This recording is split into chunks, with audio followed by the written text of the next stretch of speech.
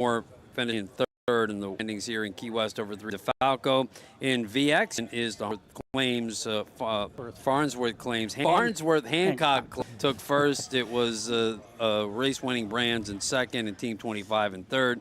And Extreme running unopposed, finishing up today in first place. Now it's the factory 450R boats ready to get out and run and start this second half of racing. It's going to bring a lot of action here to Key West Harbor. Well, you know, the thing that that the Mod V race showed is you can't win it on Wednesday, but you can make it hard.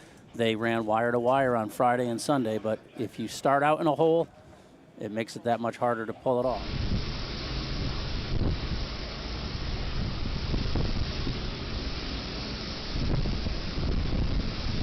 Running, but ultimately that was their undoing, and just as they did in the APBA National Championship, they finished in second.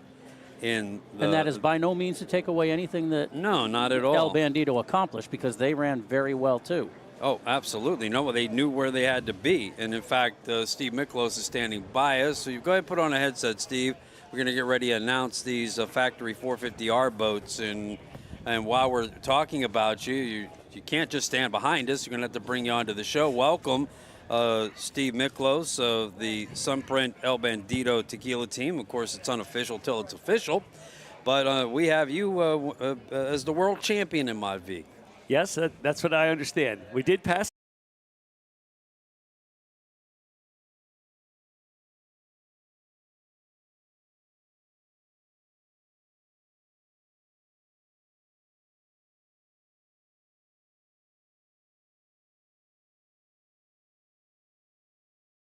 The last moment. Yeah, it looked like it as well. And Britt looked like he had his setup right, as well as the Killdalls in both floaters. They finish up third overall unofficially. Let's get our lineup. We have Orange Smoke for the factory 450R class. They're going to run 10 laps and 44.8 miles here as we get racing back underway for the 42nd annual Key West World Championships presented by Performance Boat Center. 6 boats. Third day in a row. Hank's Saloon, the inside lane with Key West's own Lee Murray and Edwin Shear on the throttles. Lane 2, Gladiator Canados. Now that could be important because they are in the hunt with Michelle Carcenti on throttles and Irvin Grant driving. Lane 3, Nick Imprescia, Ian Morgan, 151 Express. Lane 4, Doug Wright Powerboats with Logan Adan and Ricky Maldonado on throttles. Lane 5, GC Racing with Willie Cabeza and Sean Torrenti, and drawing the worst card again, Taylor Sism, John Tomlinson in lane 6, but it didn't stop him the other day, and we finally learned what the G in GC Racing is. All right. Guillermo. That's Willie's given name. He just goes by Willie now. He's his parents are from Panama. Yep. He's grown up in Miami. And he's on top of the world right now because he's sitting atop the points, Joey. Joey Cook joins us now in the stock 450R class. Yeah, he is. But I'll tell you, the team, TS Motorsports, is only 10 points back. So it's a virtual winner take all. Yeah, right between those two. But here's the boat that could really sneak up on everybody this year is the 151 Express. If they come out and win, TS goes second, and if GC goes third, your world champs are going to be the 151 Express. So you don't talk about a little bit of dark horse right there. It could easily be that 151 and see what happens today. And that's what they did last year in Mod V. I'm telling you, they're right on course for that. They're sitting there right perfect. And again, if TS runs right behind him, which is not unreasonable to say, he goes 1, and TS2. Here we go. They're lining That's all up. it takes. Yep, and Gladiator Canado's sitting about 15 points back. They're also a team to watch here. They had 37 Guardian mode warnings that set them back on Friday. Michel Carcente from France. We're looking for the... As if there isn't a big enough challenge racing. Looking for the green flag, and it's up. The race is on. Allez vite. Let's go fast, gentlemen and ladies. Speaking of 151, look at them get out. So they're off to a decent start here. The boys from Long Island transplanted to Fort Myers. They work for Sean Torrente. So they're around this stuff all the time. Nick Imprescia and Ian Morgan out to an early lead. Let's see how the camera follows them. We have the Speed on the Water photographer, Pete Bowden, is out on the Malia. So he's going to be able to give us weather updates going into each race. All right, your factory 450R stock boats are out. 151 with the early lead. That's GC Racing on the outside, the red 96 Doug Wright boats in between them. Gladiator Canado's back a bit. He had a pretty good starting position. They're heading out towards... He was lane 2. Yeah, he was lane 2. But 151, boy, they hit their setup on the start. They got out to good speed here. Yeah, that was, I think there was a little bit of luck there with a quick green flag, Steve. Yeah, they just happened to have it right. They got a good start, but don't forget they just ran Mod V too. They know that they know what's out here right now. Yeah, we're going to get an idea of maybe a little more chop here. Look, Gladiator Canados is moving up on the inside. Carcenti, the wily veteran, and right outside, I thought I saw the Doug Wright right there on Nick and Ian's hip as well. And Carcente was hoping for rough water. He's raced to Europe. He's raced XCat. And he says, I'm ready for some rough stuff. Bring it on. And it looks like they have taken the lead here in the 38 Doug Wright with Irvin Grant at his side. That's 38 Doug Wright. All these boats have the factory, the 450R four-stroke engines, the supercharged engines from Mercury Racing.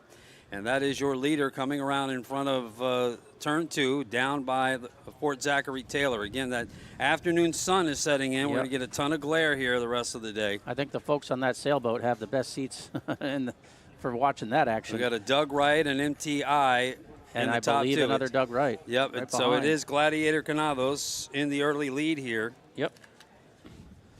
As they head into the Monster Energy fan zone across the start-finish line.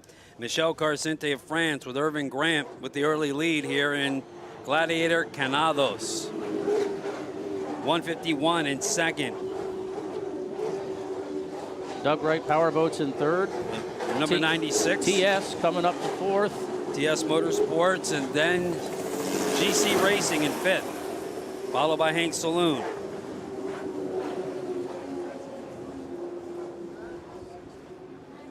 All 6 boats around on the first lap. 10 laps here today. And here's a look at the boat that used all of the laps in the last turn before they won on Friday. And TS Motorsports is making a move on Doug Wright. On the inside, my goodness, tried to the pin, and he is pinching them in, and he just got around them. I think there was a little contact there. As the MTI boat holds through and passes the 96 Doug Wright. That was aggressive. And now moves up into third place. There's a world title at stake. I guess you have to get aggressive, right, Steve? Well, yeah. You also need to finish. Yep. Beautiful shot of that 39 Marine Technologies hole. That's Taylor Sism at the wheel, and John Tomlinson, over 24 world championships to his credit in various classes. Now we look on top from the X Insurance Helicam at the boat running in third overall here at the start of the final day of racing in factory 450R stock. And here GC Racing looks like they're overtaking Doug Wright now.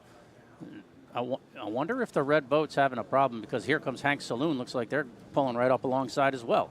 Well, that boat had to get put back together after being turning over on the first lap in Clearwater. It's been a good amount of time upside down. They were unable to rescue it, had to tow it all the way to the pits, and that had to be quite a project. All right, looking at your leader, it appears still to be Gladiator Canados as they run up towards Fort Zachary Taylor. Running pretty well, not getting too much air. I think where we saw in the second race in Class 1 is when they start coming into the harbor. Yep. And running into some of the uneven bottom that you get there. The cruise ships come in and out of here 3 times a week, and it definitely shifts sand around. The X Insurance helicopter giving us a good look there. As they make the turn. They seem at 2. Yep, a little bit of air. There you go. Yep. You called it. You make that turn, and you get the wind shift, basically, because it's coming from a different direction. So it still looks like Gladiator, and one of the MTIs is in second. Yeah, the wind right now to the east here on the island about 10 miles an hour. Offshore it's about 15, but we're just not seeing it affecting it as you might expect with that outgoing tide out by turn number 2, as much as it was on Friday in the earlier races. Here's your leader after 2 laps, Gladiator Canados. Michel Carcente of France in the 38, Doug Wright, 151 Express in second. Yeah, Pete Bowden just told me the wind is picking up a little bit out there. And the So Marine TS Motorsports up to third. GC fourth. waiting for Hank Saloon. There's the 96 Doug Wright. Now back to fifth, and Hanks will be bringing up sixth. all 6 boats through here after lap number 2 of 10. Yeah, the forecast is for the east winds 15 to 18 this afternoon. And you just got to wait for old Mother Nature to try and agree with the meteorologist. And it's a game, Steve, that Yes, you it got is. to play. I mean, you know what the tide's going to do, but what's the wind going to do? And here on the island, and folks look at the course, are like, man, that entire course is behind the island, but the wind you had on Friday is a wind that is very bothersome out of the southeast. It was hitting the boats at the front. You weren't able to run straight into it as Michel Carcente continues to lead in the stock 450R class, and now Marine Technologies behind them has moved into second. Yep. MTI is up to second. In front of 151 Express, and 151 Express off screen appears to be under power. It looks like GC Racing is going to pass them as well.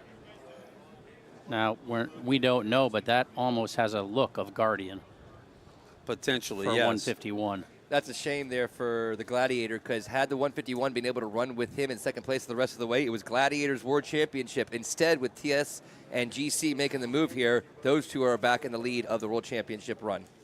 Yeah, because they were 1-2 basically. Yeah, coming in, and again, with Gladiator taking 151 Express, it was there for them to have the World Championship and 151 run to a third place podium there. But now Hanks is back up and passing Doug Wright, so.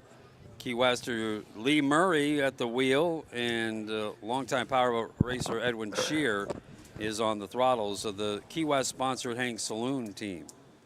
So anyway, guessing game, you know, and you guys were right on it because it was right at the beginning of the tide, and it was a hard decision to make. Yeah, lap 4, the course changed. It was getting rougher and rougher. By lap 6, we were ballasting quite a bit. I think we were pumping probably still as we came through here. Yeah, I we can remember see seeing it coming out the side when you were coming in. Yeah, we couldn't pump near as soon as you would think by the lap 6 or 7. We were having to hold the ballast almost into the harbor. And we watched the Hank Saloon team coming across eastbound towards Fort Zachary, turn number 2.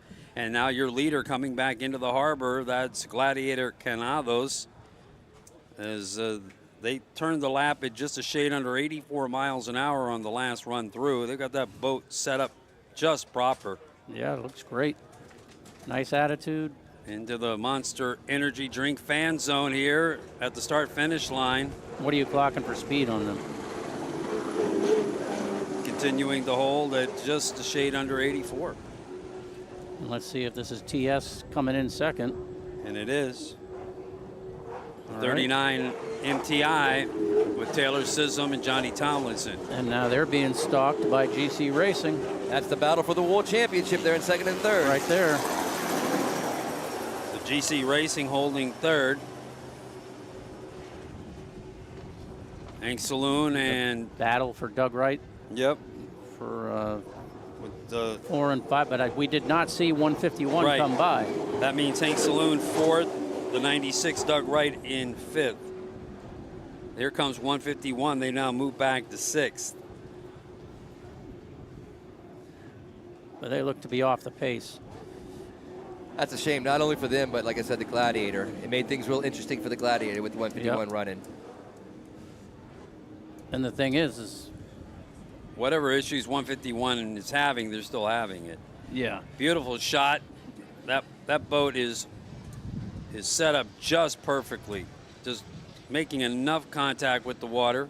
Well, plus they, Troy Hannon at Supreme Marine, who's a veteran racer, rigged this boat, and I'm pretty sure they keep it at his shop, and he is here supporting them. So not bad to have a guy like that helping you with the setup. Boat chasing them, TS Motorsports. It'll be interesting to see here if GC can make up time on Johnny and Taylor. So Gladiator Canados heading out to turn number 1. So as you're approaching, you start getting a little feel for it, I imagine. You start approaching number 1. You're about 3/4 out. Yeah, it was right at the corner for the first 2 or 3 laps. It moved back right about to the big white. We were using the big white one out there. The turnboat, Malia. Yeah. We would use that as a pickup point for ballasting, and it became sooner and sooner as the race went on for our race. Looking back at the team that had the early lead, had a good start and were running second. Nick Imprescia and Ian Morgan, they work at Sean Torrente Racing. They have great, background working with these big 450R 4-stroke engines, and had a good start, but having some issues and have fallen back. And the unmistakable 39 MTI of Taylor Sism, and they ran down and got up into second place. They got it into first place. I'm sure, wasn't it first place on Friday? They took the win on Friday on the last turn. GC Racing, right? Coming across the finish, I think they had him by a nose. Yep. And I told Johnny, I said, so you reeled him in? He says, it wasn't as easy as it looked. And he just got it, he said. I saw Sean at breakfast yesterday. He said he was going in Guardian mode. Was he? He said it was. He started having issues with it, I think, with 2 to go. yeah, Gladiator crosses. What's the split there, Todd? I'll get it for you here in a second. Again, running just a shade under 84 miles an hour. GC Racing still on the podium for today in the third. For right now, it doesn't look like GC's making up anything on TS, though. And that's TS's biggest component right now, is just keep your eyes on GC more than anything else. Right. You get the podium, second place today in the World Championship. Just keep you in front of GC. That's all you got to do. I mean, if the opportunity presents itself to get around Gladiator Canados, Sure. and have them set a pick, let them fight with each other. Absolutely, why not? Then you take that, but you don't push too hard to catch. You just hold enough to maintain your advantage. And we don't have to tell John Tomlinson anything about strategy. The 96 Doug Wright team of Logan Adon and Ricky Maldonado pull through in 5th place overhead, looking down on Irving Grant and Michel Carcente. Michel from France, he's raced XCAT, he's raced the Factory 2 here in the United States. He's raced Super V. Hey, he raced with Mike Siebold. That's right. There's 151 Express pulling up the back of the pack here.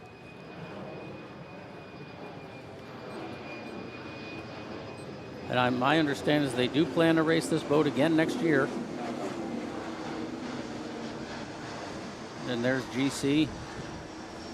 Willie made the change to Torrente for this race, and it certainly looks to be paying off so far. Right now, the TS Motorsports team 8.5 seconds behind the leader, Gladiator Canados. As they make the turn around turn number 1, 3-pin turn there. And then they get a little bit high on the bow there. Settle down the 38 Doug Wright. 3 Doug Wrights, 3 Marine Technology hulls in this class. And through the season, you can't really say that one brand has had an advantage in the rough or the smooth, or it's just been set up. It's been,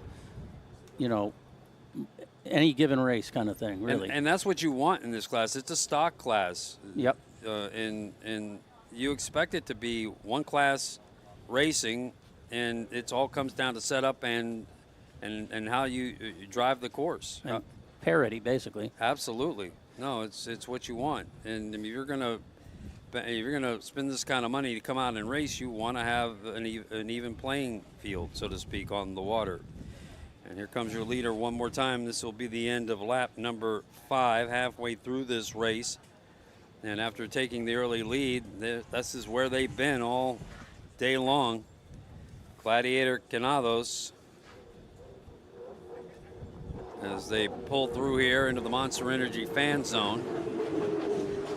Ticked up their speed just slightly to 84.5 miles an hour. Yep. And then Marine Technologies, Sism and Tomlinson continuing to run in second.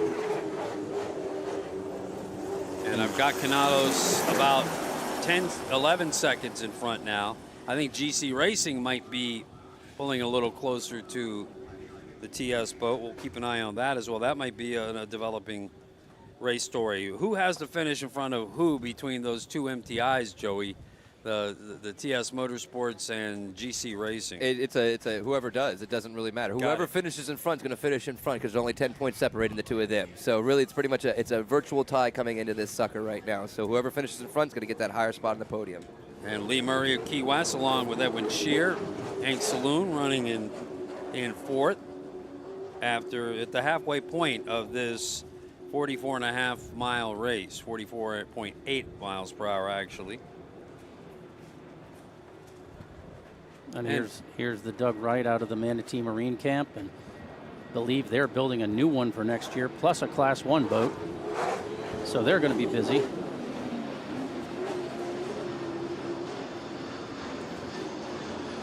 Watching number 66, 151 Express as they continue to run way off the pack here after that great start. Beautiful shot of a boat with an incredible livery. The GC Racing team. And GC Racing did finish second overall here last year. That's right. And you know, I did say it was the first podium for them earlier this week. I went back and checked it, and I was wrong. I'll admit it. And no, not the first podium for them. They had previous with Gary Blue on board. And here comes 151 Express. Gotta love all of this young blood that's coming up in the sport, guys. These two are in their early 20s. Logan Eden is either 18 or 19. Yeah. Mead, the Mead family racing. Yep. He's 16 or 17. And all the young kids that we're going to see later in the bracket classes. Yeah, I'd say the sport's going to have some. Yeah, and it's what you absolutely need the new generation to come up, and we're seeing it. Julian Maldonado leading alongside Reese Langheim. He's the throttle man of the Jackhammer team, coming into the final race of the Superstock World Championships, 2 races away, and they've won everything here this week. So they're poised to get their first ever World Championship in Jackhammer. And here comes the leader, Gladiator Canados, as Michelle Carcente, owner of the yacht company, pulls into Key West Harbor on lap number 6. Outboard powered big day yachts. Beautiful boats that were on display at the Fort Lauderdale show. Dropped down to about 82.5 miles an hour on that lap. And here's TS coming by. See how far back they are. TS Motorsports still running about 9 seconds behind, just less than 2 seconds behind of TS Motorsports GC Racing.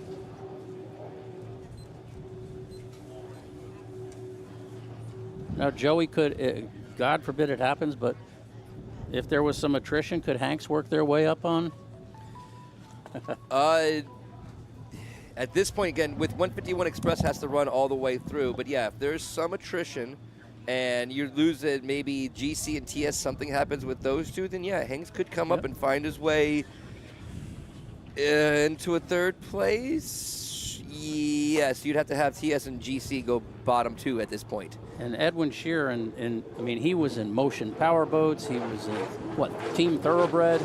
Yeah. He's had a long history in the sport. But yeah, they were all Motion Power Boats. He had the Kamikaze, Mellons. And then the Thoroughbred, which he ran with Johnny Tomlinson when it was the triple engine outboard class in like 1991, I believe, 1990.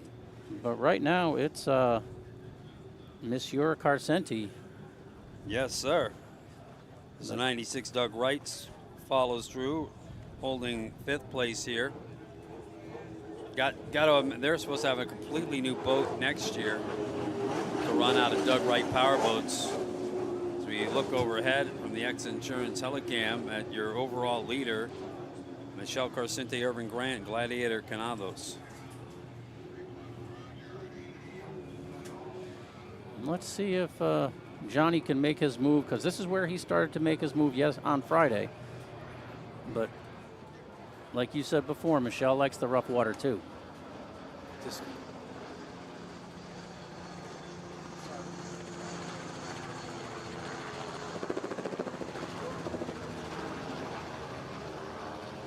No, it looks like Carcenti's pulling away a little bit here.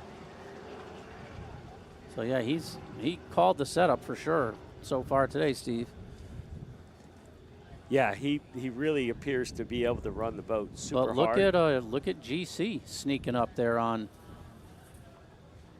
Okay, this is I think this is 151, well off the pace coming in, or no? We'll have to wait and see because of the glare. But I think this is 151, Yeah, it is 151. and Gladiator is coming up on the inside of them, probably to try to put a lap on them. Yes. But this is where lap traffic is going to get interesting for the lead boats trying to make time on each other. So 151 Express will come through holding 6th position, but he's going to get lapped by the leaders. Here's, And I'm sure their land-based team is telling them stay to the outside, you know, don't interfere in the race if you can help it, kind of thing. yeah, Gladiator Canados to the inside, heading to the pin. Marine Technologies, GC Racing. GC Racing is making a move. Yeah, they're going to try and take to. advantage of this. Yep. And let's see if they get blocked by the Marine Technologies boat. They're going to hold the line heading to the pin behind the leader. Try and watch this on the live stream if possible. We've got, okay, yep, let's see Yeah, what we'll happens just in the stay harbor here. here. We could stay on this shot, that'd be great. Crescente is clean through the turn. Yeah. And 151 was outside there, you could see Yep. that. So both GC and MTI got underneath, but it looks like GC is trying really hard to come up the inside, but then Yeah, had to switch. they did, and now they had to dive to the outside. They had to go through the water, longer course around, And now Johnny they're can blocking get it. on Yeah, the throttles Johnny blocked quicker. them. Look at how well he blocked them, and now had to get them to try and get back up to speed. Right. And they fell back substantially. They lost substantially from 2 boat lengths to about 8 or 9. That's tough when you give up all that hard work. You know, you're almost Yep. there, and something doesn't work out. You give it all back. So yeah, they had reeled them in within, like I said, 2 boat lengths, and now they got to gain it all back again. We're down to the last 3 laps of this race. Yep. And it's been the day of Gladiator Canados running in first. Second place, there's your team. Taylor Sism and John Tomlinson in the Marine Technologies team.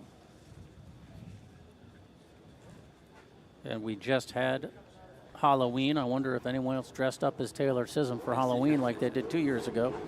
Here's Ricky Maldonado and Logan Adan and the Doug Wright the factory sponsored boat. Right, that's happening here for our local fans on the Mole and listening live on 97.7 Sports Radio. That's off the live stream. Yeah, we're still watching Gladiator Canados in first.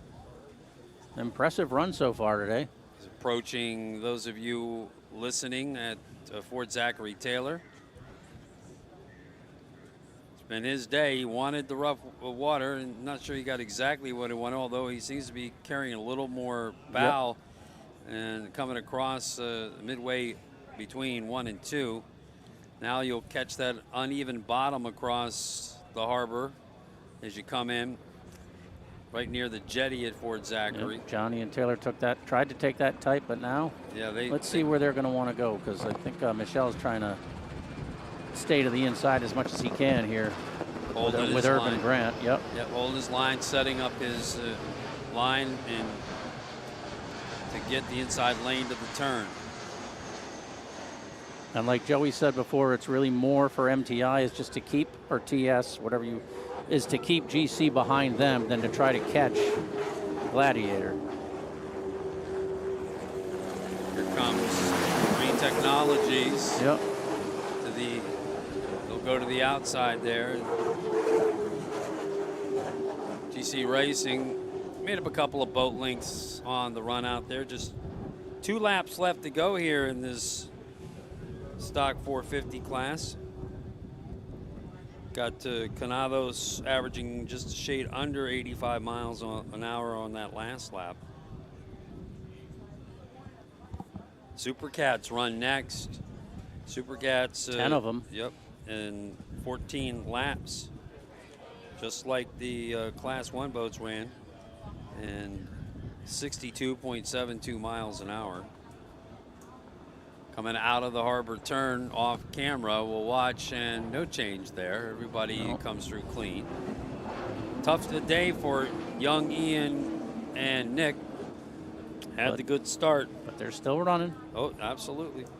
And here's Hanks, who probably would have liked to have had a more time up front for the hometown crowd, but they still get a lot of support from the locals.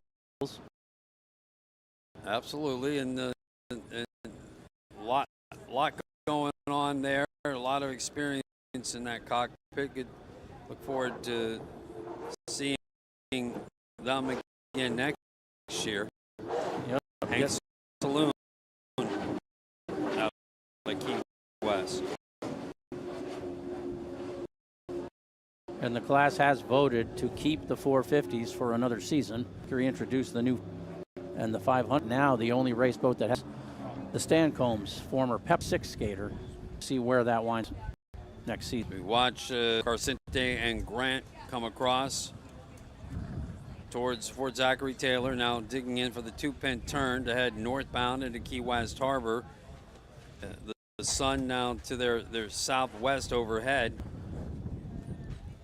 as we're getting word from the course that the 96 team is beginning to struggle or might be having some good own. Yeah, they're slowing down, and you can see them crabbing there. Like, Yeah. You know, they had that contact on lap 1 yep, with the Taylor with Sisson TS, team. yep. But the Taylor's right sponson in the front where the contact was, it looks good, but maybe they have some damage over on the port side we can't see from here. Oh, Here they come. I mean, it's speculation, but it's educated speculation from Steve, so there's a good possibility these things happen. I mean, you don't want contact. You don't. Rubbing's not part of offshore racing. No. There's too much that can go wrong out on the water. I got my fair share this weekend here. All right, Gladiator Canados. the white Group. flag lap. 86 miles an hour on that lap. 1 lap to go for them to wrap up a win today. Marine Technologies poised to win their second consecutive world championship with a second place finish here today. GC Racing will do whatever they can to get around them here, but what they lost on the last turn into the harbor was certainly very hard on them. They went from a 2-boat length deficit to an 8-boat length deficit after having to come off the throttles a little bit in that turn over there. It looked like. Now, you don't want to have something like this affect an outcome, but was that contact enough to cause any kind of a penalty? That would be interesting. But if GC does overcome TS right now, it would do enough to take, again, pretty much as TS is going for a world championship, or they'll fall all the way to 3rd place if they can't hold off GC here. Right. Because that would allow Gladiator to bump up a spot there as a second on that world championship podium.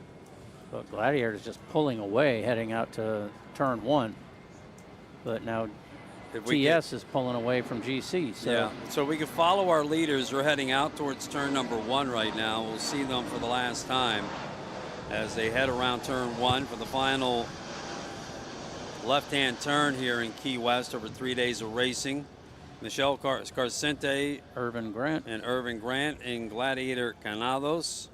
They'll find themselves on the podium tonight after this finish. And they're about to lap their sister ship, the Doug Wright boat. Yep. Yeah, it'll be interesting where they encounter them. Yeah. Michelle has a good enough lead to where I think it should be fine. If the 2 MTIs have to pass them, that could make one of them lose some momentum. So our lead boats, you can see the chopper following overhead. Yep.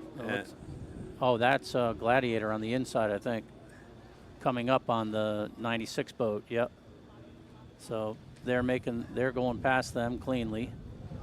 There's a little bit of air. Might be getting a little more wind out up there right now. Still about an hour and a half in this outgoing tide.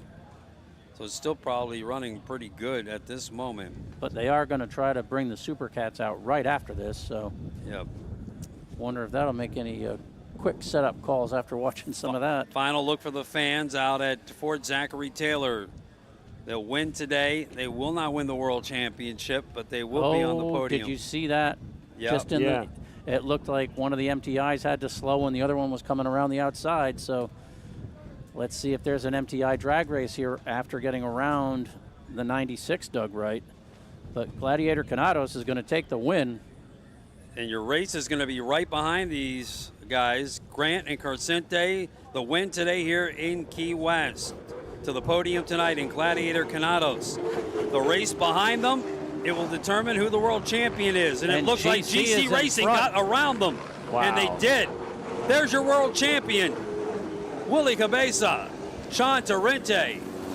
Wow. It's the inverse of what happened on Friday, too, on the last lap. It absolutely is. And we just saw what happened. I think, you know, DI was going to try. I mean, TS looked like they were trying to come inside, and GC went around the outside, keeping the speed up. And like I said, that took TS from a world championship that last turn and bumped them all the way to third place on the world championship standings. They end up 2 points behind the Gladiator. Wow. Sean told me the Guardian mode problem they were having was from exhaust temperature sensors. Yep. Maybe Johnny's motor laid down on him. It was quite a bit. It's definitely something you have to consider for these Mercury racing engines. The Guardian mode, something that the Supercat boats save. Liquor Split won't have to negotiate this afternoon. Something you guys don't have to negotiate in the Mod V class. But as wonderful the Mercury racing products are, for racing, they can be very frustrating. The Guardian mode to protect these engines from fatal or a fatal shutdown.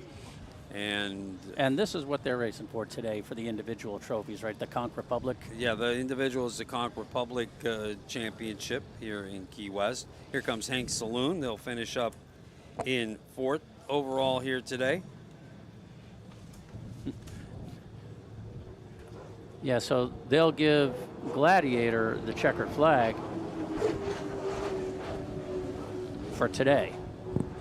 That's right. They don't give the overall winner anything on the water. They get that tonight at the awards. Right. So every boat that races here today and wins today, just like we had the podiums here with the Coconut Man on the outer mole. You'll have to learn his name next year.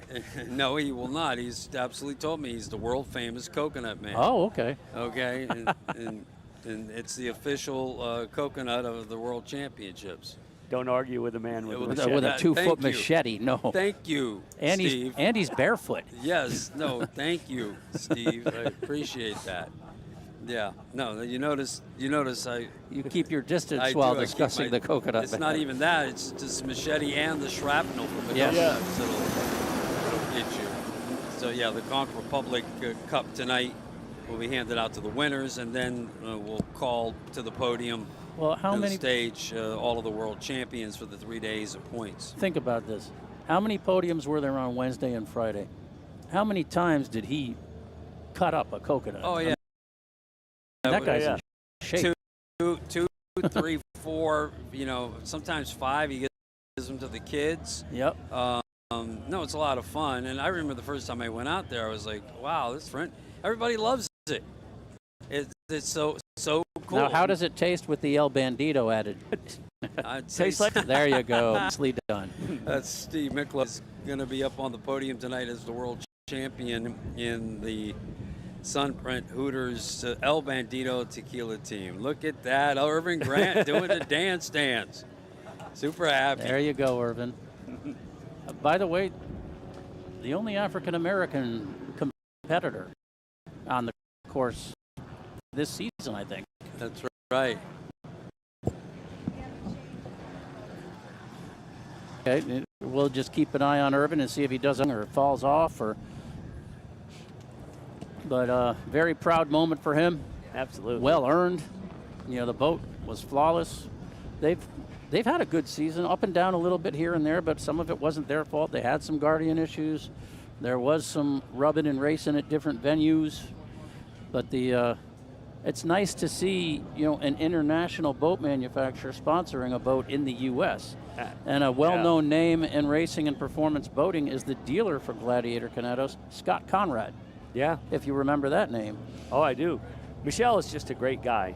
I've been racing with him since 2000 when he had the yachts boat, and super smart and very focused. Savvy. Oh, absolutely. Very savvy.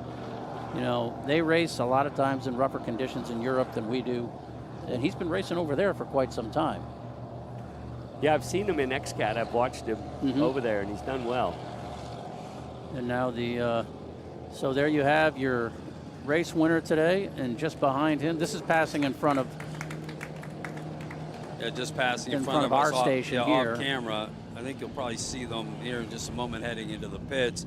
What a day for GC Racing, coming from behind on the last lap to pass TS Motorsports. Talk about turnabout being fair play. Yeah, no, it went the other way on Friday, that's for sure.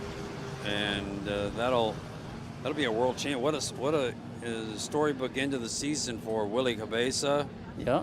Brings Sean Torrente into the hull, and what do you know? Second overall last year. There was only one other place to go.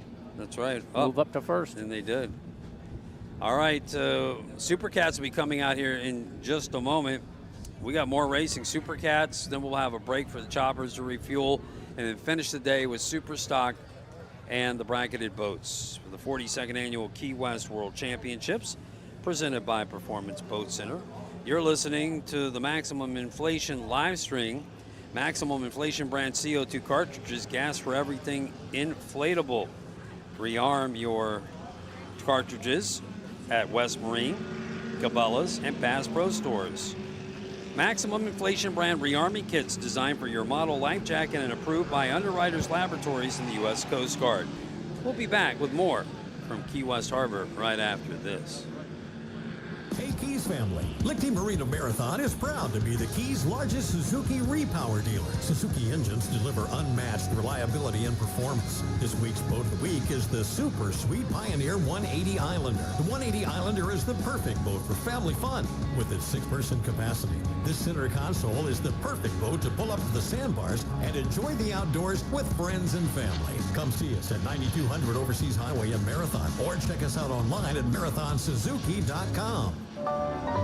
Hey Key West, Danny Hughes here from Two Friends Patio. I love live music all day, every day. And that's exactly what we have. Breakfast, lunch, happy hour, and dinner just seem better. An Eggs Benedict or Key West shrimp is more pimp. Beer tastes more cheery. You ameliorate a steak. And you're eating that food, drinking that drink, enjoying the music, and you're sitting in Old Town Key West, the best damn place in the world. So meet your friends or make your friends at Two Friends, 512 Front Street in Old Town Key West or twofriends.com.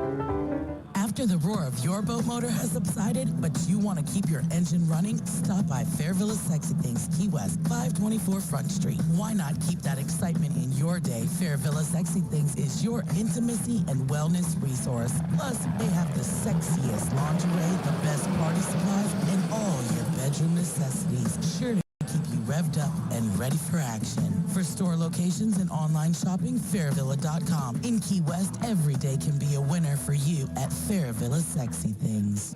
Hey, race enthusiasts and dog lovers. Bubba Todd here. Tell you about the cool stuff you'll find at Coco's Monkey. Proud sponsors of Superstock race team, Coco's Monkey. So a little Key West Island clothing store is sponsoring a national offshore race team, and their unique name is born for a love of dogs. Something near and dear to my heart, and I'm sure many of you out there. Love their cool race shirt with 2 inspirational pups that have inspired the Coco's Monkey brand, racing atop their race boat. Check them out on the mall at the Outer Mole during the races. You can even book a backcountry sandbar hopping charter with their very own Sea Monkey charters. Visit them at cocosmonkey.com. And now we return to the 42nd Annual Race World Offshore Key West World Championships, presented by Performance Boat Center, live from the Porte Performance Broadcast Center on the Zone 97.7 Sports Radio. Welcome. And we're back here to Key West Harbor. Still lots more racing to go. Supercats are coming out for racing here in the World Championships, and unofficially we just saw quite a race. At the very end, at turn number 3, GC Racing got around their stablemate out of Marine Technologies, TS Motorsports, and that determined the World Championship. It puts GC Racing up to the podium as your world champion, and then Gladiator Canados with their victory today and finishes in second with Michel Carcente, and TS Motorsports back to third. That's by 2 points. Two-point difference between points. second and third in the end. Yes, that's it. 356 to 354. Gladiator pulls it over TS Motorsports. Yeah, we have orange smoke, so the Supercat boats are soon to mill, and it's Key West Harbor in front of the fans here. 32nd Annual Key West World Championships presented by Performance Boat Center. The lineup, Eric Colby. Lane 1, Wicked, the Chase sons of Jay Muller, Jackson Chase. Lane 2, Dirty Money, Bill Pyburn, Britt Lilly. Lane 3, MCon Monster Energy, Myrick Coyle, Tyler Miller. Lane 4, 08 CR X Insurance, Casey Boaz and Rob Understall. Lane 5, number 25, Hancock Claims with Christian McCauley and Anthony Smith from Was Up Racing, Anthony Smith. Number 6, Gray Dell, Billy Moore and driver Chris Grant. Lane 7, 88, Roland Transport, Vinny Diorio and Matt Jaminski. Lane 8, Liquor Split, Jimmy Mack and Johnny O'Laughlin out of Long Island. Lane 9, NZ11, Valder Yachts Pro Floors with Wayne Valder and Grant Bruggeman.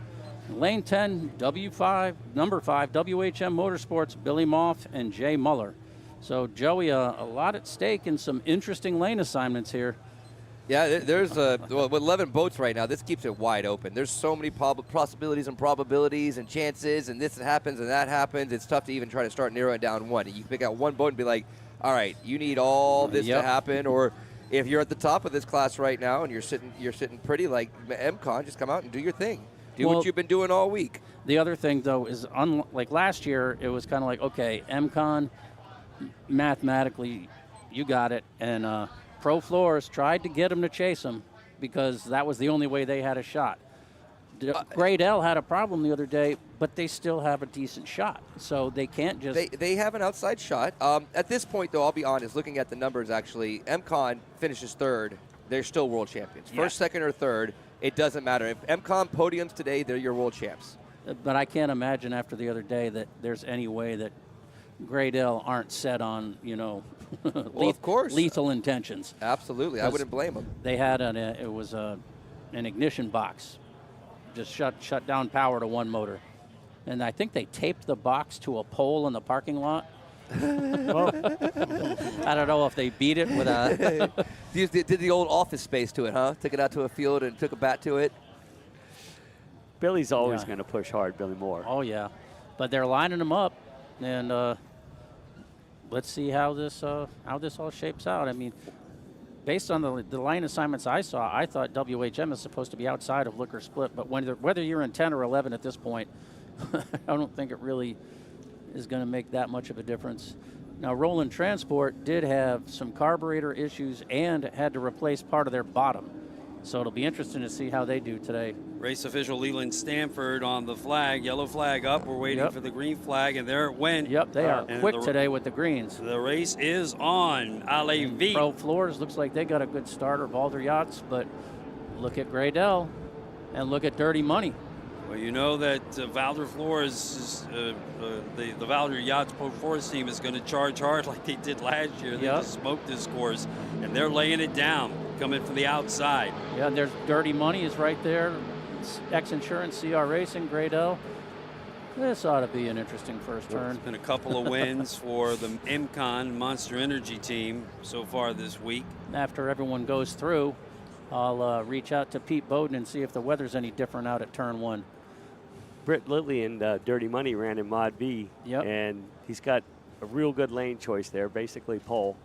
And the boat looks really good right now. It sure does. Yeah, and Bill Pyburn really likes how Britt drives. He's getting comfortable with him real fast. So Not surprising. Because Bill's not a slouch on throttles. He just doesn't have a lot of race time. Right. So a lot of seat time, but not in racing. So his curve is going to come up pretty quick, I think. Yep. And that looks like the dirty money there is it's a 388 skater. Yep, the Hancock Claims is already down in the middle of the course, so I don't know where they're going because they almost look like they're turning around to try to get going again.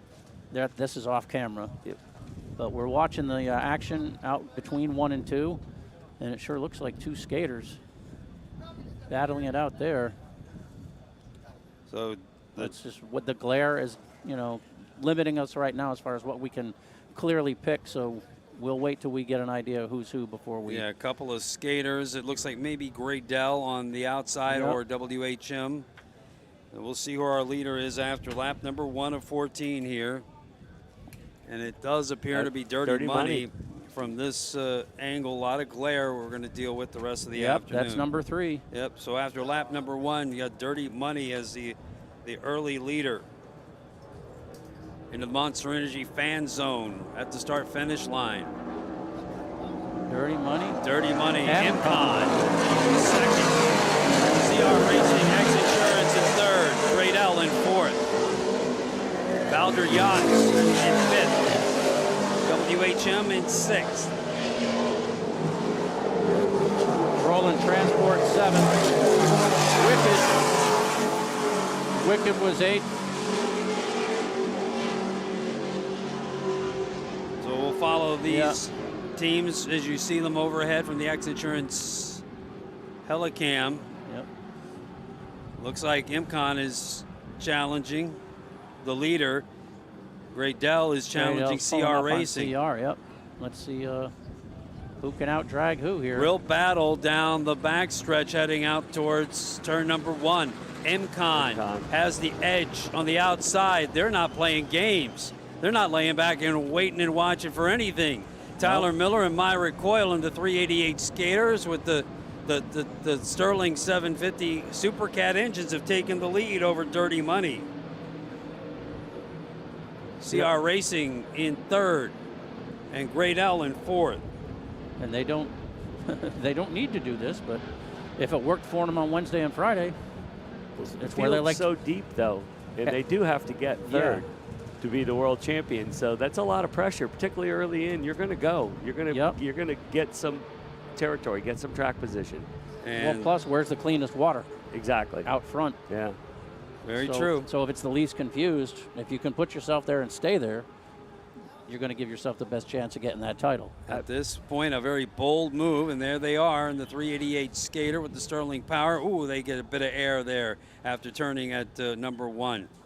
Now heading eastbound towards Fort Zachary Taylor. Leading after lap number 1, which is not quite a full lap. You start on the far side, don't have the complete 4.48 miles, but this will be the full lap. And there's the Hancock Claims. This boat will be campaigning next year. It's the old Broadco boat, the 40-foot MTI that won the World Championship in 2014. Going very wide, a 388 skater. Gradell, that's giving probably. In 388 skater of Imcon has the lead, running with great attitude into Key West Harbor to finish up lap number 2. All skaters, the top 3 boats here. Now these boats place lead, but they cannot pick up ballast and remove ballast, correct? I thought they could, they just don't do it. Imcon. Oh, Dirty Money in second. CR Racing X Insurance in third. Gradell in fourth. Balder Yacht 5th, WHM 6th. Rolling Transport 7th. Running in 7th. Rolling had a bad start too. That's a pretty good position. Yep. Imcon turned that lap at 96 miles an hour. Here comes Liquor Split and Wicked. 8th and 9th. Yeah, just off the camera when they were coming in towards start finish, one of the boats did take a big hop in the inside most lane up here, so that might have been someone that lost some ground. Beautiful shot of the APBA national champion, the Wow, reigning. are they checking out? But they've got that boat set just perfectly. That's the way you want to run a Supercat. But Imcon. CR racing a little taller boat, maybe a little more taking advantage of that size. They're running a strong third. But they're former world champions as well in the stock class.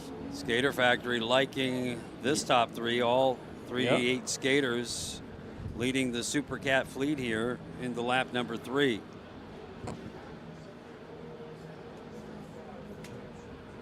Imcon.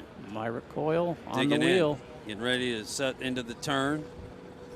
These naturally aspirated Supercat engines, you want to keep them up in the RPM band when you head into the turn.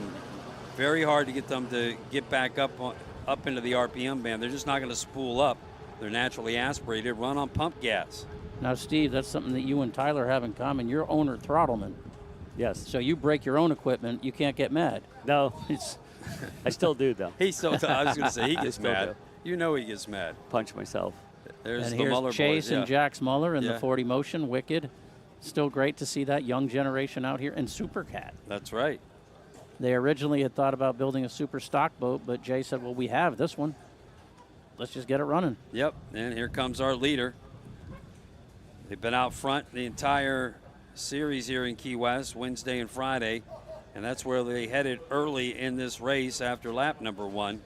It's the only time they've been behind. Imcon. And if you want a little of their backstory, check out the In the Lead video with Tyler Miller at speedonthewater.com. Imcon.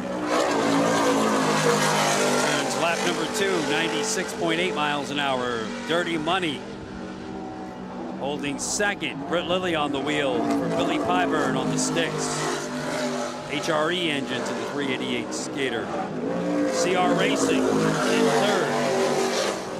Casey Boaz, Rob Understall, fourth. Chris Grant from Canada.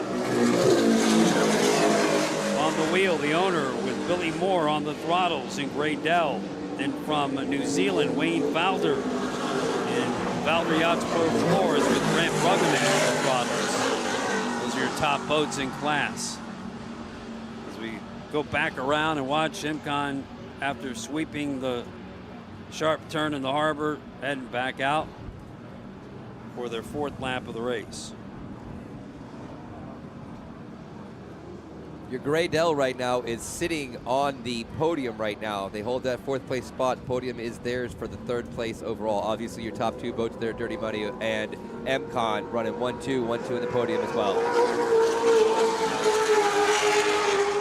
Looking at CR Racing, listen, Rob and Casey, Yep.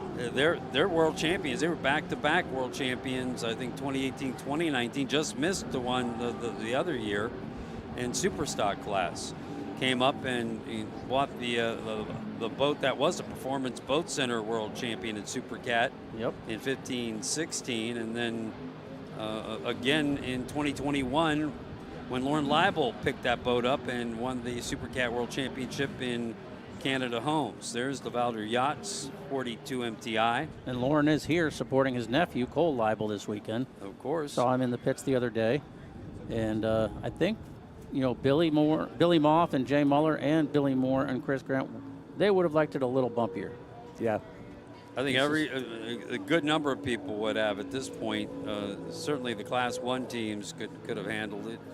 Now the Hancock Farnsworth Claims boat is back up. They got back up and now got it running pretty good there.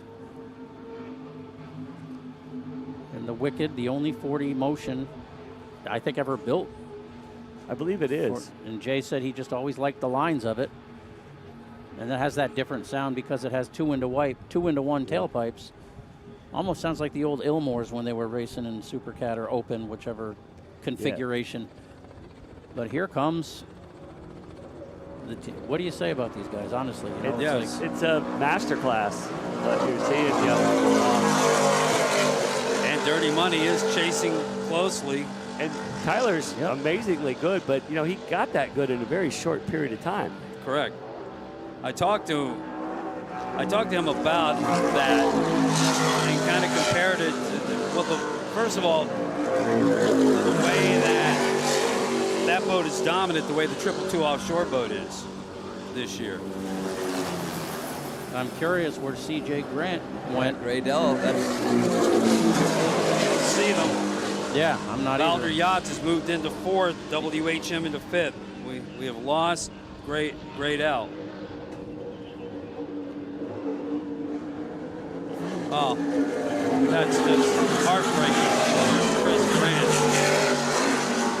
coming south from Canada to race here in U.S. SV Offshore through Rolling Transport, the Rolling Transport team up to 6th here. And there's Graydell on the right side of your screen. And they're definitely not No, up to that's the power. Wicked boat. Is it? Yes, you're Yeah, right. it's I Wicked, yeah. apologize. Yeah. No, I think They're out there somewhere. as long as they're upright, that's the main thing. You haven't had any We haven't news had of any, anything, yep. yeah. So MCON continues to lead. Back to that. I compared their success to 222 Offshore. I mean, Claims comes through with Wicked. They're a couple I would laps I off would the hold pace. Wicked in 7th and Hancock Claims and Liquor Split is down in the middle of the course here as well. So their day ended after only two or three laps.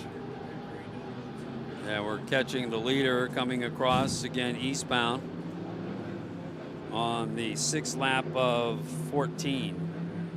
And here's quite possibly the last time we see this WHM. Billy is building a new boat, another 40. Might see this with another livery on it. Yeah. Yeah, but Yeah. not Billy and Jay in it. We've heard rumblings, but nothing confirmed. WHM Motorsports running in 5th. But good to see these guys back up and running, just getting some more time. And the Hancock Claims will be campaigning all through the APBA National Series in 2024. Win Farnsworth will give them the resources they need. As we check in with MCON again, they're not waiting to see who. No, they're taking the title. They are taking the title. They're just not going to sit back and wait. Here we go. Very bold. Yeah. It's definitely a different approach than I took. I tell you, the battle for 3rd right now in that World Championship and the podium. You've got CR Racing, the X-Insurance, sitting at 303 points. Pro Floors just at 280, 290, 89. And WHM at 297. Pro Floors at 298. And CR Racing X-Insurance 303. So it's a 5-point gap between all three of those boats right now for the final World Championship podium. So Valder Yachts Fourth, yep. And this looks like Rolling Transport. Yep. He had such a great start the other day. And Yep, dealing with some fuel pressure Yeah, issues. fuel pressure issues. Benny Diorio, one of the really young, race boat owners, joined by Matt Jaminski this year. Well, the interesting thing too is we're not even halfway through this race. So, what if someone set up a little short on prop and they're going to start whapping the limiters? Right. Yeah. Yeah. The guy. Liquor Split's back up and running. The tall guys, a little tall on prop, they starts to come to them too. Right. Particularly as the fuel's off, if the weather doesn't pick up. Liquor Split back up and running. Good shot of the oldest boat in the fleet, the 42 MTI, former reliable carriers boat, excuse me, and the Spirit with the Case engine package. Yeah. Boats running the number 6 stern drive. Another shot overhead from the X-Insurance Helicam. I don't know if Liquor Split's running 8s. I'm sorry?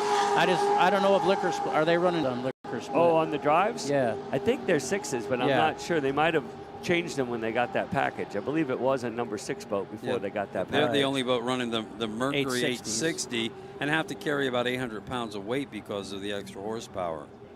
And here comes the 388 skater of MCON as they dig in around turn number 3 back into the harbor as we are still short of the halfway point of this race. Myrick Coyle, the driver, Tyler Miller, the throttle man, and Steve Miklos mentioned it earlier, and it's absolutely very true. In such a short period of time, he has put together an incredibly hard-to-beat team. Yeah. And leads them as throttle man. Well, and he's throttling it.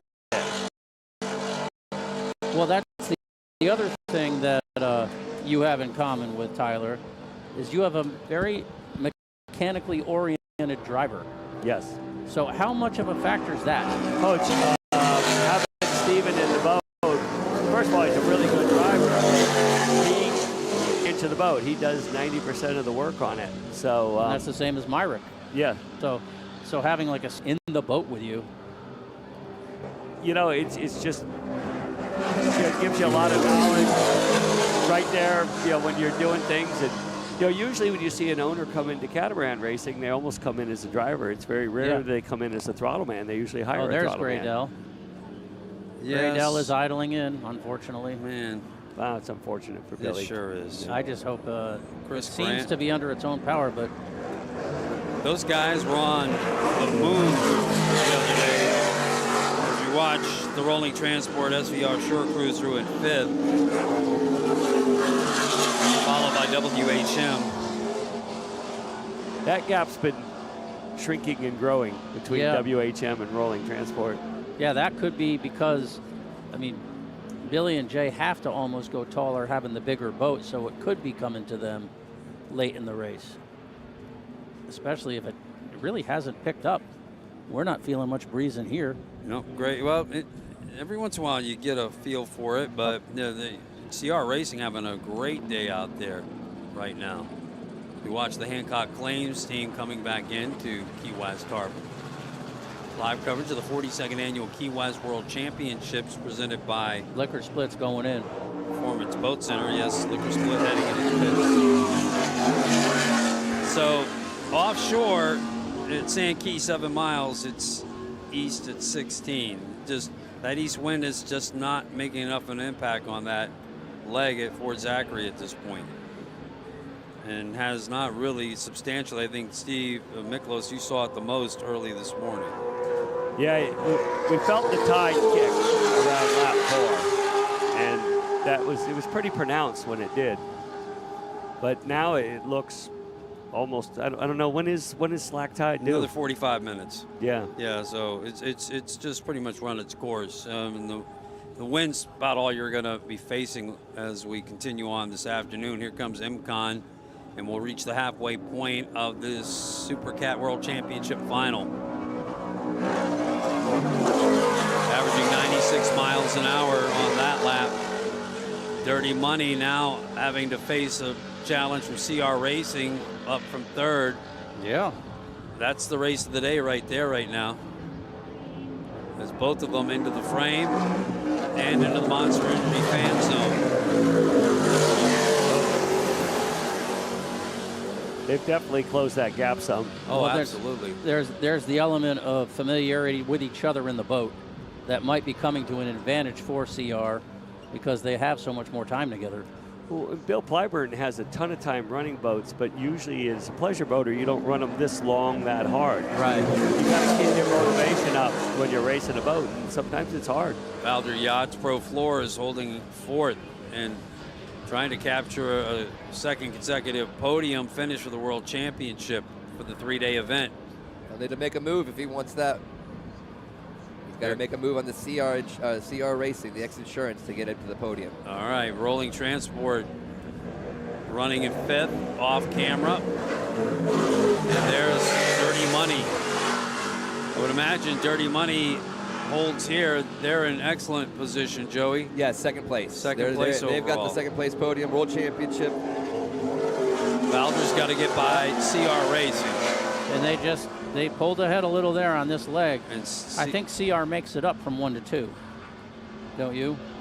You know, I'll have to watch out there. If we could keep up with this race going into the next turns. Watch this group right here between Dirty Money and CR, between 2 and 3. Yeah, if we could follow this. Yeah, we could follow these guys around. Again, we've reached the halfway point. Imcon caught us by surprise and jumped to the lead. Thought they'd sit back and wait, but nope, they've been bold and went to the front. We're going to watch the race right now between Dirty Money and CR Racing on the outside leg on the live stream. Yeah, Bill Pyburn's doing a good job flying that boat level, keeping it under control. CR is, it doesn't look like at the game, there's not much difference in that gap right now. No. If anything, Dirty Money might be pulling ahead a little. Well, let's see what they do with the turn here. And maybe where CR was making their time up is here. Oh, there they've turned at the 2-pin, number 3.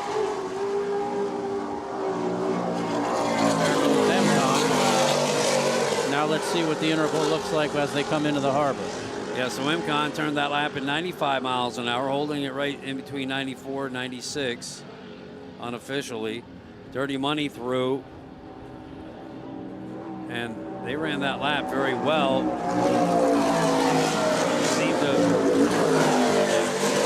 CR Racing seemed to make it up between Fort Zack and here a little bit. Yeah. But you think of what Dirty Money's been through this in their rookie year. Building the boat, getting it ready, buying another boat, taking the canopy off, putting a new one in. Testament to the Rim Pros. I mean, kudos to you. I mean, you could have just thrown in the towel after breaking that boat in the Midwest, and no, you doubled down. Had a great start to the season. A penalty in Marathon. Cocoa Beach set them back. They would have had a podium finish right out of the gate there if they had kept things together, but no, and here they come to the World Championship with Britt Lilly on the wheel. Billy Pyburn. I'd say they made a pretty good choice for driver. Oh, absolutely. There's no doubt about that. Britt was excited. He called me when he got the call. He's like, what do you think? And I'm like, sounds like a top flight ride to me, you know? Yeah. WHM Motorsports. He's the winningest Supercat champion since the rules changed after the 2012 season. They sound like they're off a little bit. Yeah. What do you think? In sixth here today. By the way, the team that won the 2012 World Championship here in Key West under the old rules is they're both back on the island. Peter Muddy McGrath, who is the technical chief for 222 Offshore, is in the pits with that team, and his mate from that championship, Ross Willington from Maritino Marine, is in town. I saw on Facebook, I believe. Yeah, that boat, there's Gradell coming back in. That's already there. Yeah, that boat ran surface drives. WHM's down in the middle of the ocean. That's there too. Now in the he had fallen way off that last time around. Yeah, on the north side, down by the harbor turn. So anyway, Ross and or Roscoe, as Muddy calls him, in town together. They could hoist a cold one tonight in memory of their 2012 World Championship in Maritimo. And what do you think Tyler and Myrick will be hoisting? Monster Energy drink.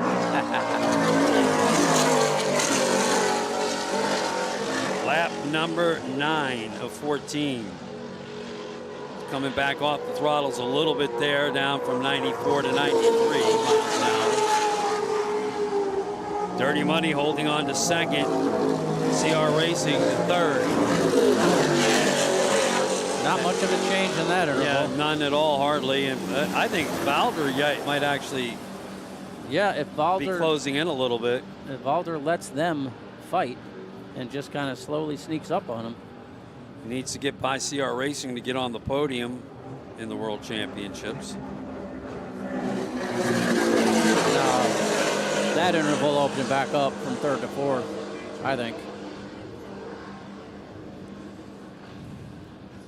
World Championship award ceremony tonight at the Coffee Butler Amphitheater. You don't have to leave the property here at the Truman Annex. Stay for the party and the show at 6 o'clock. And if you're watching the live stream, tune in we'll air it for you live. The World Championship podium.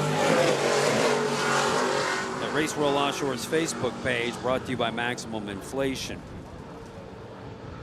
Live coverage of the Key West World Championships on the Zone 97.7 Sports Radio from the Porte Performance Broadcast Center. And, of course, on the Race World Offshore Facebook page, brought to you by Maximum Inflation. We'd also like to thank Keys Collection as the host hotel of the Race World Offshore World Championship event. A remarkable, comfortable home away from home, Keys Collection. Sunoco, the official fuel for the Race World Offshore Championships. High-quality fuel services to our participants and attendees, and we value their participation and partnership. Tourist Development Council. Tourist Development Council bringing great events up and down the Florida Keys and supporting this event, the oldest event in Key West, a thrilling spectacle, the Monroe County Tourist Development Council. So still 4.5 laps to go here in Supercat class. This is the longest race of the day, along with Class 1, which was won earlier by 222 Offshore. Big crowd contingent out here watching the races. Watch Hancock Claims go by. And your overall leader back into the harbor. These are the boats we're trying to watch. The top 4 here. It'll determine the finish of the podium. MCON back around. Back up to about 93.5 miles an hour. Dirty Money. Another 388 skater. Followed by CR Racing, the same.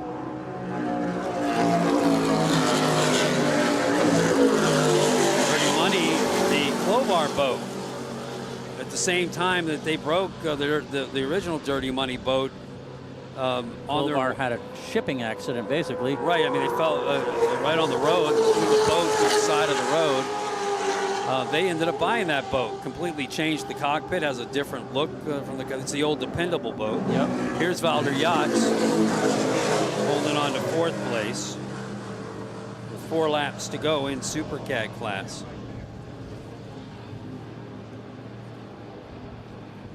Well, if Wayne Valder doesn't get the title this year, the good news is since it's on his bucket list, he'll probably be back.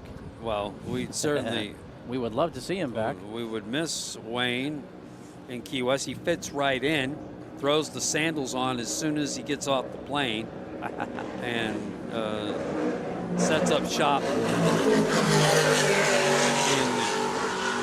Key West race apparel. He really fits in very well as the Kiwis representative of the southernmost city. Well, look at this battle. Now it's even closer, X guys. Insurance looks like they're reeling in, or it's just the angle. But this is a great angle from the X Insurance helicopter. Well, this race sure looks like it's getting closer. If we could stay on this. They rolled to the inside, leaving the harbor, and got a good run in the CR boat on Dirty Bunny. Last time we followed around turn 1 to 2, Dirty Money made up some ground there. But now they're inside, and let's see if they can do anything with that. Now, I mean, that would tell you, like, if CR made up time coming in from Fort Zach, and it might be making it up coming out of the turn. I mean, Dirty Money better set up for the rough water here. Let's see how it goes, because they definitely chased them down heading out to 1 in CR Racing. Now, they're staying close this time. If our visibility looks like this, Steve, what's it like in the boat? We tested around this time yesterday, and when the sun, when you're running into the sun, you really don't get a lot of visibility to read the water with. Yeah, CR Racing went way outside there. So it's by feel as much as anything else. You're reacting. Yeah, it's reactive. Here comes MCON once again into the Monster Energy fan zone. Hancock Flames coming by first. MCON will get by them and head to the turn. Once again, Dirty Money through. And CR Racing in second. Can't seem to really shake that. No, and we shake that grip that Dirty Money has on second place. We should also give credit to the guy who put together the Dirty Money team, and that's Bo Renfro. No doubt. Commitment Yeah, I mentioned earlier. I yeah. mean, you could have just thrown in the towel and say, well, we gave it our best shot. No, let's go buy another boat and race it in Key West. Kudos to you. Yeah, because I don't think there were any insurance payments coming or anything like that. There's Wicked passing us off camera as we follow the second and third boats. And again, this time CR Racing came out of the turn and gave up ground. Yeah, Dirty Money is. He's struggling to get going. He got a bad exit out of the corner. He sure he's did. going now. That's off camera right now as you watch Imcon check out. Yeah, you can see there.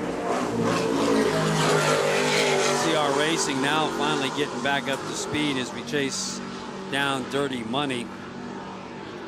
Wind does seem to be increasing here a little bit at the Truman Annex. We're on the other side of the island, which is protecting us a little bit from this east wind. See what the wind at Fort Zachary is. Yeah, now Fort Zachary wind is 15, just like San Key is. So that may play a little bit of a role in Superstock, although the tide will be slack for that start. The wind has definitely come up about 7 miles an hour from this morning. But a little bit more of a lean from the northeast. It's still out of the east, but a little bit to the north. And you like that a lot better than the south. As our leader rounds the south turn there on the east side, turn number 2. Imcon, they're not having any trouble negotiating it. With the Sterling Power from Mike DeAnnabelle, 388 skater, brand new one, built a couple of years ago by Peter Ledden at Douglas Marine. And the bold move by Tyler Miller and Myra Coyle to say, hey, let's just get this, get away from the traffic. We'll just jump to the front. And supremely confident. Imcon, sister ship to the Monster Energy Class 1 team. And now Dirty Money through. As they've gained some distance on CR Racing. Yep. Yeah, that gap grew. The CR Racing through. Now, I can't recall, was there any slow traffic in the harbor turn, last turn, when they went through that maybe gave I don't believe so. Dirty Money an advantage? I don't believe so. I think they got out wide somehow. Yeah. At the exit, lost a lot of momentum. Bowder Yachts pulls through in fourth. But correct me if I'm wrong, Joey, if this finish stays the way it is now, 1, 2, 3, is that our podium? That's our podium, undoubtedly, no doubt. So Wicked continues to race. Kudos to the Muller boys for coming back to race here in Key West. Up to 6th place today. How about that, huh? On the day that counts the most. Right? That's what it matters.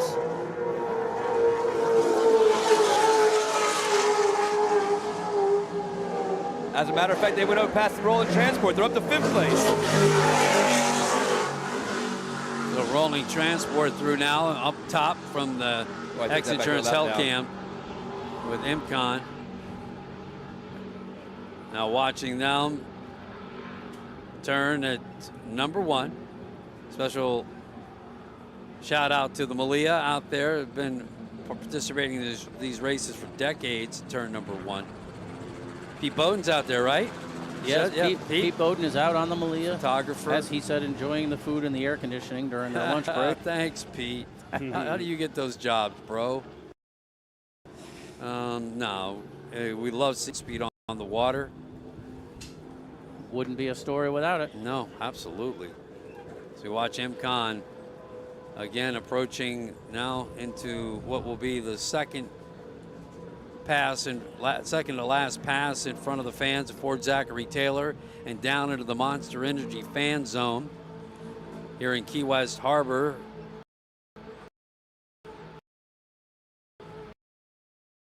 Next to the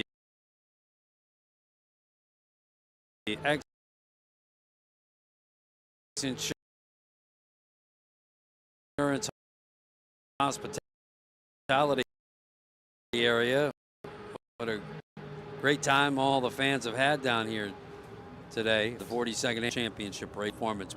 And Race World Offshore. Final lap. 6 mile on. And with that boat and go right. CR Racing. CR Racing made a little bit of distance up there. Give a shout out to the HP Mafia guys for freshening the Sterlings in CR Racing. They did the maintenance on those motors. Faced some adversity earlier in the week. They get pushed back after a penalty. Here comes the NC11 Pro Floors, Wayne Valder.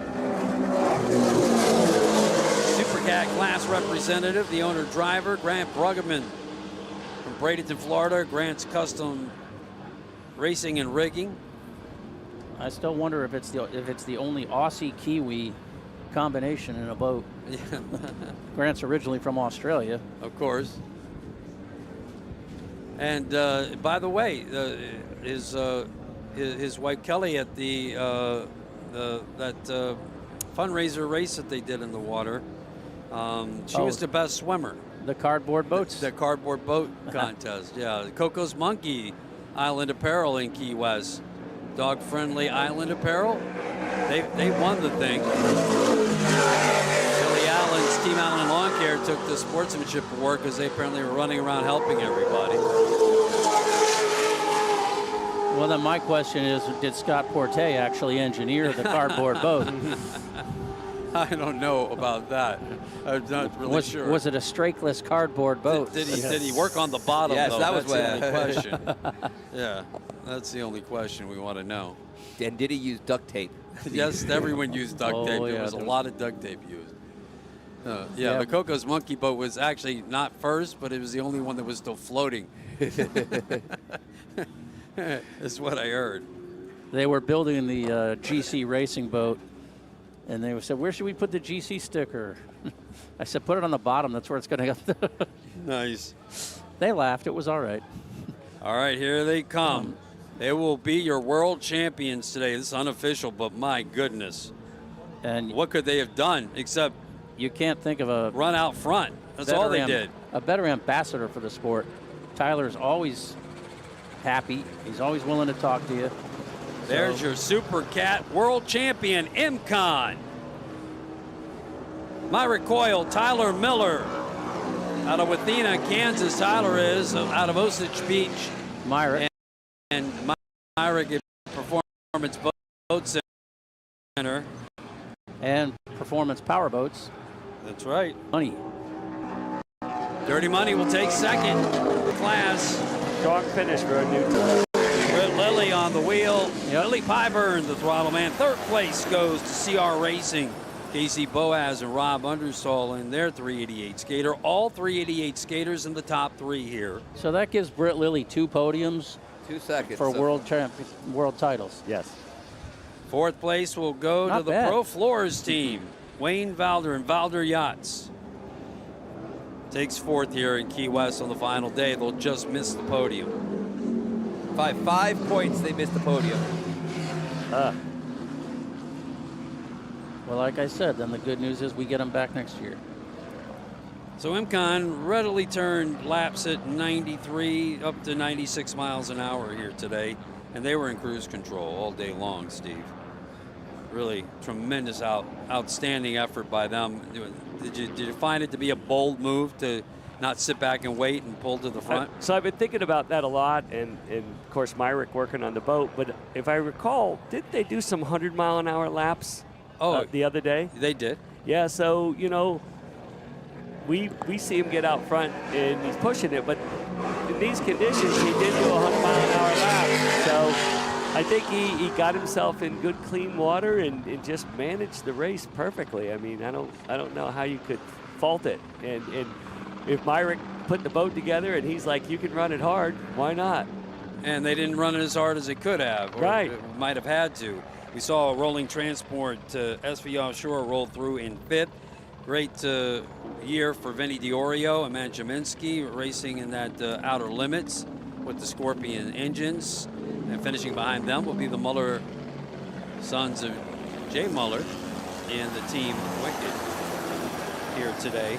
Now, where does Wicked Jackson Chase? Where does Wicked finish in the overall compared to WHM for the family battle? Unfortunately, the Wicked did not qualify for the World Championship Oh, that's chase, right. so they're not actually going to be counted in the points there. But Dad finished 5th overall. But wait a minute. Wicked made it to 2 races this year, didn't they? They weren't on the APBA series, so they had Oh, to be APBA, they right. did a couple of other sanctions. Yep. Right. So, but great effort for them. Yep. Pop should be awful proud of them. And Jax throttles the Batman boat in bracket 200, so he might have another chance at a Victory is sweet, Tyler Miller says.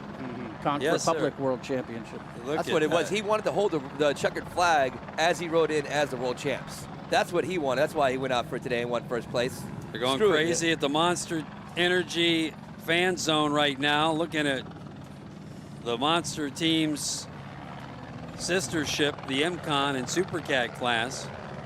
So this is a world title and a runner-up for MCon and Monster Energy. That's Yes. right. Monster Energy's got podium. They got Right. the top of the podium. Right. And for the Class 1 race, they were Yeah. number 2 in the world, and Right. for the Supercats, they are the world champions. Correct. Making the Monster Energy Motorsports world very happy with victory here in Key West at the World Championships. Just a little bit better than Britt out there. Britt's got to be feeling kind of tough right now. He's taking 2 second place. You know, I mean, the Dirty Money, 2nd overall in the world. His LSB, Hurricane of Awesomeness. The Rev X was 2nd in the world. Yeah. So a pair of 2nd place silvers there for Britt and the Dirty Money. I always tell Britt, second's the first loser. Yeah, that's why I figured a lot of people. He's gonna probably feeling like that right now. I know It's I'd be a feeling that good- way a little bit. Like, dang, I'm that close. Thanks, Stevie Bobby. Yeah. I think it's good that he likes you and your friends, that you could be so I was second mean-hearted. today, Yeah, so well, I was you the were. first loser. You Wait, were. you won Listen. 1 checkered flag all week and are the world champion. Despite Britt beating you twice, Yes. you won 1 checkered flag, and that was enough to get you that title because of what happened to him on day 1. Exactly. And that's how You knew it all along, though. Don't lie. We knew you knew it. And you know, you're sitting there smiling ear to ear, but you know that his misfortune was your benefit. Yes. On Wednesday. It's happened to me here. Absolutely. You No, know, it happened. The you take APBA it. National Championship, he had a mechanical issue in St. Pete and really set things up to help you. You obviously finished well and had to finish well here, but that's the way the game is played, unfortunately. And Absolutely. you've been bit by that snake yeah. many times. We traded wins all year. Oh, absolutely. And I mean, we first talked earlier this year. You're like, yeah, boy, that boy is hard to get around. Oh yeah. Yeah, if he's on the inside line, it's trouble chasing him off. But last year was the weird year for you with weird mechanical stuff. Yeah, we Like, had you broke a steering column. we had the steering column break off in the lead in Michigan City Yeah. in the middle of a corner at 80 miles an hour. We had a lot of bad luck last year. But it was almost quirky stuff that you wouldn't expect. Yeah. It wasn't even maintenance items. It was like, how'd that happen?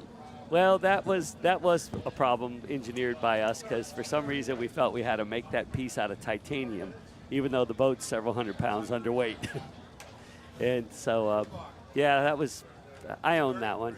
You live and you learn. Yeah. There's Steve Miklos. He's your world champion over 3 days of racing, and the Sunprint El Bandito Tequila team.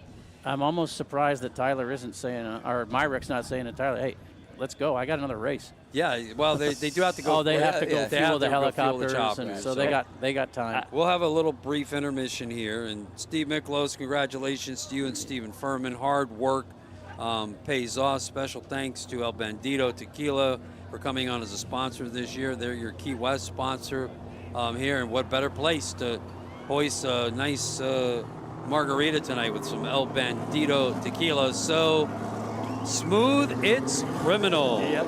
I actually, I had a bet. I have to drink El Bandito tequila from my shoe now. Oh, wow. boy. Be careful what you tell people you'll do. You going to buy some new shoes? Yeah. Steve Miklos, we appreciate you No, here's what joining you us. do. You just get a little low-profile plastic cup and slip it in your shoe.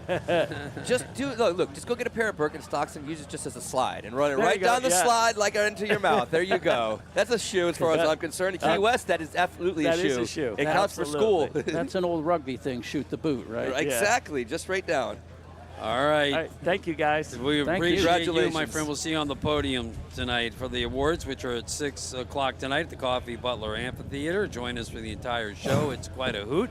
We'll give away the Conch Republic Cups to today's winners and then crown the champions in all various classes for the 3-day World Championship. It will also be streamed tonight live at the Race World Offshore Facebook page, brought to you by Maximum Inflation. We're back with more here from the Porte Performance Broadcast Center in Key West on the Zone 97.7 Sports Radio.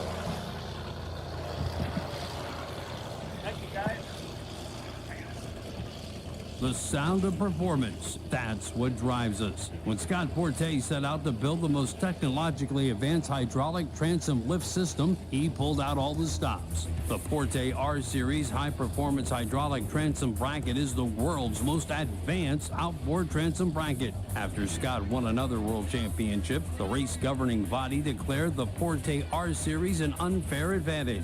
The Porte R-Series cockpit-controlled hydraulic transom bracket has the same DNA as our industrial commercial series. Maximum horsepower 750 per engine. Maximum weight capacity 900 pounds per engine. Maximum number of engines unlimited. Besides numerous national, world, and sanctioning body championships, the Porte R-Series just won Top Gun status by setting the open cockpit outboard powered catamaran class at the 2022 Lake of the Ozarks Shootout. The unfair advantage keeps on winning everywhere it goes. Let us design one for you. Visit us online at porteproducts.com. There's a lot of boat rental places in town, but none of them compare to the brand new Beach Weekend. With over 50 brand new boats at the best rate around, Beach Weekend promises to deliver a boating experience like never before. Been thinking about buying a boat? Don't. Just join the Beach Weekend Boat Club. Fee, you'll never have to worry about the hassle of owning one. You'll just get to experience all the fun. Membership is limited, so visit beachweekendkeywest.com for more info. Catch all the action of the powerboat races at El Maison de Pepe's in Mallory Square. Quench your thirst with one of their homemade mojito specials. Grab a Cuban mix or one of their delicious specials for lunch. Later on, watch the sunset and have dinner and dancing to the tunes of Caribe. No matter what, you'll be right in the middle of it all in the magic, beauty, and charm of Old Havana right here at El Maison de Pepe's in Mallory Square. Preserving Key West Cuban conch history since 1997. And now we return to the 42nd Annual Race World Offshore Key West World Championships, presented by Performance Boat Center, live from the Porte Performance Broadcast Center on the Zone 97.7 Sports Radio.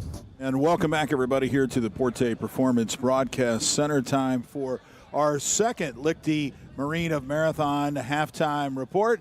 Lichty Marine of Marathon carries boats like Bulls Bay, Sundance, Spider, and more. Lichty Marine, 9200 Overseas Highway and Marathon. You can also check them out online at SuzukiMarathon.com. Welcome back, everybody. I am Rick Lopez, once again joined by my broadcast partner, Joey Cook from the Keys Citizen. And, boy, the excitement continues here. And, Joey, excellence is something to marvel at, isn't it? And we've just seen it in a couple of races here today, and what just finished as we just got done with the Supercat class. And how about that NCOM monster team?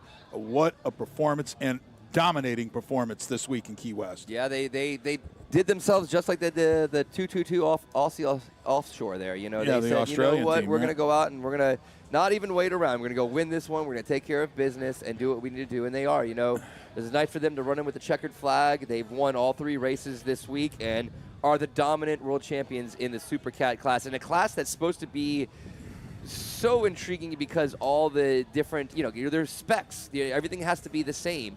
And they just, those two have just made themselves, a level of their own. There's something else. Myrick and Tyler, I don't know what you say about them. They just, again, this is supposed to be something that should be tight, nose-to-nose racing, and they just continued all week just to have the right dial-up, the right setup. everything about them, and impressive. That's the kind of like the dream week, right? I mean, that is. You know, when you're here, you got 3 days of racing to get through the MCon Monster team. Look, everybody's gunning for them, right? I mean, this is the defending world champs, and to come out and put on a performance like that is just you marvel at it because it's outstanding. It is, and you know, I remember a couple of years back, Tyler was so close. You know, he had the world championship. What was it? The year, I would say 2019. He had the world championship all but wrapped up, and then last day he lost. And he broke down, so he fell all the way off the podium or tumbled down to third place on the podium or something like that. And it happened a couple of times. He just continued to strive. Last year finally broke through. Was not as clean as this, but broke through. This year, it's in dominating fashion. I mean, there is not nearly a boat out there that was able to keep up with him. And Dirty Money looked good at times. Graydell looked very good at times. And I take that back. Graydell did win the first day, didn't they? They finished second on the first day. MCon was wire to wire. You're right, wire to wire. You're right. So Graydell had that great run. Remember, they were in front on Friday. Yeah, they were on Friday. That's what it was. They were in front there for a bit, but then, they slowly. Again, even today, Dirty Money had the early lead on MCon, but, you know, there's something special about going on with that boat, that duo right there. You know, they really are. Dirty Money took second on the podium today, and they were second overall in your world championship. And then CR Racing X Insurance third today, and also they'll be on the podium. Joey. Yes, they will. With third place and finish. you know, crawling out of a big hole there to start the day. You look at them; they were 25 points off the podium as it stood, so they had a hole to climb out of. And to start the race, they got in a great spot. They were one of the first to the pins out there, and then just used that the rest of the way and ran strong right behind Dirty Money the rest of the way, and that was huge overtake to WHM. And then the big thing that happened for the X Insurance out there, the CR Racing, was that the Graydell, when it broke down again, because I was running fourth right behind them, and that could have easily challenged and put the Graydell into podium position. As a matter of fact, it would have put the Graydell into podium position by 2 points. Right. That's how close we were talking about. But in the end, Graydell breaks down, opens the door for X Insurance.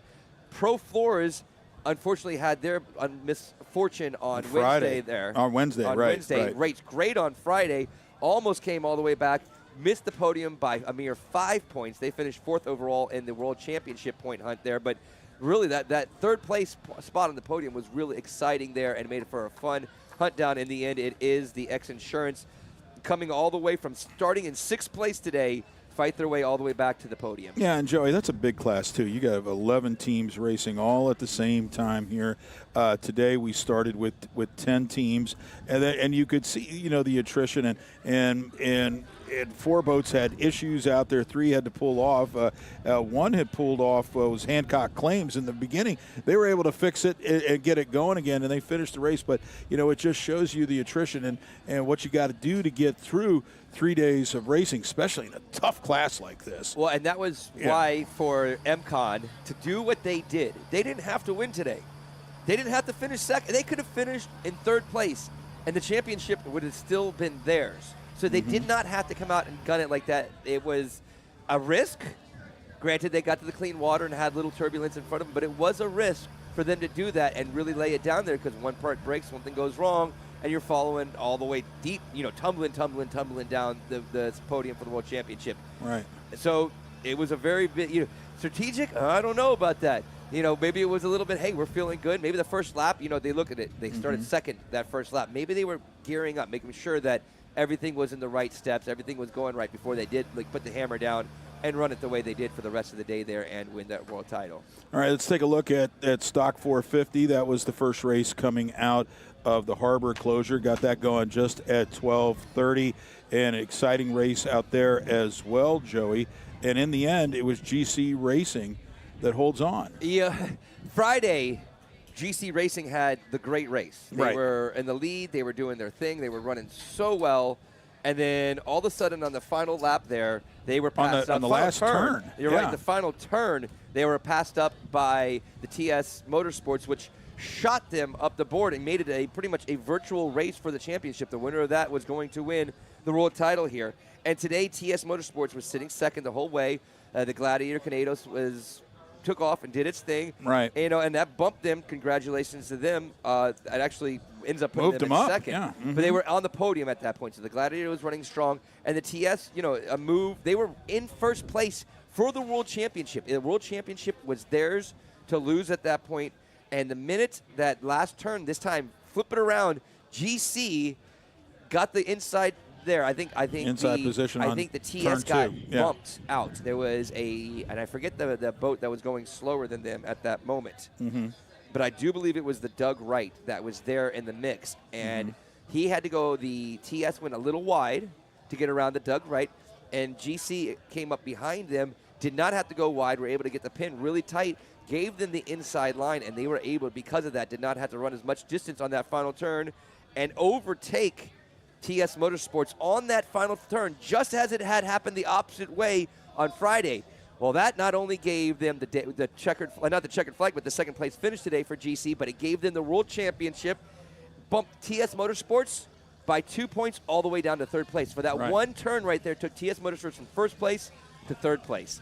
So in that stock 450 class in the last 2 days, it was turn 2 coming down the final stretch. It was. That really decided everything. Everything. Yeah. It did. It sure did. And in this one, it's congratulations to the GC Racing. They get your World Championship. Gladiator, the Canedos, comes in, and finishes in second. Third place, TS Motorsports in your World Championship running here this week. Wow. We still got so much more racing, and when we come back, we'll take a look. We got the Superstocks coming up next, right? The Superstocks is a wide open one there. We're going to give you a preview of that class coming up. Great to have you with us here. We're in the Lichty Marine of Marathon halftime report. Lichty Marine of Marathon carries boats like Bulls Bay, Sundance, Spider, and more. Lichty Marine, 9200 Overseas Highway in Marathon. We're live at the Porte Performance Broadcast Center, where Porte Performance builds performance into everything. Back after this here at the 42nd Annual World Championship Offshore Powerboat Races on the Zone, 97.7 WAVK. Take a walk down Duval Street. Hey, hey, hey, yeah. Take a walk down to 724 Duval Street to Bourbon Street Pub, Key West original Nolans-themed video bar featuring the Men of Bourbon nightly, live VJs, live shows, 5 bars, the world-famous garden bar by the pool. Check out bourbonstpub.com for all the happenings. Also, check out the Nolans house right next door. It's the total entertainment package at Bourbon Street Pub. Play where you stay. We've got the Keys, your local expert for celebration and event planning, specializing in creative incentive travel and one-of-a-kind events. We love Key West and proudly produce some of your favorite annual festivals, including Fantasy Fest, Taste of Key West, the Key West Songwriters Festival, and the Key Lime Festival. We've Got the Keys takes pride in gathering people together, creating fun and unforgettable events that showcase all that Key West has to offer. Go to we'vegotthekeys.com. Cheers to your next Key West event. Keys Auto Center is your hometown car dealership. Now with 2 locations at 1618 and 3500 North Roosevelt Boulevard in Key West. Same great staff with over 80 local employees ready to serve you. Keys Auto Center has every brand you can imagine. Chevys, Buicks, GMC trucks, Cadillacs, Corvettes, Nissans, Ford, Chryslers, Dodge, Jeep, Rams, and Toyotas. Go to KeysAutoCenter.com to see all that Keys Auto Center can do for you. Key West Adventures, Jeep Rentals, and more at 3424 North Roosevelt Boulevard. You're probably wondering what the more is all about. Well, the more now includes boats. Beautiful Bennington 22 Tritoons provided brand new by Polaris, located at Real Impact Marina on Summerland Key. Rent them for as long as a month. Key West Adventures wherever you need it. Go to Keycom to take a look at the frequently asked questions for more details. Book your next adventure online at keywestadventures.com. And now we return to the 42nd Annual Race World Offshore Key West World Championships, presented by Performance Boat Center, live from the Porte Performance Broadcast Center on the Zone 97.7 Sports Radio. Great to have you with us here at the 42nd Annual World Championship Offshore Powerboat Races in Key West. We're back at the Porte Performance Broadcast Center. Porte Performance's legacy of innovation and excellence continues to inspire and shape the future of the marine industry. At Porte Performance, we build performance into everything. We continue with our second Lichty Marine of Marathon halftime report. Lichty Marine of Marathon is the Keys' largest Suzuki repower dealer. Lichty Marine also carries great boats like Bulls Bay, Sundance, Spider, and more. check them out. Lichty Marine in Marathon at 9200 on the Overseas Highway and online at SuzukiMarathon.com. Great to have you with us, folks. Rick Lopez, along with my broadcast partner, Joey Cook, and also now jumping in with us here as we're going to give you a preview of our next race at the Superstock. Eric Colby doing a great job as our color analyst here with Todd Swafford. Now the helicopters are getting refueled, so we had to get you two refueled as well, Eric. just grabbed a little Powerade and just got an update from the Speed on the Water photographer, Pete Bowden, who was out on the Malia in turn 1. Yeah. Winds are blowing 16 out of the east. Ooh.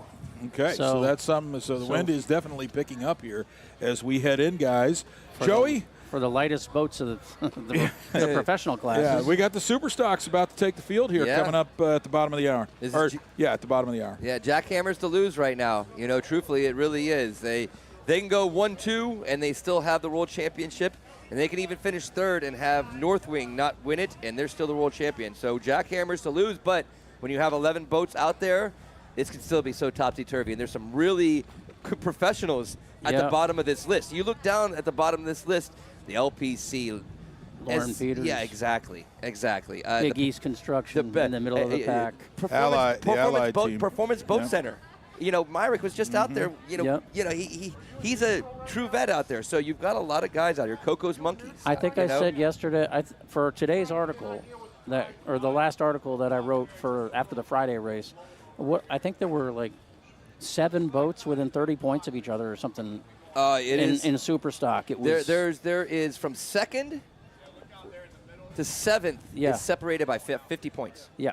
So then again, so you're talking anything can happen in there. First place has got a good solid. Jackhammer's got a good solid lead. Yep. But yes, 2nd, all the way down to even drop it even more to Coco's Monkey. Coco's Monkey, which is sitting 1, 2, 3, 4, 5, 6, 7, 8th right now coming into this sucker is at 129. Northwing is at 188. So that's a 60-point separation.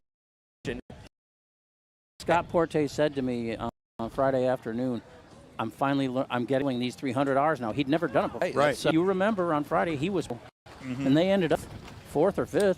Coco's Monkey did finish 5th, right, Joey? Yes, 5th on Friday. And what you're looking so they've moved up each day. Right, and if they do make another move, if they make a move to 2nd or something like this, look, they could be right in there, and you have a team like Jackhammer and Northwing fall off of it. They're easily on the podium here if Jackhammer, something happens, finishes 8th, Northwing, something 6th. Coco's Money's right back up in it all of a sudden. It is right there in the competition. And in the perfect spot to play spoiler, Sean Torrente and Sean Connor both said they finally feel comfortable turning that boat now. And it has shown straightaway speed in Allied. I have 3 really guys down at the bottom can throw some major monkey wrenches in it down there. You know, the Allied, the LPC, and the Performance Boat Center.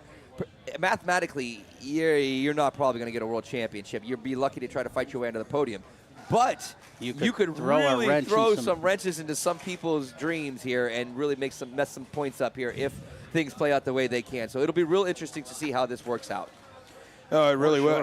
And Eric, I mean, it's a full field out there. 11 teams getting the start out here. 11 teams getting the start. We haven't really seen it bump up too bad, but remember, these are the lighter boats. They're the smaller boats, and they, even 16-mile-an-hour winds that Pete told us about, that'll have a difference on that leg from 1 to 2 for sure. Right. And then once we're done with the Superstocks, we're not done, Eric, as then all the bracketed classes are going to come out. So we still got a lot of racing to do.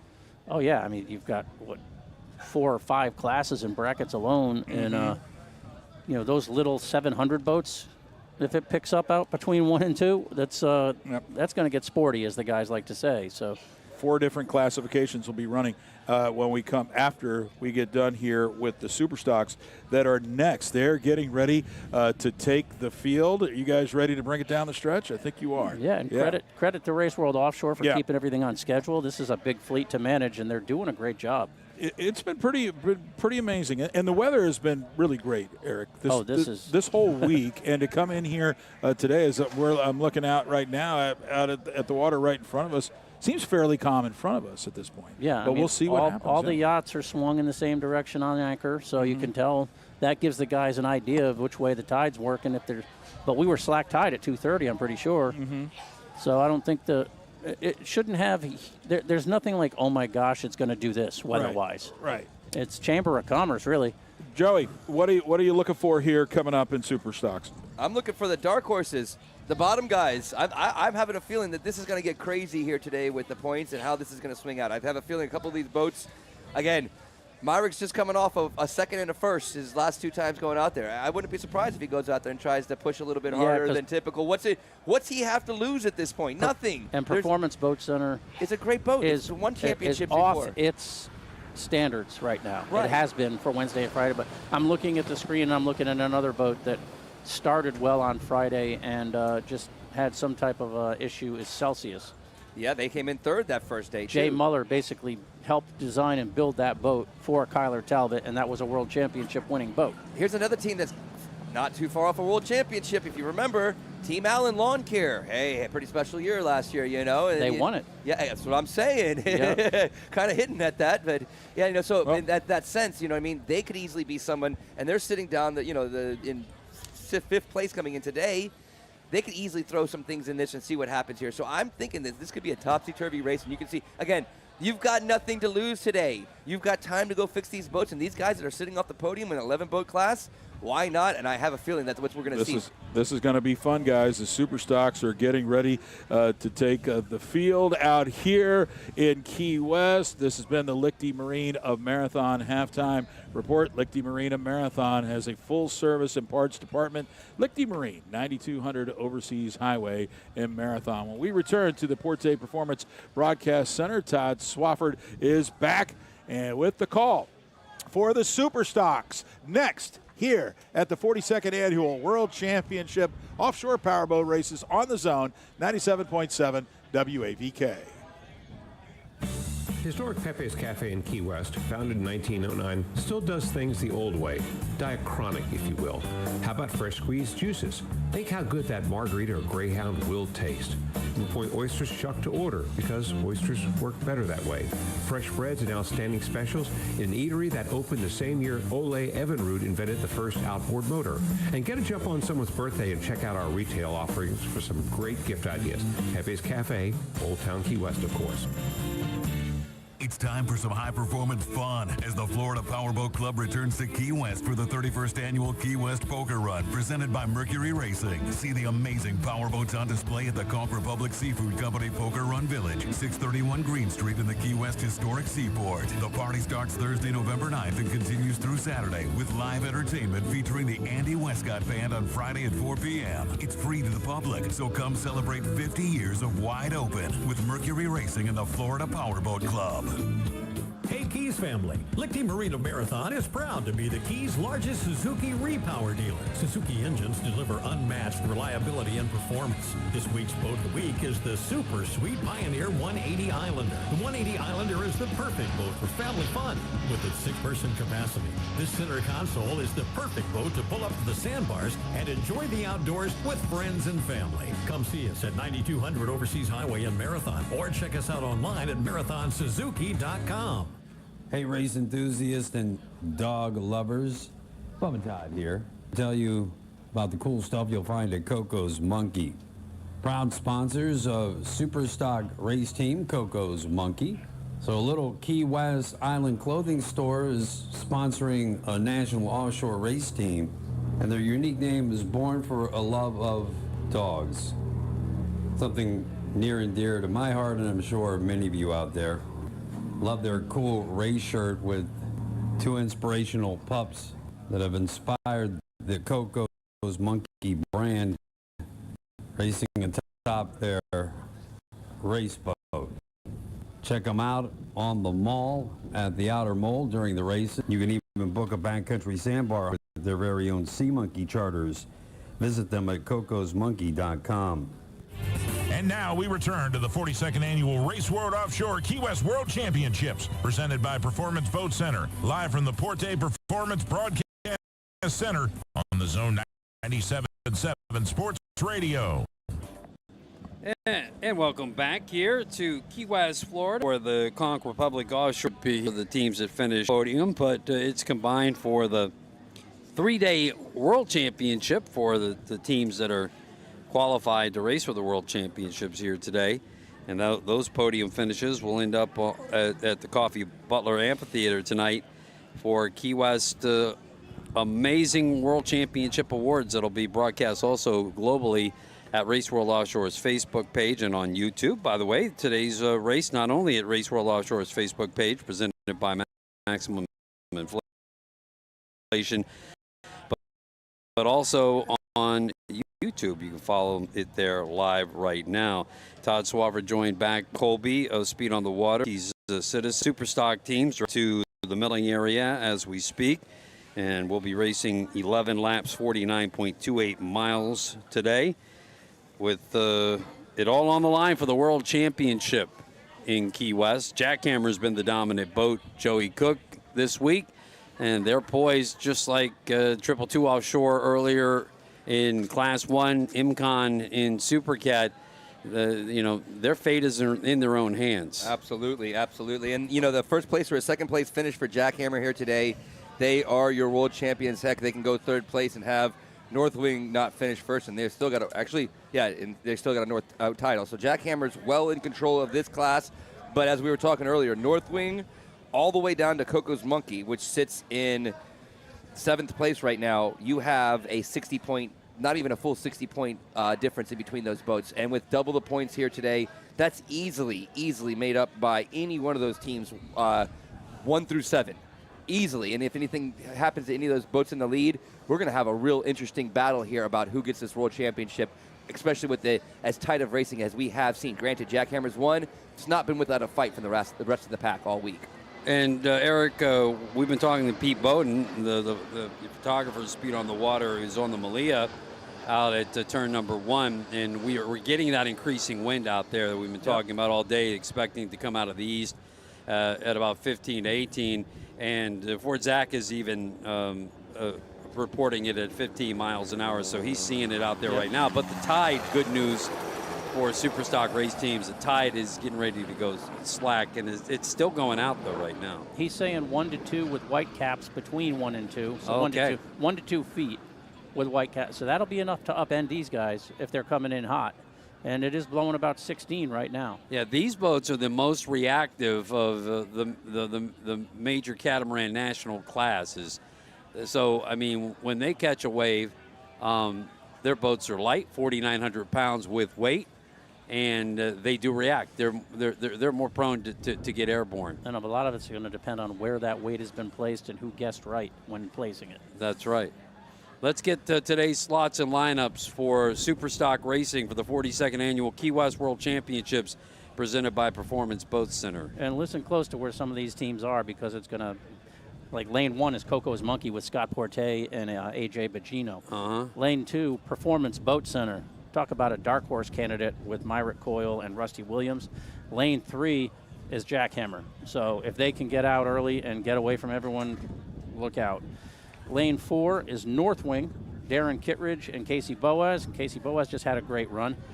Lane 5, Team Allen Lawn Care, another always potential sleeper with John Strama on the wheel and owner Billy Allen on the throttles. Lane 5, Team Bermuda, with David Sully and Stephen Bridges having a very consistent week. Lane 6, LPC, Anthony Smith and Lauren Peters is on the throttles, and they can always be a threat. Lane 8, Celsius is Chris Hopgood, and then Jay Muller is on the throttles of this boat. Lane 9, Curry, Atlas, and that's Ryan Beckley and Eric Breckenfelder on the wheel. Lane 10, Big East Construction with Gary Ballou on throttles and Cole Leibel from Canada on the wheel. And this is an interesting one because lane 11, the outermost lane, is Allied Construction, the brand new low-profile 32-foot catamaran with Sean Torrente on the throttles and Sean Connor driving, and they say they can now turn this boat. That's been the holdup for them. Yep. Straight on the straight line, super quick, couldn't turn the thing. It went 100 and something miles an hour with electric outboards on it out in Lake of the Ozarks. So if they can turn it, they could be a dark horse to kind of spoil everyone else's plans. Well, Joey, you got to like Jackhammer's drawing the slots in the top 3. Also, Northwing, they're right there by them. Right there next to them. So. Because the teams on the top of the points of the podium, those are 2 right there that obviously are going to benefit from an early lead. And this is another start where it would be great if they could get them lined up early and let them go early so there's not a bunch of crowding going into the first turn. Racing for the Key West World Championships here today, the final day of 3 days of racing. No smoke yet. So as we wait for the boats, they've headed out. Don't see. I see them. Okay, they're deep back there. Can't see them on the live screen. Yeah, on the live stream. I can pick out Big East Construction with that chartreuse livery, but I don't see orange smoke yet. I'm trying to find the pace boat. But yeah, they're waiting on the turtle helicopter, or turtle clearance rather. Yeah, they have a helicopter that flies the course with the sole mission of making sure there are no marine animals in danger on the course. That would be a manatee, that would be a turtle. So if there are, they're not racing. So once we get that clearance, we should be good to go. And the turtle helicopter is out between 1 and 2 right now. And hopefully we'll see it come back this way and give the thumbs up. Yeah, Richie Moretti's Turtle Hospital, a huge part of this event, supporting it to preserve the safety of marine life here in the Lower Keys. Manatees, turtles, dolphin that may be out on the course. Yeah, it would be not surprising to see Myrick Coyle continue his run at all, because I think everyone's kind of been waiting. Where's Performance Boat Center? Oh yeah, you know, that's just one of those teams you expect. They've set a level of performance for themselves, and in fact, it was weird seeing them kind of mid-pack on Wednesday and Friday. There's a lot of teams here that, again, Team Allen Lawn Care, like you said, coming off that championship. They were 4th on Friday, and that's because it got bumpier. Right. So you could feel them saying, okay, now we're sneaking up. Well, they're going to be, I mean, should it be bumpy, they're definitely going to be a force. He's got John Strama in there. Yep. They're slightly bigger guys, and they carry the weight a lot better in that boat. John Strama from Marathon, he runs a big MTI out of there, a poker run boat, and he's an experienced driver, experienced technical guy too, as he maintains the fleet of Two Conch Sports Fishing, has his own fleet of charter boats as well.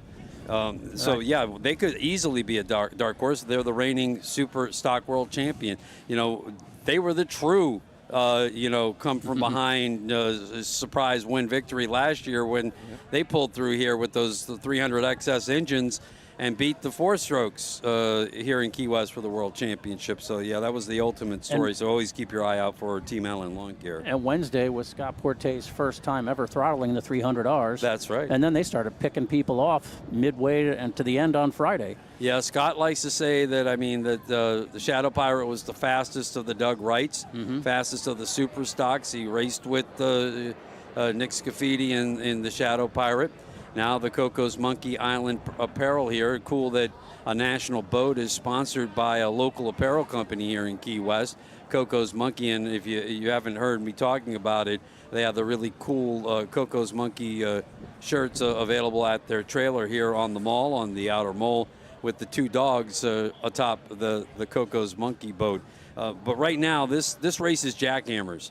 And this is the race that has eluded jackhammer throughout their run over the last 3 years. Yep. And we're getting ready to go to Orange Smoke and go Superstock racing here. Yeah, jackhammer had a run up until Clearwater, double-digit consecutive podium finishes for that boat. And just the only thing stopping them in Clearwater was nicking a buoy, getting a penalty, and it dropped them back to 6th, I believe. And Key West has been, they've been snake bit here. They completely went up in the air and over. They've had a couple of wrecks in total. And right now, the World Championship is within their grasp. And you talk to Reese. He's a little bit of a joker at times, but Julian just seems so unflappable. Yeah, you talk to him, he's like this always calm, almost flatline kind of composure. And I would imagine that he's that way in the boat. You can't rattle him. He knows what he needs to do when he does it. And we should be, once we see the yellow flag, they're going to get him rolling pretty quick. I was talking to his dad about that, and he was talking about how experienced he is. Yeah, there's the Orange Smoke as we look to the stern of the Celsius 32 Doug Wright with Chris Hopgood and Jay Muller. Yeah, he was talking about Julian's experience. you think that maybe Ricky's overseeing everything out of Manatee Marine, but he says that boy he's got all the knowledge. Julian worked at Victory Team for a couple of years. Oh, yeah. He worked inside their huge boat building operation there in the heyday of XCAT. He's got a lot of knowledge. Yeah, I met him a couple of years ago at Fort Lauderdale when he had that 32 Pleasure Victory on display. And he knows his history because he knew what Powerboat magazine was, and that magazine was around long before he was. That's right. All right, these boats are Here getting we up go. on play. Here comes the Cigarette Hawk Pace boat. This is our last national class to race here, and then on to the bracketed boats immediately after. We've got a yellow flag. He's going to line up those boats. Coco's Monkey will have lane number 1, and Performance Boat Center second, Jackhammer third, North Wing fourth, Team Allen fifth, Team Bermuda sixth.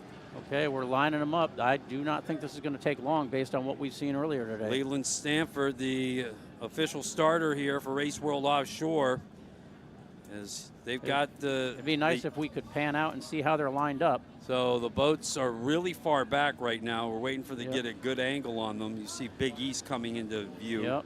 There's Allied all the way to the outside, that low profile. And we've got a green flag. Got a green flag, and North Wing got that jump. The race is on. Ale Vite. So did Team Bermuda. And LPC. Off to an early, fast start. Let's see how this shakes out going to turn 1. And there's Jackhammer in lane 3, pulling alongside of Coco's Monkey on the inside, now starting to zip forward. Oh, that was show some of that speed. Okay, that's Coco's Monkey. Yep. Performance I'm Boat trying to figure Center. out who's in the lead, though. That's Team Bermuda. Oh, that's Bermuda out front. It is. Team Bermuda, David Sully. Yep. Jackhammer's in third, and second and third with LPC. Big East is just to the app. Oh, now here comes LPC and Jackhammer sandwiching Bermuda going into the first turn. David Sully and Stephen Bridges, one of our 8 international teams from Bermuda, racing in Superstock class. And here's the glare.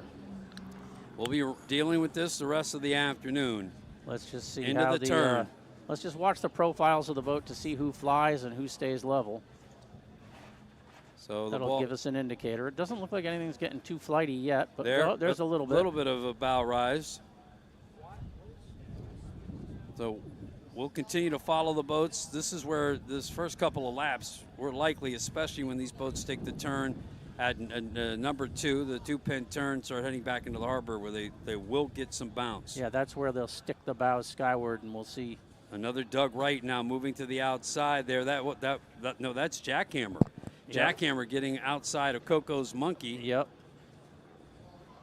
As they make the turn, yes, that is Jackhammer. Jackhammer trying to get the edge, goes wide. Coco's Monkey on the inside line as we head back into Key West Harbor for the first lap of 11. That little bit taller profile of Jackhammer seems to handle the rough water very well. Jackhammer moves ahead. That's Coco's Monkey on the inside. Jackhammer looking to make this 3 in a row and wrap up the World Championship here in Key West. Still a lot of racing to go. They'll come into the Monster Energy fan zone here at the Truman Annex Outer Mole in front of the fans. And this is Jackhammer, your leader at the end of lap number 1. Out of 11. Coco's second. Team Allen third. Performance Boat Center fourth. LPC fifth. North Wing in 6th. Celsius in 7th. Team Bermuda in 8th. Big East Construction in 9th. And Curry Refrigeration and Allied round out the top 10. And there's Performance Boat Center. As we were waiting to see them, and they're up in the top 5. So let's see how things shake out in the harbor turn. Everyone gets through clean, hopefully, and because LPC and Celsius are side by side there, North Wing and Bermuda are side by side. Let's see who has the setup to accelerate and get away from people coming out of this leg.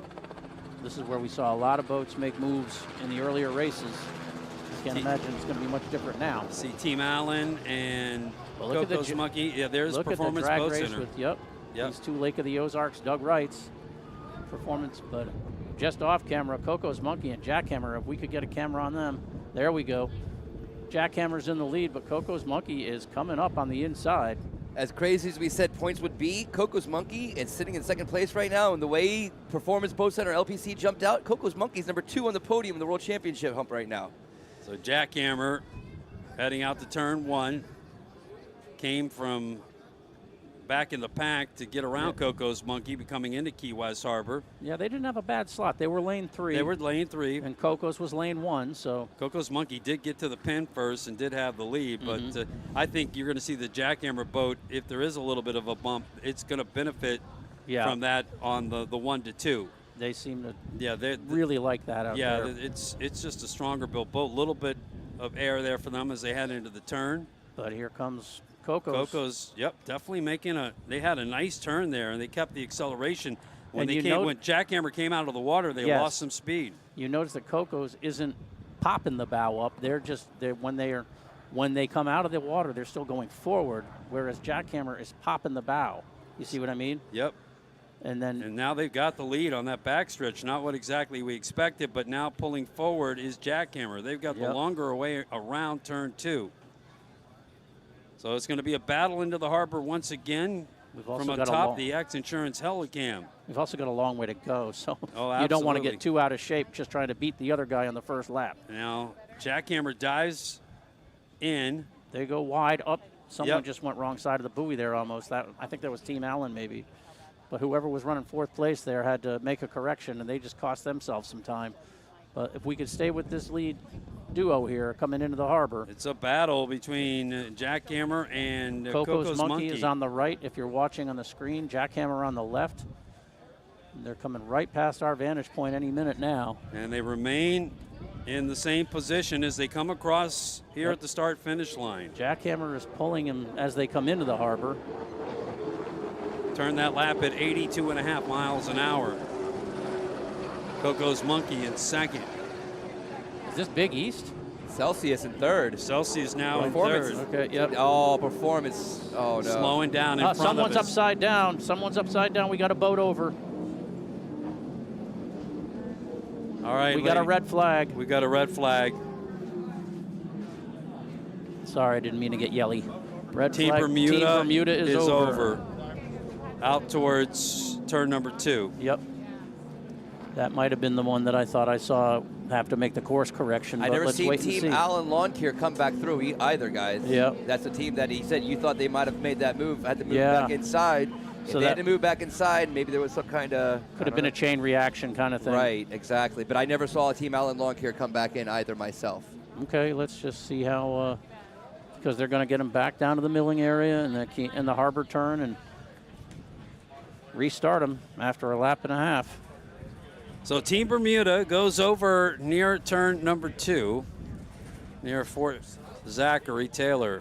And so our first incident of the day had been going so smoothly, and Team Bermuda early had run very well, but fell back to about 5th after the first lap. Was that actually 8th by the time they came around to the start-finish line. Oh, there's so much Alan glare, I Lawn can't Care? even Yeah, look. I'm hearing Alan Lawn Care as well, and everybody's okay.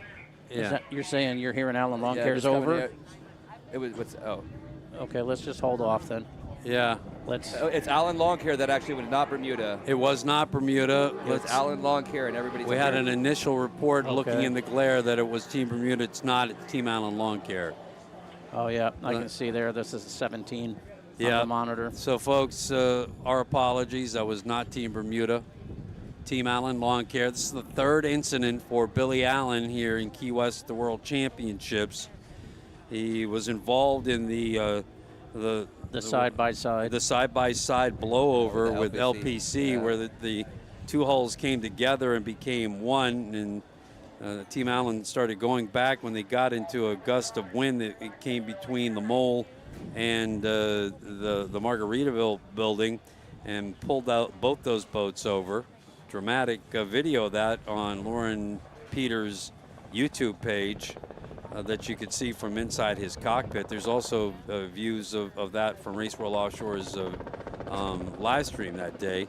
And also he got caught up in that accident, the train wreck in 2021 at turn number 1. Well, did anybody else see, we talked about Bermuda, I did not see Bermuda come back through, or I never did see Big East come back through as well.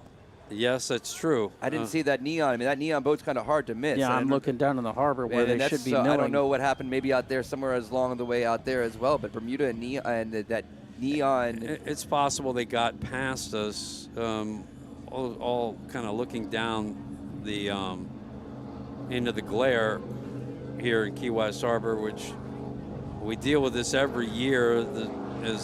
As we move closer to winter here in Key West, the sun moves further to the south, and it sits right over the southwest horizon here in Key West and shines right into our view as the boats head to turn number 1 and then come over to Fort Zachary Taylor. You deal with it all the way up until they get up onto the mole. I'm just looking at the boats on the monitor, and the bright green would jump out. There's the Bermuda boat right there. So okay, is that the North Wing or is that the Bermuda? No, that's that GL on the back. That's Bermuda, because you can see the number 25. And there's Celsius, and there's Performance Boat Center, and there's Allied. Well, we're still looking for some other boats. Oh, there's LPC, Jackhammer. That's North Wing there. Okay. 77 to the left. Right. Yeah. Coco's Monkey is an all-white boat right in front of us with the hatch partially up right near the buoy. So the second boat that may or may have not, we're not sure about, is that let's just Big East. Yeah, so over and everybody out of the boat is Team Allen Lawn Care. Tough luck for Billy Allen. Couldn't be worse follow-up to his World Championship last year. He's good. There's Big East right there. No, Big East is in the harbor. There they are in the harbor. Getting ready for the restart. Thank you very much to the production team for finding Big East. And again, big sigh of relief for the big contingent that are here to watch these races and back watching in Bermuda as everything is thumbs up. They're back in the milling area, and they were mistaken initially by a spotter for the Team Allen Lawn Care boat. They're the ones that went over. Wonder if they made a last-minute adjustment to try and get that in outside that buoy and just hooked it and went over. It's all speculation at this point, but you did say you thought that they might be going inside that buoy. I thought I saw, it looked like someone had to make a harsh correction, let's put it that way, to try to make the buoy legally.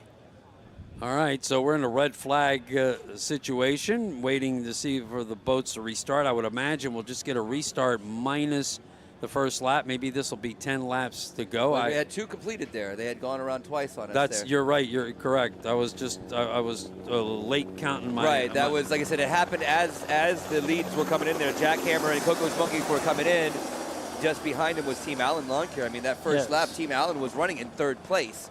Maybe 3rd, 4th place coming around that second pin on the second lap there when the incident happened. So we're just barely 2 laps into this sucker. Yeah, so I got Celsius coming by too before. I did, yes. Something. No doubt. Exactly. But I mean, if they do the restart, they're going to give those positions up and just go back to their original slots. I would imagine. Maybe run the last 9 laps from there. Yeah, exactly. Start from 1 to 9 now instead, since 3 laps are gone. Too bad for Celsius, who just moved up into Coco's Monkey was having a great run at that point. Absolutely. You know what I mean? That's a tough shot for them. And then there's a team like on the other side, Performance Boat Center, which was having a great run, but that last time through, they were limping through as they came across the finish line there. So maybe this gives them a chance to reset, figure out what's wrong, and get themselves going back up. So I just saw the Performance Boat Center Fast Diesel Fuel Systems boat in the milling area. It was, but remember, if he came through that last lap, as Allen was out there wrecking, he was definitely not up on his full. And they might have been running. They might need. They might have been having some guardian issues. Maybe they got that cleared out. And who knows? This might be the opportunity for PBC to get back in this stuff and have a chance to look at it and not lose any laps or time right now. Yeah, so it keeps it wide open. We're getting word from Race Control now. They're going to have to reload the divers on Angel 1 before we can proceed. So I think it's going to be just a little bit before we gather ourselves back up and get started here. We'll keep you updated. Team Allen Lawn Care has flipped over, and right now we're To reset Guardian, you just turn off the engines and start them. Right. Restart them. So That's right.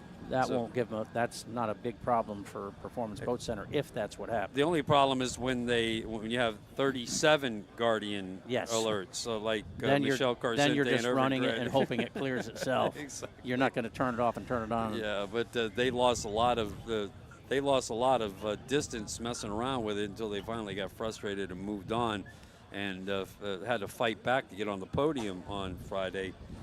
It all worked out for them today in factory 450R stock as they won, and then ended up back on the podium for the World Championship. All right, we're going to take a timeout. We've had out there, it's a team out in lawn care that has flipped over. We got to wait to get the Angels back on the helicopter for the safety cruise.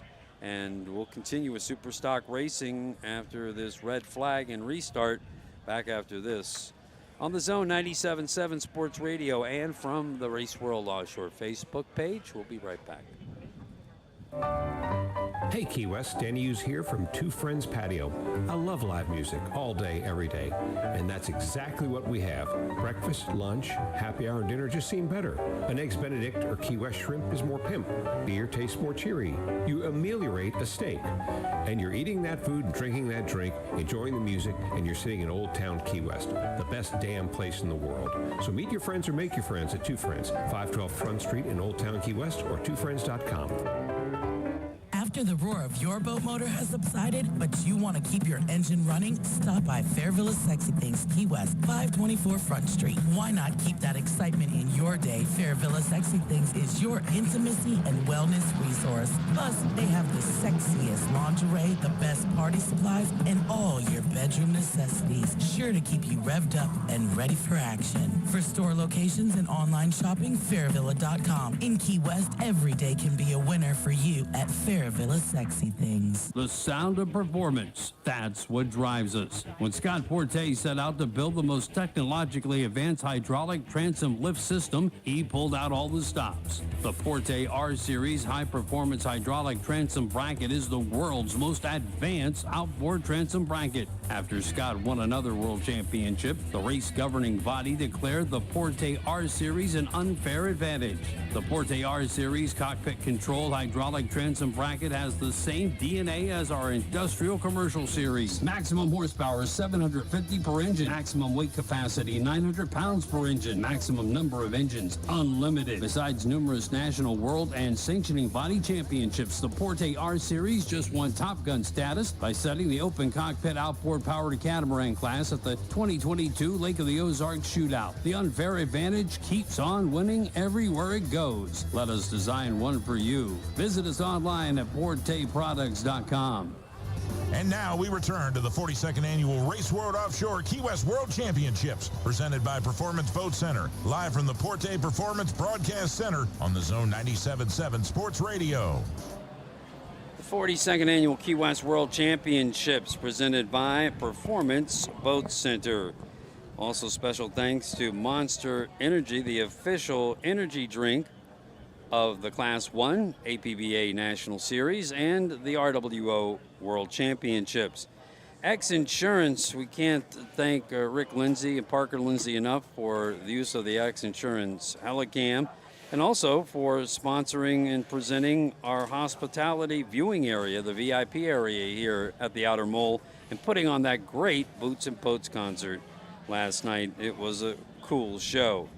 To Rab Beats for sponsoring our race village, as Rab Beats joins us this year as a sponsor for Key West, as they elevate our events to new heights, making them truly exceptional. Rab Beats Race Village. And by Tuna Skin, the official apparel sponsor of Race World Offshore. Well, we are in a red flag as you've watched the boats mill around. And it looks like Performance Boat Center Fast Diesel Fuel Systems they're missing a cowling or something. Are they? Were they? I didn't see red on top of one of their motors. Oh dear! It looks like the cowling's off. We'll see when they come by, but yeah, let's see if they come back into the picture here. They were having that's over to the right. If we could go back to the right, find the boat with the red outboards on the back. Yeah, Keep coming right. Keep coming right. And, keep coming. Keep coming. Where'd they go? Right there. They Stop. are. We'll Stop. keep- Yeah, they're missing something because I see black. There's sure there's are. no cover on that motor. They sure are. Wow. Are they going to race like that? Yep. Oh boy. Man, it's that boat. They've had a lot of trouble this year. They've been snake bit this year a little bit. And you're talking about the last 2 years, the most consistent boat next to Jackhammer. They were kind of like the Rusty Wallace of when he didn't win all those races but won the title before they went to stage racing in NASCAR. Because he won a championship with a bunch of second and thirds. And they did the same thing. They were consistent. They were really ahead of the curve a lot with the development of the 300R four-stroke engine. There were a lot of problems out of the gate. You know, you'll talk to these teams. They were very much the R&D arm of Mercury. Problems with the cowlings. You know, a lot of issues with figuring out motor mount bolts, motor mount mounts bolt. Dealing with the CG that was greatly changed by the extra 5 inches up, going from the 15-inch custom midsection they had run with the 300 XSs to the 20-inch midsection on this boat, putting that 222 pounds of the two extra the engines, the extra weight from the XS to the 300R up higher in the air, and it gave these boats fits which fell right into our dear friend Billy Allen's hands last year because he was still running the 300 XSs in the rough water here in Key West. And if you talk to any of the teams here, the rough, confused water makes these boats really hard to handle with those 20-inch midsections. Which, by the way, talked to several teams, and they're happy to hear that they're very confident that that Mercury Racing is going to have that 15-inch midsection sometime next year. It's going to make these boats a lot safer to run out there in the really rough water. But Team Allen Lawn Care, of course, took advantage of that last year and won a world championship. But they switched, just like all the other teams did going into this year, to the 300R engine. But the Performance Boat Center was at the leading edge of, helping to come up with concepts and ideas how to solve some of these problems. And they've just been snake bit this year, man. They can't catch a break, it seems like. Yeah, that's really, it's just one of those seasons. I think you do this long enough, everybody has them. Okay, we have a yellow flag up. It looks like they're going to be starting to try to get them reformed for the start, and they're starting them based on the position they finished that last lap on. Okay. So Jackhammer is in lane 1 with Julian Maldonado and Reese Langheim. Lane 2 is Coco Monkey with Scott Porte, AJ Bogino. Lane 3 is Celsius with Chris Hopgood and Jay Muller. Performance Boat Center, Myrick Coyle and Rusty Williams, lane 4. Lauren Peters and Anthony Smith, LPC, lane 5. North Wing is in lane 6 with Darren Kittredge and Casey Boaz. 7 is Team Bermuda with David Sully and Stephen Bridges. Lane 8, Big East Construction, Gary Ballou, Cole Leibel. Lane 9, Allied Construction with Sean Torrente and Sean Connor. And lane 9 is Curry Refrigeration, Ryan Beckley and Eric Breckenfelder. All right, on the restart, we're going to race 7 laps. Yep. We had 3 laps done, and I think they're going to scrub the half lap and 1 lap. So we're going to go 7 laps we're here on to plane. finish this race. Let's see if we can get them going. Cigarette Hawk Pace Boat comes up. Start number 105. Oh, boy, it's one of those weeks. Lines these boats up as we get set to go racing here in Key West for the second time after the red flag, after Team Allen Lawn Care. Still yellow. Went over. It's turn number 2. I can't see the pace boat now, so I don't know. Yep, we got a green flag, is what it says. The race is on. LA Veet, Supercat Racing here again. LPC looks like it has some speed. Jackhammer on the inside. Yes, racing with 1 cowling. Performance Boat Center fast diesel fuel systems. Jackhammer running fast on the inside. Celsius running fast. I don't see Coco's Monkey. At the very back. He got a bad jump. Look at him in the very back. Oh, yeah, bad start. Scott Porte and AJ Bogino got to be frustrated after running so well in the top 2. They're going to have to make up some ground. Hey, but he's already making the move there, coming from the back. He'll get a chance. They'll be, they'll come together as they head to turn number 1. Everybody's going to stay in their lane and get through this turn. 3-pin turn at turn 1. Now, if we're seeing this kind of glare, imagine what they're seeing in the cockpit, like Steve Miklos talked about. It's got to be almost blinding. Jackhammer had the lead when we had the red flag. Running level, good attitude. Now, there's a boat there next to him that was hopping a little bit. We thought that might be LPC. This is where we saw a little bit of hop for them as they make the turn, head right into the wind. Got an east wind now at about 15. Just stood up. And there's Jackhammer. Wow. Yep, they're finding some stuff out there now. Yeah, that wind is starting to roll the sea across. Now, you guys in bracket 700 who are watching, please make note of this. Be careful out there. Get your weight set up in the bow. So these are the most reactive boats in catamaran canopied racing anywhere in the class. The 700 boats, the V-bottom boats you're talking about, very reactive as well. Well, they're almost 10 feet shorter. Yep. Or more than 10 feet shorter in some cases. Absolutely. Here's Jackhammer coming around. Rolled up on the sponson just a tiny bit. As they dig in, now come down the chute. They have a lead, and look at the group of 6 coming in behind them. What a shot coming into Key West Harbor at the end of lap number 1. But you saw the speed they started to build, and they were carrying after they took that wide turn. Down into the Monster Energy fan zone, right in front of the start-finish line. Look at your group of Superstock teams coming in at the Key West World Championship races, presented by Performance Boat Center and produced by Race World Offshore. Jackhammer building a lead as they pull away. So Jackhammer comes across, leading after lap number 1 of 7.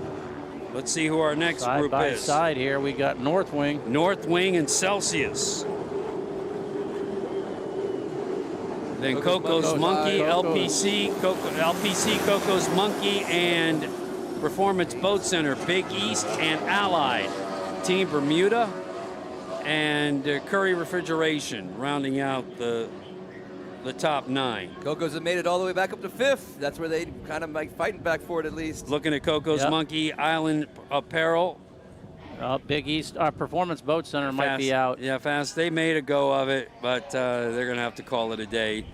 Feel horrible for Myra Coyle and Rusty Williams. Tough finish to a long season. Here comes Jackhammer, 32-foot victory hole built in Dubai with Reese Langheim and Julian Maldonado in the cockpit. Julian on the throttles, the son of Ricky Maldonado. Do you know how old out he of is? Manatee Marine, 24, I believe. Yeah, that's another up-and-comer, no doubt. There's Northwing running in second. And let's see if Celsius can get up to here. Now Coco's Monkey off camera just pulled into 4th. So like we said, Scott Porte getting used to those 300s. Here's Celsius with Jay Muller and Chris Hopgood. They made a change for the World Championships. Had a good, strong day on Wednesday. Mechanical issues, I think, moved them to the back on Friday. But here's Big East Construction trying to chase down Allied. Another victory hole, one of the 2 victory holes in the class. Just in front of them, the new S2 hole from Sean Torrente and Sean Connor. And Sean Torrente said that they were turning it better and better at the end of Friday's race, and that gave them the confidence to go out and try to compete harder today. So you got to give them credit for trying something new. It's a bold move to step out like that. So the Allied Construction boat with a nice flat line as they head to turn number 1. Turnings where they had the issue before. Yep. Now we're coming back through, looking at our leaders. Is that Coco's is what I'm wondering. Just making a move around somebody. But there's someone right, it does not look like Jackhammer's profile. It looks like a Doug Wright. It definitely looks like a Doug Wright. So Jackhammer. Not in our, there's Jackhammer. No, okay, so Jackhammer is out in front of this group. Folks, this is your leader as we get back on the live stream. Coming around. So those watching here locally, right by Fort Zachary Taylor, you're watching Jackhammer come through. Yep. They continue to lead in Superstock. A group of Doug Wrights behind them. By the profile, looks like Northwing is to the inside behind them there. So here they come into the Monster Energy fan zone. Jackhammer continuing to lead after lap number 2 of 7. And here they come. Northwing. Turn that lap at 83.21 miles an hour. Northwing in second. Cocos, are they coming in third? Let's see here. It is. Coco's Monkey Good run now back up to for third. Celsius fourth. LPC 5 back there. Allied LPC 6. fifth. Bermuda Allied. 7th. Big East 8th. Big East is 8th. Curry's 9th. Who was seventh? Bermuda? Bermuda was in 7th, yes. Big East eighth. Big East 8th. Curry 9. Okay. Curry 9. And here's a look at LPC. Lauren Peters, Anthony Smith, Lake of the Ozarks. Always a threat. They're known to be fast. Consistency sometimes bites them a little, but that was a nice turn by Celsius. And there's LPC right behind them. Let's see who we got side-by-side action in the Allied. They just went right around Bermuda there for a second, so they are turning that boat better. There's Good your overall jackhammer. leader. Yep, Jackhammer as they check out. But North Wing is within striking distance here. And Casey Boaz just came off this water before he got into North Wing when he was in XR Insurance CR Racing in the Supercat. So maybe he found something for them. Here's Celsius again. Chris Hopgood would like to have a good, strong finish to keep Celsius interested for next year. Big East Construction has gotten ahead of Allied Construction. So just good battles all over the course here. That's what this class is about. Hey, and you're looking at the point totals all of a sudden now. Celsius and Coco's Monkey are tied exactly on the dot right now for third place on the podium. So that would be time. They're coming down to time, and that's a 11-second difference between those two boats. So this will be interesting coming down the stretch. See how this plays out. All right, watching our lead boats on that rougher leg, and not really being affected by the tide anymore. The outgoing tide is slacked off, but the wind has picked up out there, and you're just outside the edge of the island, so you can catch that east wind. Just lucky it's not an east-southeast wind like it was on Friday. Right. It would definitely be affecting your attitude a lot worse because it would be troubling you, hitting you on the front sponson. And here they're running more straight into it. Jackhammer gets up a little bit. Man, they just are able to keep that boat just enough under control, never any trouble. And they get that bow up a little bit. They turn. It'll take a flyer, but they don't overreact as far as how they react to it. Yeah, those boats they are settle it back down. A little air there for them. They're built super well. And if you remember the other day when Rich Lures was talking about North Wing versus Jackhammer and how North Wing seemed to be more contacted, and look at the move they're making right now. Absolutely. So North Wing has bridged the gap. And putting a little bit of gas to it right here as they come across the start-finish line. Jackhammer just ahead, but North Wing trying to get the inside line. They turn that lap at 82 miles an hour. Coco's Monkey is back in third. Not seeing him. Yep. Here's Coco's in third. There comes Celsius, continuing to run fourth. And now LPC. But could we follow the lead boats through the harbor turn with Jackhammer and North Wing? Could we get a camera down there? Yeah, or no? We just watched Team Bermuda through in sixth. Yeah. Now Big East running in seventh. Did not see the Allied come back through there. Yep, we're back to the leaders as they come back out. Jackhammer. Okay, North Wing is still hanging trying there. To keep them in striking distance, but I think Jackhammer pulls them on this leg. Yes. North Wing has the advantage coming into the harbor. They had the advantage in the turn, and they took that advantage and got a little further out. Yep. There comes Allied Construction. Looks like Allied is off the pace. Yeah, they're definitely off the pace. This is a boat that I think is going to impress next year once they get this thing going. North they're Wing, heading right in. Yeah. Allied Construction is out. They're headed right for the crane. Jackhammer is expanding their lead right now. As you can see, North Wing off the shot from the telecam. Yep. As they zoom on Jackhammer and Celsius, Chris Hopgood in the Old Town boat, the J1. With Kyler. Yeah, with Kyler back in 2015. Miller. Kyler Talbot. Talbot. Used to travel. Yeah, it's crazy. Well liked. Yes. Racer. And speaking of a guy who travels, here's Cole Leibel coming down from Canada. Yes, sir. For all the races with his in-boat partner Gary Ballou.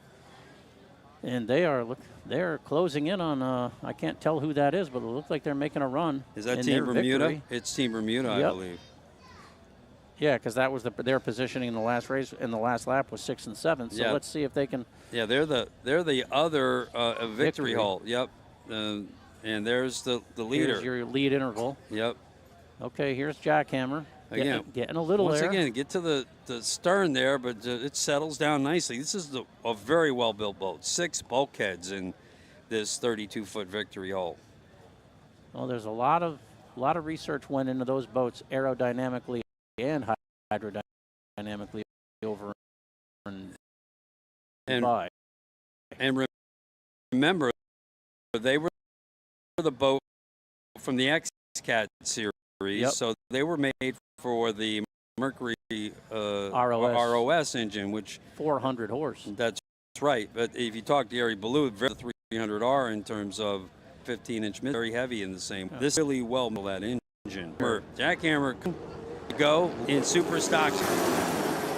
North Wing in second. There's Coco's Monkey holding third place.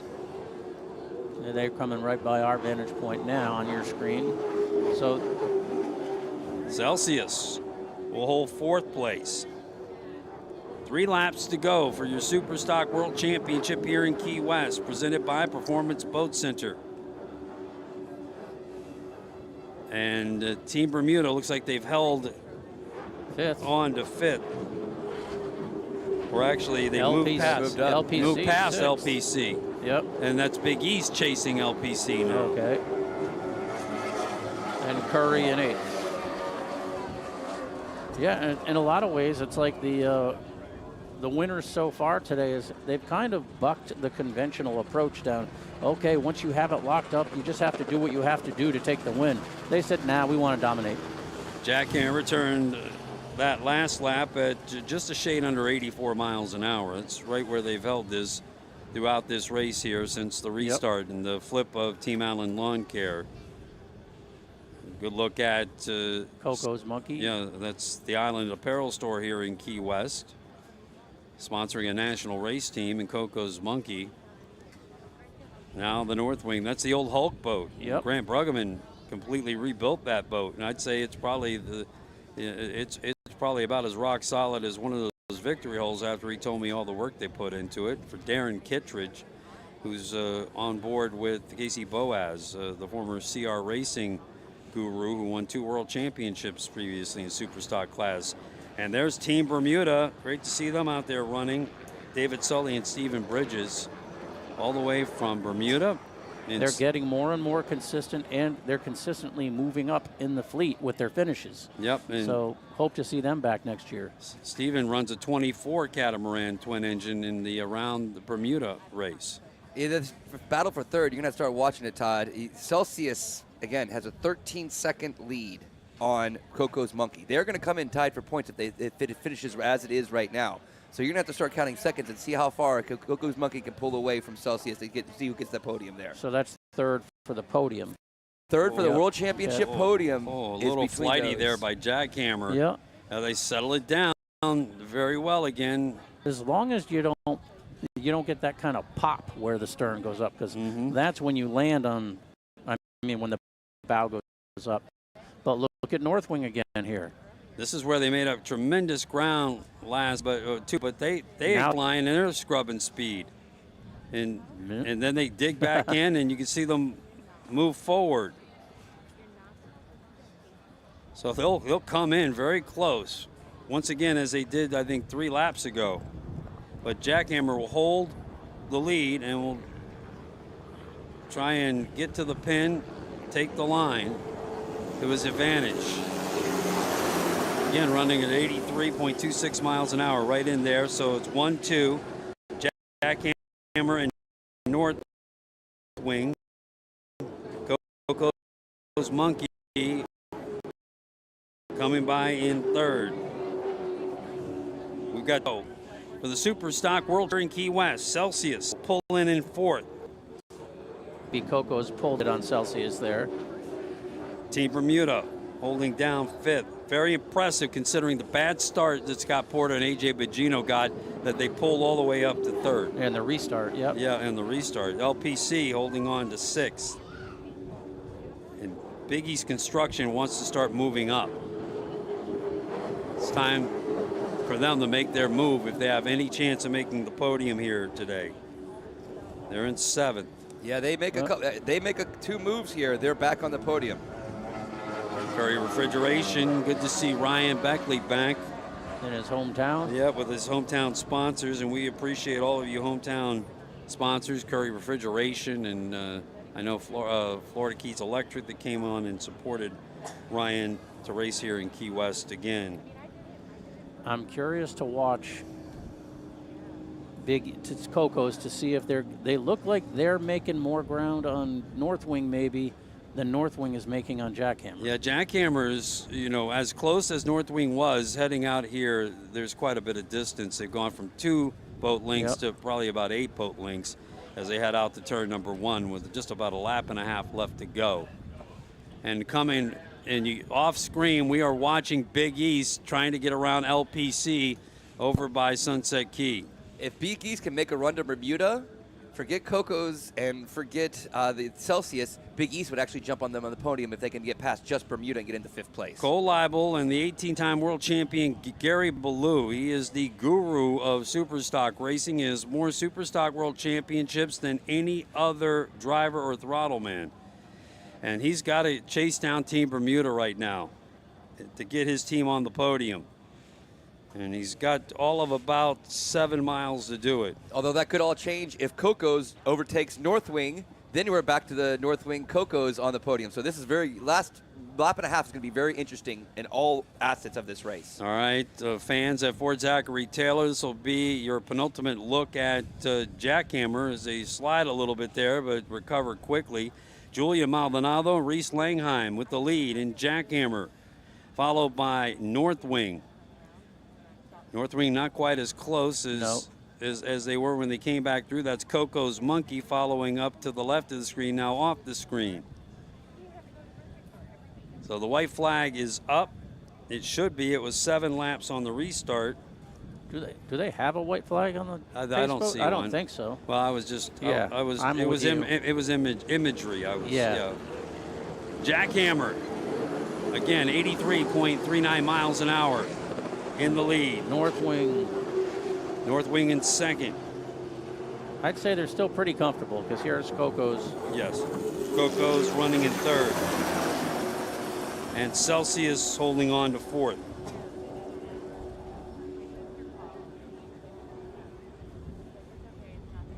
Chris Hopgood, Jay Muller, and the 32 Doug Wright.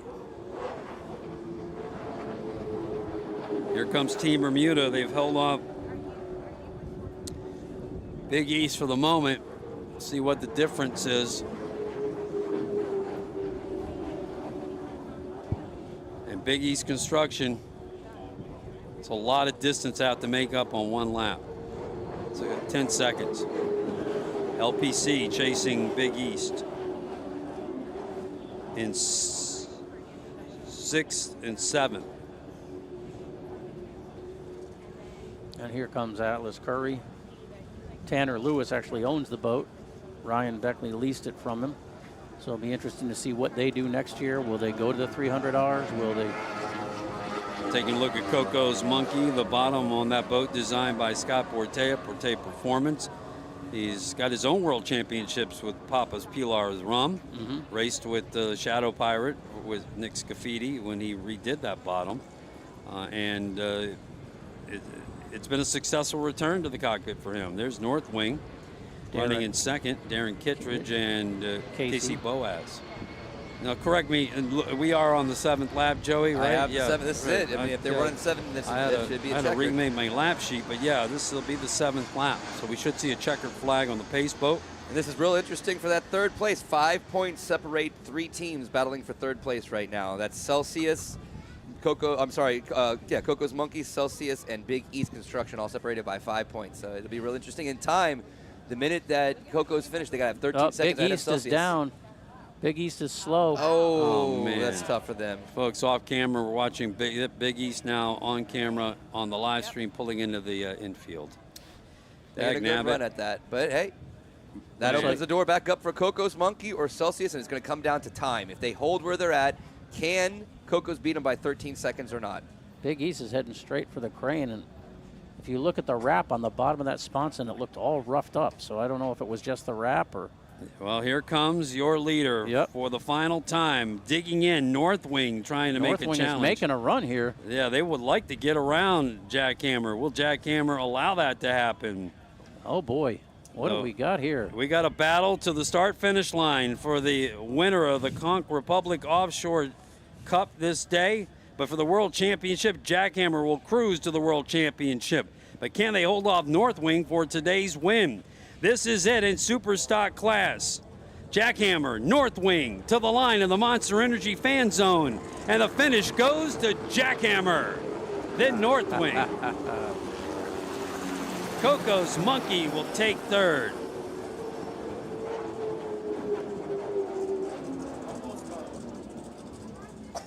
And here comes Celsius. What a successful run to Key West for Chris Hopgood with Jay Muller.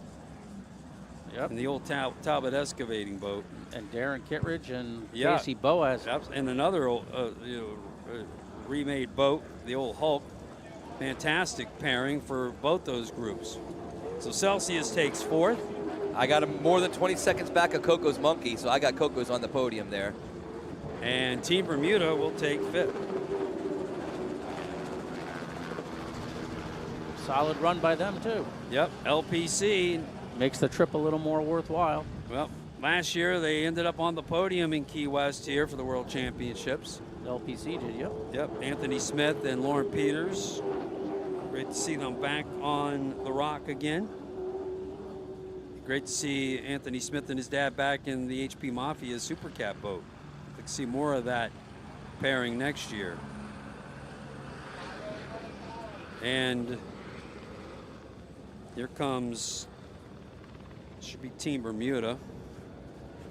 No, Team Bermuda came by. This is Curry's right here. Yeah, okay, I'm sorry, Curry's. Yeah, Team Bermuda. And again, we'd like to welcome all of the international teams that came to Key West. 8 different countries represented here. Special thanks to a great group of guys. Love David Sully and Stephen Bridges and the Team Bermuda crew. They have a love of powerboat racing there with their Around the Island race. Welcome back to Key West, Team Bermuda. As we look overhead, the X Insurance Helicam down on your Superstock World Champion, Jackhammer. 32-foot victory hull out of Dubai with the 300R Mercury Racing 4 strokes. There's Julian Maldonado heading to the bow to take the checkered flag.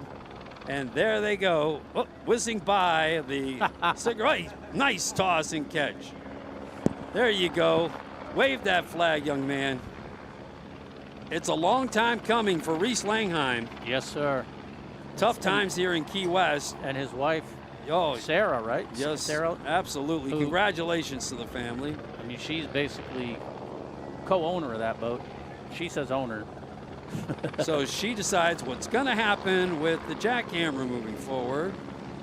That's the way it works in my house. That is awesome.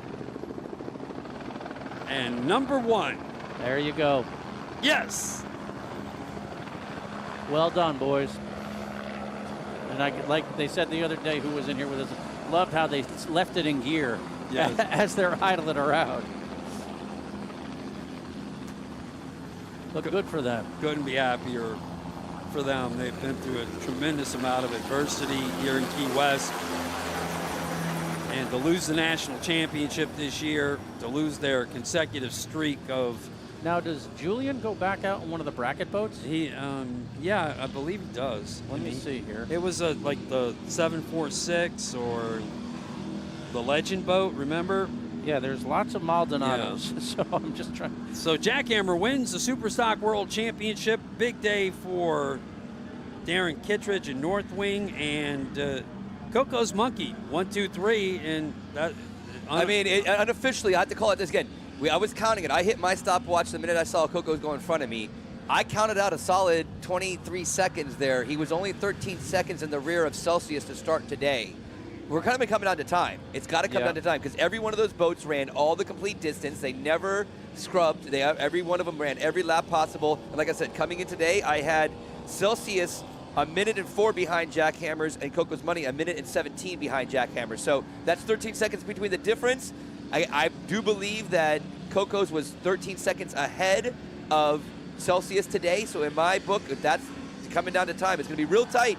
But I got Coco's sitting on the podium in 3rd place there by seconds. Now brackets are already on the course. Yeah, so let's get right to our lineups as we watch Jackhammers sail off into the sunset of victory, into the pits. To get I wouldn't be craned up. surprised if maybe Ricky got in the boat that Julian had run in bracket 700 the other day just because of timing. So, ladies and gentlemen, this is the Key West World Championship races. You're listening to the Maximum Inflation live stream at Race World Offshore's Facebook page and on YouTube. The live broadcast here from the Zone 97.7 Sports Radio from the Porte Performance Broadcast Center. Porte Performance, we build performance into everything. Go to porteproducts.com to see all that Porte Performance can do for you. Now coming up in race 6, they're doing a little different start because they're running bracket 200 and bracket 500 in the first start. So in bracket 200, we've got Justice League with Elliot Toth and Jax Muller. We've got Predator with Dean Stallman, Nate Hunt, and Connie Hunt. Batman, we already said. Oh, no, Justice League is Corey Chantry and Richard Davis. My bad there. OC Racing has a substitute throttleman, Tom Madalena. We hope that Chris gets better. And Joey Oliveira is driving. Harpoon Harry's is the 36 Spectre. And I must have lost track of who's in the boat. I apologize. And then we've got Cade Herbot and Keith Herbot in Herbot Racing. In bracket 500, which is also in the same start, we've got TFRX Insurance, JJ Turk and Michael Stancombe. We've got Mean Streak from up in northern upstate New York with Jeremy Helms and Vance Hagen on the throttles. And let's see who else. Sweat Equity is the 28 outboard-powered Manta with Jeremy Bisson, Greg Dorenzo, and Angie Pierce is navigating. And let's see, Bulletproof, the defending national champion. Sorry, guys. Craig Belfato, Elijah Kingery. And then we've got Bronx Phantom, Marker 1 Marine with Vincent Winoski and Robert Winoski. In the second start, okay, we've still got time. We're doing 400, 600, 700. So in bracket 400, we've got the 34-foot Phantom Control Freak, Mark Robbins and Damon Murata. We've got Jim Simmons and Jason Zalecki in Simmons Racing. Let's see, do we have any other 400? I don't see any other 400 boats. Oh no, there's a 30 Phantom in 400. And Team Woody is also was Allied Construction was the 30 Phantom. I just don't have the names right in front of me. I've got Team Woody, Billy Shipley and Chad Woody. Jake Nichols, Mark Fernandez is the Allied Offshore. I don't think we have any 600 boats because the one 600 boat that was left was a scratch. Yeah, I agree. And the one other one moved to 700 class. Right. Yeah. So then for bracket 700, we've got TXR, F Insurance, Golf and Gator, TFRX Insurance, Golf and Gator. Cameron Turk driving, Robert Bryant throttles. Statement Marine, Bad Decision, 759, Dalton Perlestra, Jerry Hartman. Statement Marine 747, Bad Decisions, the Activator with the father-son team of Nick Buis and Owen Buis. 742 Statement Marine Safe Cash, Rick Robb, Scott Robin. 744 Jackhammer, Connor Langheim, Reese's son, yep. Francisco Duran. And then 746 Legend Marine Group, the 21 Superboat, Greg Butler is the driver. And then we've got the H-Craft, which is Ricardo Maldonado and Matthew Beal. And then 769. 769. Yep. Yep. And that should be everyone. In the class. And then you have the class UIM Class 3X. Class 3X scratch Sniff. The X69, Yep. interesting number. Michael Chandler. And Austin Blocker, and then it's 1986 Hustler with the. That's Hustler. Yeah, it's the 200. It's a over. Class 1. Sorry. No, no worries. They've got the yellow flag up, and they're getting them going. So. All right. So our first start in bracketed boats is coming up. This is 500 and 200, so it's going to be loud. Now all of these boats are in a bracketed class. It means they can't exceed their speed limit. Yeah, the 200 boats can run, I think it's 90, and then the boats in 500 can only run 75. Yep, and 760. I just figured we'd get through this start first. Yeah, no worries. So they have to maintain their speed. They're GPS monitored, and they have to turn those. They turn in the cards from the GPS to race officials, and the flag is up. The race is on. Our final races are underway for the Key West World Championships. Allez vite, have at it, go fast. And Corey Chantry is driving Justice League, and he's a youngster as well. So this is his first time going up against Predator and OC Racing. And OC Racing has Tony Madalena, who had been in the Challenger boat in Mod V. So he's a veteran throttleman. So this could get really interesting with some of these boats. But that's the old 36 Spectre that, believe it or not, Nate Hunt used to run that as WADA, and Nate Hunt's throttling Predator right now. So class 200 will be going 8 laps, 35 miles. Yep. Class 500, 8 laps, 35 miles, as well as class 400. Class 700 will go 6 laps and 27 miles, as well as the X69 UIM Class 3X. Here comes our second start. All your bracket 700 boats, the little outboard boats, are on the outside, with the faster boats and 400 on the inside. Only the second time we've seen the Active Thunder today with the second start of the day, and they line up the boats to head out for the last time. Our last start of the 42nd annual Key West World Championships, presented by Performance Boat Center. And when these little boats get out to the Malia, it could be interesting. And here they go. They're just getting them lined up. They want to get as even a start as they can. You've got the scratch and sniff boat in back off the pace, but Simmons Racing is off the pace in that big 34 Phantom there. Now they're starting to come up. Yeah, we're really holding them a long time. We still don't have a green. There's the green flag. Finally, the race is on. Allez vite for the last time here in Key West for 2023. Green flag racing, so that's butt racks on the inside with Simmons Racing. Yeah, we should see our leaders coming back into the harbor, and there they are. There's the bat boat on the That looks inside. like Turbot on the inside, possibly. No, this is OC. Nice thing for Tommy Madalena. You get in someone else's boat, you're running as hard as you can. So we see our 2 lead boats coming into the Monster Energy fan zone one more time. Yeah. So that's no, that's Justice League. Justice League and Turbot Racing and OC. Yep.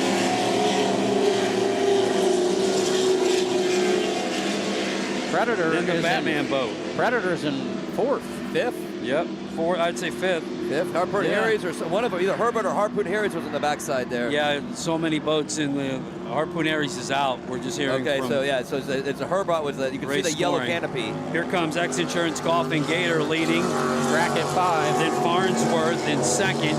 That's Bulletproof. Yep. Bulletproof and Bronx Phantom. They were neck and neck there. With Mean Streak. Yeah, it was Mean Streak and Bronx Phantom. They were neck and neck as we go on top with the X Insurance Helicam, looking at their crew member, X Insurance 501. There goes Sweat Equity. Sweat Equity. And here's a good look overhead. Now we're back with the lead boats in the first start. This is the 200 class boats. And Herbots told us the other day that they have problems breaking out because they could put them in slower classes earlier in the year. Having a tough time staying in there, he told us. And Keith Herbot and Kate Herbot on board. Is this the 34-foot Phantoms battling it out in 400 here with Control Freak? Yeah, that's what it looks like, because they're one of the few 3-person teams, and the only one, I think, in bracket 400. But now we're back to the chase in 500 with Golf and Gator X Insurance and the national champions, Bulletproof Farnsworth, giving chase. Yeah, we'll track the boats right here as they come across the start-finish line. And that's Control Freak. 434, Control Freak. Simmons is in second. Running in second is Simmons. Control Freak had an awesome APBA national season. Went undefeated. And Woody in third. Ran into trouble once they hit Key West, unfortunately. Team Woody in first and Team Allied. And Allied in fourth, so. In second. In fourth, I apologize. Team Allied. They're all in bracket 400. Yes. And here's the first look at your bracket 700 boats coming through. Some of my favorite boats to watch right here.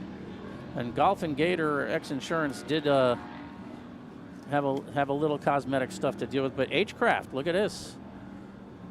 So Coming H-Craft through in first. Yeah, Ricardo Mal biggest boat in the fleet. takes the lead after lap number 1. Team H-Craft. 747 is in second. I didn't see. Yeah, Golf and Gator's right up there, probably third.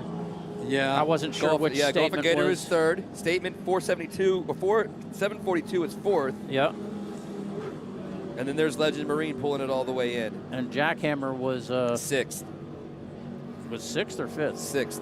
I had fifth was statement. The other statement is 759 went right in front of him. So H-Craft first, second 747 Bad Decisions, and third the X Insurance and Statement Safe Cash in fourth, Statement Bad Decisions in fifth. Here's the 200 boats already coming by again. So your 200 boats. No. That was Herbot that That's we were the scratch just and with. sniff This right is there. Scratch and Sniff right here running unopposed. But here's the bracket 200s. Herbot in the lead. Herbot in the lead over OC. Justice League is third. Predator fourth. Batman fifth. So that's a change in almost all positions.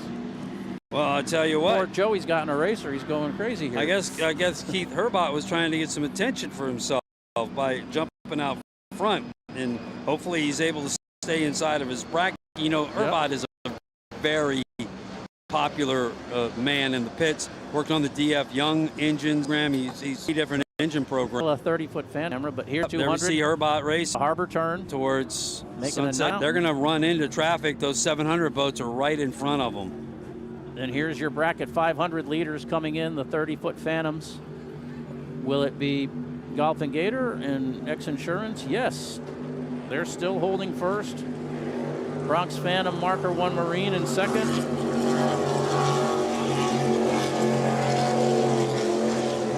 So they got around Bulletproof, but I don't see Bulletproof. Here's Mean Streak up to third.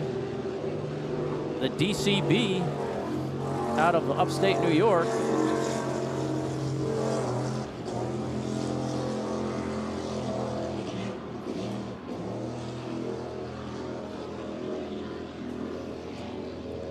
Big air there, heading into Key West took Harbor. a nice little leap there. This looks like the 434. Yeah, that's the Control Freak boat. No, let's see now. No, this is Sweat Equity. Sweat Equity, the yeah. outboard boat. Which means they've moved up a spot as well. It means Bulletproof obviously broke down somewhere on the course or is not at full speed. Right. Here's Control Freak. Still holding first. Simmons is in second, but Simmons won the other day. Simmons won the first 2 days, so they should be in control. Because Control Freak didn't come in second both days. And Team Woody holding on to third for the second lap of 8 here. Yep. Here they come by in that Levy craft. Another California-built boat.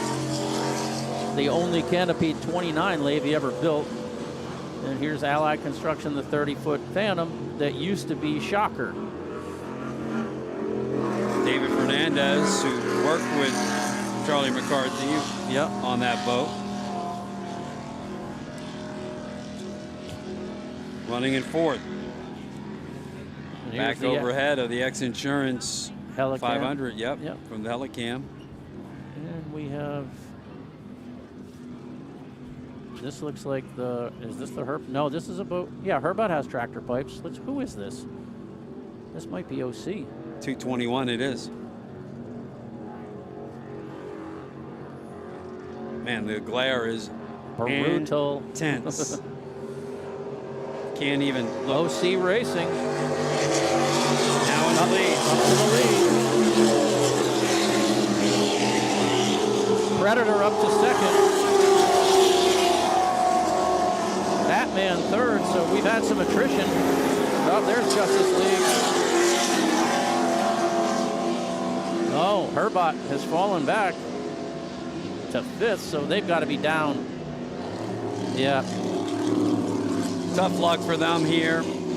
Had to move out of their normal class. Very difficult to do that. And look at this battle in 700. And that X Insurance, that little Nitra from Sweden, is a good foot narrower than the other boats. It just carves through it. Joey, what'd you have there in 700? 759. We've got the 747 in first, X Insurance second, 742 in third, fourth is the 759. Oh, so what happened to the H-Craft? Jackhammer coming in. Oh, here's the H-Craft. Whoa. Yeah, they're H-Craft off. all the way back to sixth. Wonder if that's a Guardian. Potential situation, no doubt. Making us work the hardest with the most boats in the last race. I know. Yes, I knew that was going to happen. And here's the hardest boats to see. Legend Marine. With and especially looking into the glare, but we'll roll with it. Yeah. We're in Key West, and we thank you for joining us. The 42nd Annual Key West World Championship. Cool boat to watch. That's a fan favorite for other people who love the whole themed boats that MTI used to build. Yes. And coming by our X Insurance Class 1, or Class 5 rather. Bronx Phantom, Marker 1 Marine in second. Herbot's out. That's too bad. So 3 laps done, Class 500. Just 3 more to go. The Class 200 boats still have 6 laps left. Mean Streak is going to be coming across in front of us, still in third. Five for Class 200. And in 400, it looks like we've still got Control Freak.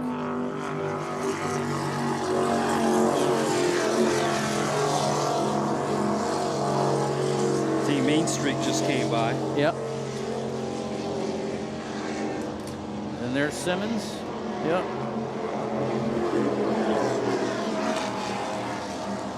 And here comes in front of us. Looks like Scratch and Sniff. Yes. Continuing to run, so get your laps. You can still say you won in Key West.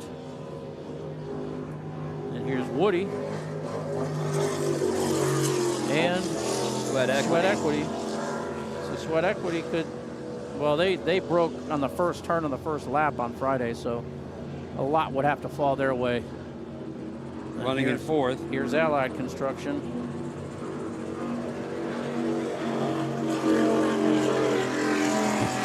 Also running in fourth, that's in bracket Class 400. And here's OC. At this point, OC Racing didn't turn any points in on Wednesday, so they can't win a national championship. Predator in second. Predator and Batman. Yep, 2 and 3. But Batman had a penalty the other day. So we'll have to see how that plays out. There isn't anything we can leave here and say official, because they're all bracketed boats anyway. And Batman's one of those ones that did not qualify the World Championship point chase. True, so they're out. So there's only 3 boats in the World Championship chase in that bracket too. It's Predators, Justice League, and OC Racing. At this point, it's Predators to lose. Yeah, it's world title. Cigarette League is going to come second because OC Racing didn't turn any points on Wednesday, so that pretty much took them out of the hunt.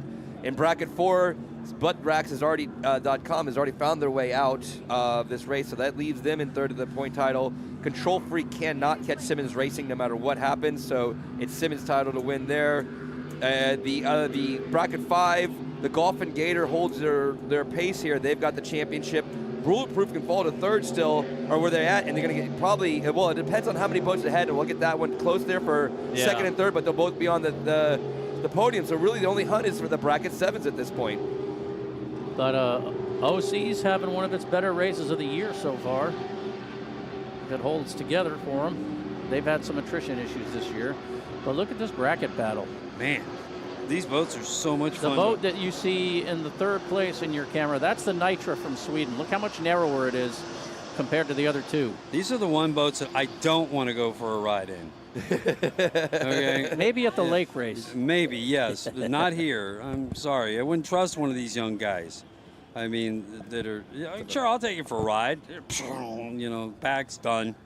Yeah, and Owen Buis, the son, is actually the throttleman with his dad in the activator, I think it's the 759. Battle going there. But yeah, that's the X Insurance. Yep. With Cameron Turk and Robert Bryant. They're your national champions. And look at this battle. So if that's the Safe Cash, that's the battle for the title right there.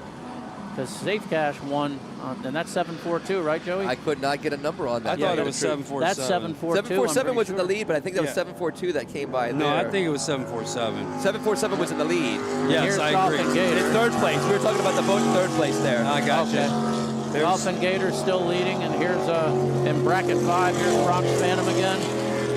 H-Craft. Yeah, it has to be that statement because all the other ones. So the 759, the 742 had to come around in second place there. All right. All right. You're going to have to get me caught up on 700. Yeah, we'll go back to, when we get a lull, we'll go back. Joey can catch us up, or we can watch them when they come back. They're kind of far away to see. But Control Freak is still leading bracket 4. Right, and we just... Whoa, look at this battle in the harbor with the little boats. Dolphin Gators going underneath one of the statement boats to take a position there. Nicely done. Like father, like son from JJ to Cameron there. Simmons racing through, running in second on lap number 4 of 8. Bracket class 400. Lucy Racing. Yeah. Main Street Team Woody's all come through. Predator. Still running 1, 2, 3. With Batman Racing. Was OC still leading? Yes, they were. Yeah, okay. So Predator second, Batman's third. Yes. Justice League 4.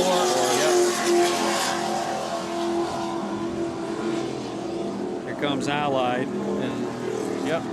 Fourth place. And Allied running in fourth. In bracket class 400, halfway through. And this is Sweat Equity coming through in third, I guess? Fourth. Fourth, okay.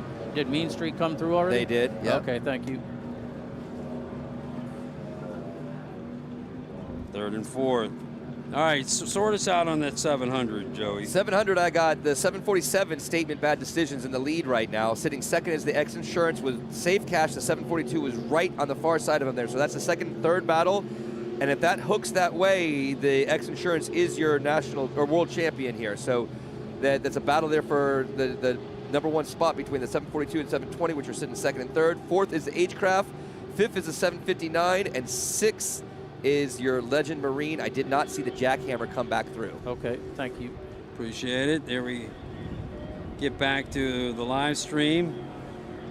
And no, that's not your computer monitor. That's the sun. Here's Farnsworth, bulletproof under tow. Yep. So we hadn't seen them come by for a while. And back into get out of the water. And there's the Harpoon Harries that we know was out early as well. So unusual seeing them in a cat boat, but made provisions to give Team 25 their boat for the Key West World Championship so the British team can compete. Here come our lead boats in, or at least one of the Or is class. this scratch and sniff? This might be scratch and sniff, it is.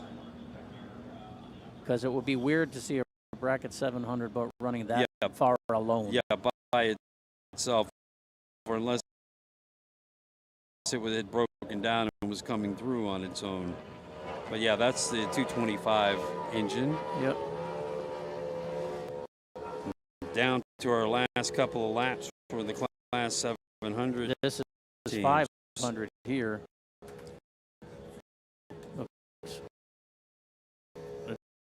It's a Phantom, I know that, unless something catastrophic happened. I would think Golf and Gator would still be out front, but X Insurance, let's see.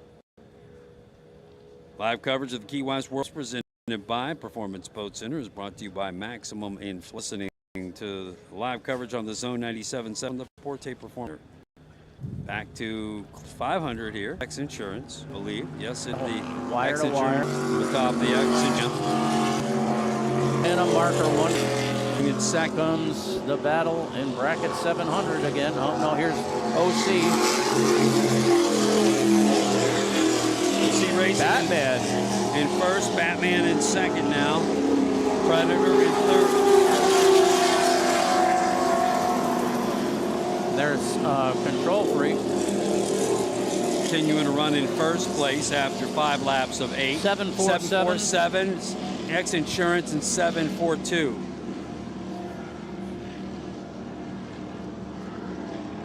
In third, X Insurance, Golf and Gator in H-Craft 2. up to fourth. Woody. Simmons coming around as well. Okay, yep. Second. Justice League came by in fourth. Yep. So Team Woody. 759 just came by in fifth for bracket 7.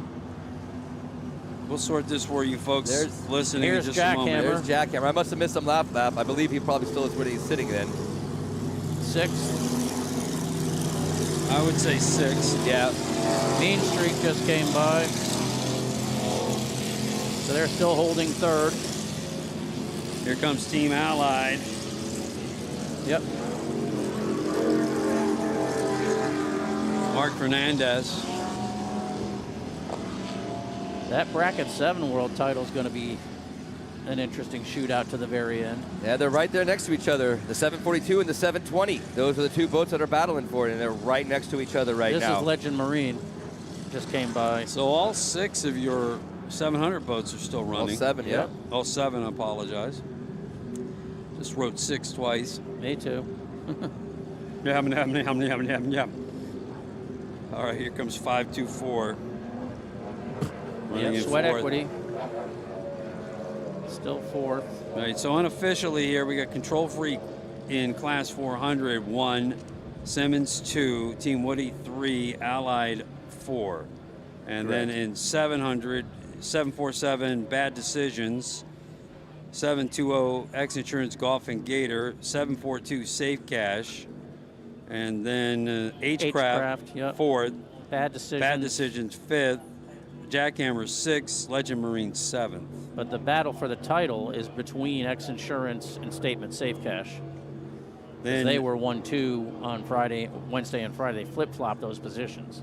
Then in bracket class 200, OC Racing and Batman Racing, Predator and Justice League, 1, 2, 3, 4. And a team in class 500, X Insurance Golf and Gator 1, Bronx Phantom Marker 1, Marine 2, Team Mean Streak 3, Sweat Equity 4, unofficially in and brackets. OC Racing is on the camera now, coming our way.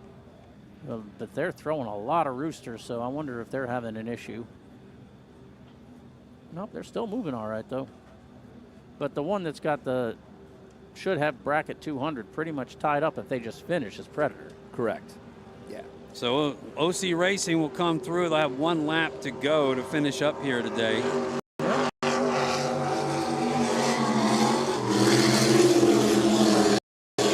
Batman Racing 2. Predator 3.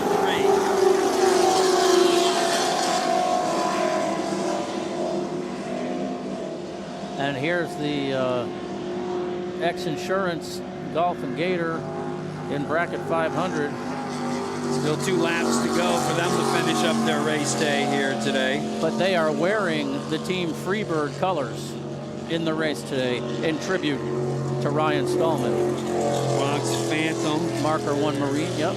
And in second. Now here comes Justice League. Still coming through in fourth on our camera in bracket 200 as they're coming in to your view just now. We picked them up a little earlier than you do, so.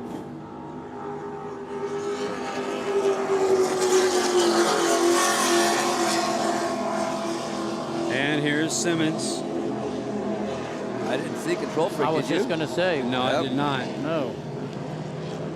Team Woody's second then. Yeah. Simmons is taking the lead. Team Woody in second. And here come the Killer Bees. Ooh, this is fun stuff. As long as I can see them. I can't This even. is a battle. It looks like the Nitra's trying to come up on the inside. No. Yes. Yes, nice. it is. No, that looks like. Great shot to the production crew there. That's almost two superboats identical to each other because the Nitra's the narrower one in the back. But these are more conventional American 22-foot to 21-foot boats. That is 747. 747 into the lead. In the lead. Yep. Still in the lead. That's scratch and sniff in the middle of this. That's what that was. X Insurance is in second. H-Craft is coming forward and passing them, though. But officially, X Insurance 2, H-Craft 3 now. Mean Street and Allied have come through. 742 is fourth. They are fourth, but they're not running up to speed. Okay, let's see who this is, because I noticed when Scratch and Sniffs came through, their little rear hatch was up. That's 759, so they're still fifth.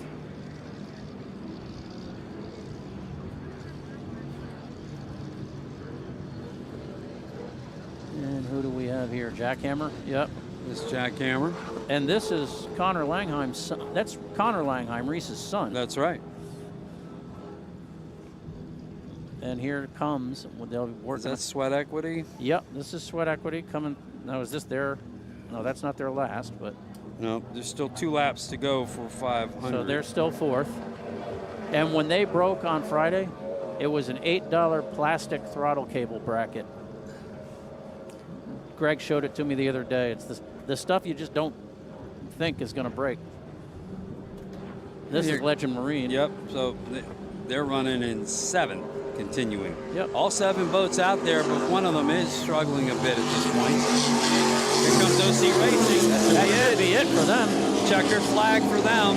Batman Racing finishing in second in Class 200. And here comes the world champs. That's right, for the 3 days of racing. They Team are. Predator 244. And Connie Stallman told me the other day that they knew that's all they had to do. They plan it all out. They kind of take the old school approach and know exactly where they need to be, and that's as hard as they're going to run to do it. Beautifully prepared 41 Apache with the big blower motors. And Bobby Ciceni came by the pits the other day to give it his blessing, so that was pretty cool. Hey, listen, all right. Bobby Cicente, who teamed up with Ben Kramer to win the 1984 World Championship in the historic Apache Warpath. And this is bracket 500. And if this is X Insurance Golf and Gator, they should have one more, right? Yes. Okay. 700 should be ending here, and I got the 4s and the 5s going the 2 more laps. All right. Yep, this is X Insurance Golf and Gator. Tough day on Wednesday. Didn't even know if they were going to race Friday, but Here's they your did. cigarette leg. That's going to be the... Okay, this is Brock's Phantom. Now, you can't call it cigarette anymore, Joey. They replaced the boat with a Phantom. So Yeah. it's just Justice League. It's tough. I've been doing it too. Here comes Simmons. Here comes Simmons, yep. So does this give them the win? One more lap to go. He's going to sneak on through here. He's still running. Have to tell us to wrap it up, Joey. Boats. Looks like Batman boat is still. But run all year. How that's going to work? Right, Other than right. Today's it's Oh, over. yeah. Simmons has the championship in the 400 class. Control Freak and ButtRacks.com, the only teams that were actually qualified for the World Championship, are Right. both broken down. So that pretty much is just opened the door for Simmons the rest of the way. Another look at the team Urbot Racing. And now all of a sudden we get a puff of wind. Yeah. Well, Allied Offshore coming through. And they're also racing for the trophy only, right? Who's that? Allied Offshore and bracket Allied 4. just for the individual trophy today. Bronx Phantom's one of the ones that are racing for the only the trophy today. Yep. And same with the H-Craft. As good as they've looked this week, they're only racing for individual It's trophies. the first time they've splashed that boat in racing. then to make the prerequisite qualifying. All right, now we've got 2 bracket 700 boats and Mean Streak coming into our camera now. So that means Mean Streak is still running in 3rd. Yeah, just a lap to go for him. X-Insurance Golf and Gator out for its last lap with Bronx Phantom Marker 1 Marine in 500. So let's sort our 700s here, guys. Everybody. So this is our leader in 700 coming through behind Mean Streak. This is it. All right. For the checkered flag in Class 700, 747 Statement Marine. That's the H-Craft and second behind all that mess there. Okay, but if this is supposed to be the checkered flag, it's not waving. Excellent. Yeah, they should be raving checkered flag for sure. Okay, so 720 will take 3rd. Still be good for a podium for them. All right, Justice League is crossing the course in a hurry with its hatch up. So get out of the way, everybody. They're headed to the crane before they sink. And here comes your next 700 class boat, 759. 759 Bad Decisions will finish up in 4th today. Yep. In terms of the World Championship, we're going to have to sort that out. Yeah, give me a second here and I'll have those numbers. But I'm looking at it's X-Insurance Golf and Gator is your world champion in that class. Sweat Equity and Angie Pierce having the ride of her life this week. First time in an offshore powerboat at Key West. In 4th, and here comes our 3X boat, the Scratch and Snip. No, that's Jackhammer. Oh, apologies. There's Jackhammer. The 742 never did make it back around again. He was limping coming through last time. We'll finish up in 5th today in Class 700. Oh, that's too bad if Safe Cash was battling for the lead. Yeah, this is the Scratch and Sniff boat here. Yeah, you can see that running hatch unopposed. Yep. Their rear hatch is up. They might want to look at that before the hinges rip off. Checking in on more action here in bracket class racing to wrap up wrap up the World Championships presented by Performance Boat Center. This here is Legend in Key West. Marine. Legend Marine will finish up in 6th. Yep. Here's Golf and Gator, Team Woody's, X-Insurance. That's the title for them. That's the World Championship right there for them. Congratulations to those guys. What a week for them. Simmons Marines completing his World Championship as well. Back-to-back World Championship boats there. Marker Marine, Bronx Phantom in 2nd. In Class 500. And Team Woody. Team Woody in 2nd in Class 4.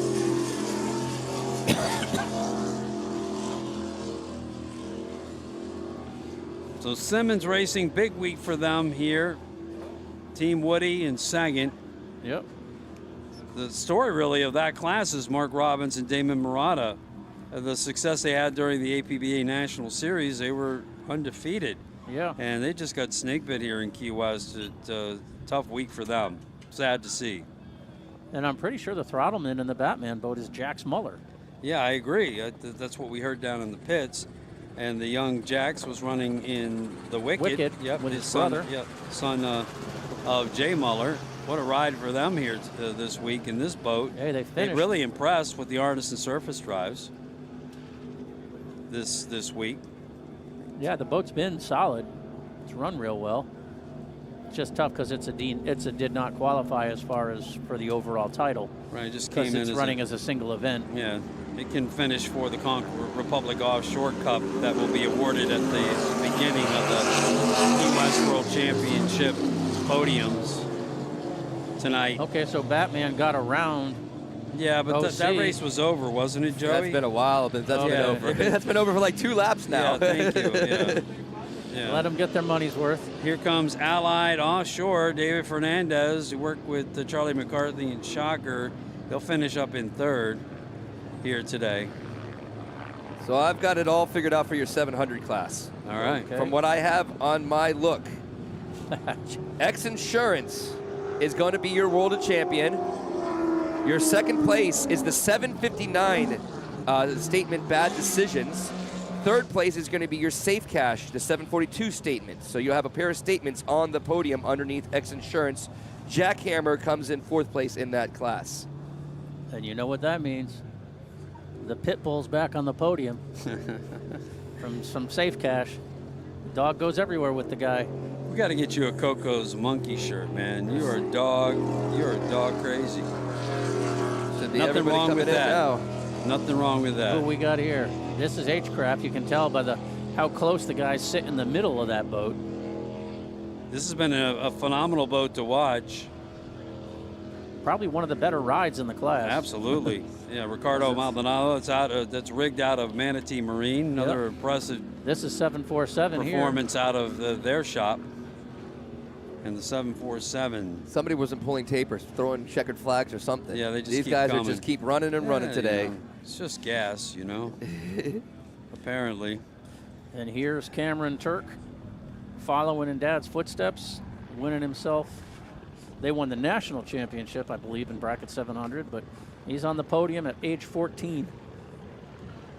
Get to come to Key West and hang out for a week and race boats. And here's Sweat Equity. Sweat Equity will be on the podium in third place. They missed second place by 2 points. So who's on the podium? Oh, Mean Streak got second? No, Mean Streak was a DNQ as well. They found out last night. I thought they made it to a couple races. No, that's not. I got the note this morning, that Mean Streak was a DNQ, does not qualify. So there's 3 boats left in that. You've got, the winner is the 501X Insurance. Bulletproof. Bulletproof comes into second with 359 points. And third place, Sweat Equity with 357. And then 200 is Predator is one. Predator's the one that won the World Championship. Yep. Justice League comes in second. And OC Racing didn't get any points for day one. So that really put them in a bind that it was almost too much to come back at that point. But they're third? They're third still nonetheless. Good for them. And then, like I said, we did the 700s already. And then Simmons is your 400. Let's see. Simmons is your world champion. Control Freak ends up in second place. And ButtRacks.com is your third place team. And 500 was Golf and Gator. Golf and Gator. Second is Statement Marine. Oh, no, that was 700. The 500 is Bulletproof is second by 2 points. And Sweat Equity's third. Yep. There you go, folks. If you didn't get all of that, read Eric Colby's story tonight at Speed on the Water. Tomorrow. No, tomorrow. Okay, sorry. It'll be in the Citizen too for everybody too. There you go. Absolutely. Yeah. We're going to recap here after we sort ourselves out here. Joey, great jobs. Yes, thank you very much. That was about as difficult as it gets. Trying to build that thing and build my cheat sheet for all this today was about mind-bending as it got, and I really was delving into the stats, and I'll admit, Brittany and I sat a couple times, called a couple times, like, all right, what is going on? How do you have these points now? It doesn't, and we finally, I think we got it all straightened out by this morning. We were a good spot, and yeah, it was chaotic, it was fun, and it's a wrap, folks. Above all else, we want to continue to give our support to Ryan Stallman. Absolutely. We continue to hear good news, and we want to keep hearing that, so everyone keep pulling for him and send positive thoughts to the Stallman family. We'll continue to follow that story both on Speed on the Water and Keys News with Joey Cook as we have wrapped up the 2023 Key West World Championships presented by Performance Boat Center. Thank you for joining us on the global live stream. Don't forget at 6 o'clock the awards here at the Coffee Butler Amphitheater. So don't head anywhere. Just come on down, grab yourself something to drink, and get ready to enjoy the awards at 6 o'clock. And if wherever you're sitting around the world, they will be live on the Race World Offshore Facebook page and at YouTube tonight at 6 o'clock. As you can watch them globally this evening. 6 from the Coffee Butler Amphitheater. That's it. We're going to come back and recap quickly from the Porte Performance Broadcast Center right here on the Zone 97.7 Sports Radio. There's a lot of boat rental places in town, but none of them compare to the brand new Beach Weekend. With over 50 brand new boats at the best rate around, Beach Weekend promises to deliver a boating experience like never before. Been thinking about buying a boat? Don't. Just join the Beach Weekend Boat Club. For a small monthly fee, you'll never have to worry about the hassle of owning one. You'll just get to experience all the fun. Membership is limited, so visit beachweekendkeywest.com for more info. Catch all the action of the powerboat races at El Mason de Pepe's in Mallory Square. Quench your thirst with one of their homemade mojito specials. Grab a Cuban mix or one of their delicious specials for lunch. Later on, watch the sunset and have dinner and dancing to the tunes of Caribe. No matter what, you'll be right in the middle of it all in the magic, beauty, and charm of Old Havana right here at El Mason de Pepe's in Mallory Square, preserving Key West Cuban conch history since 1997.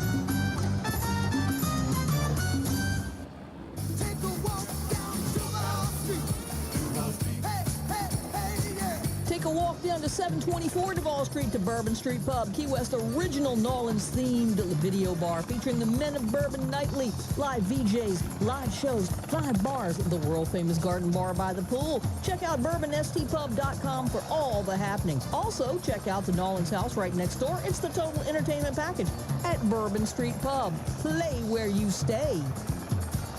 We've Got the Keys, your local expert for celebration and event planning, specializing in creative incentive travel and one-of-a-kind events. We love Key West and proudly produce some of your favorite annual festivals, including Fantasy Fest, Taste of Key West, the Key West Songwriters Festival, and the Key Lime Festival.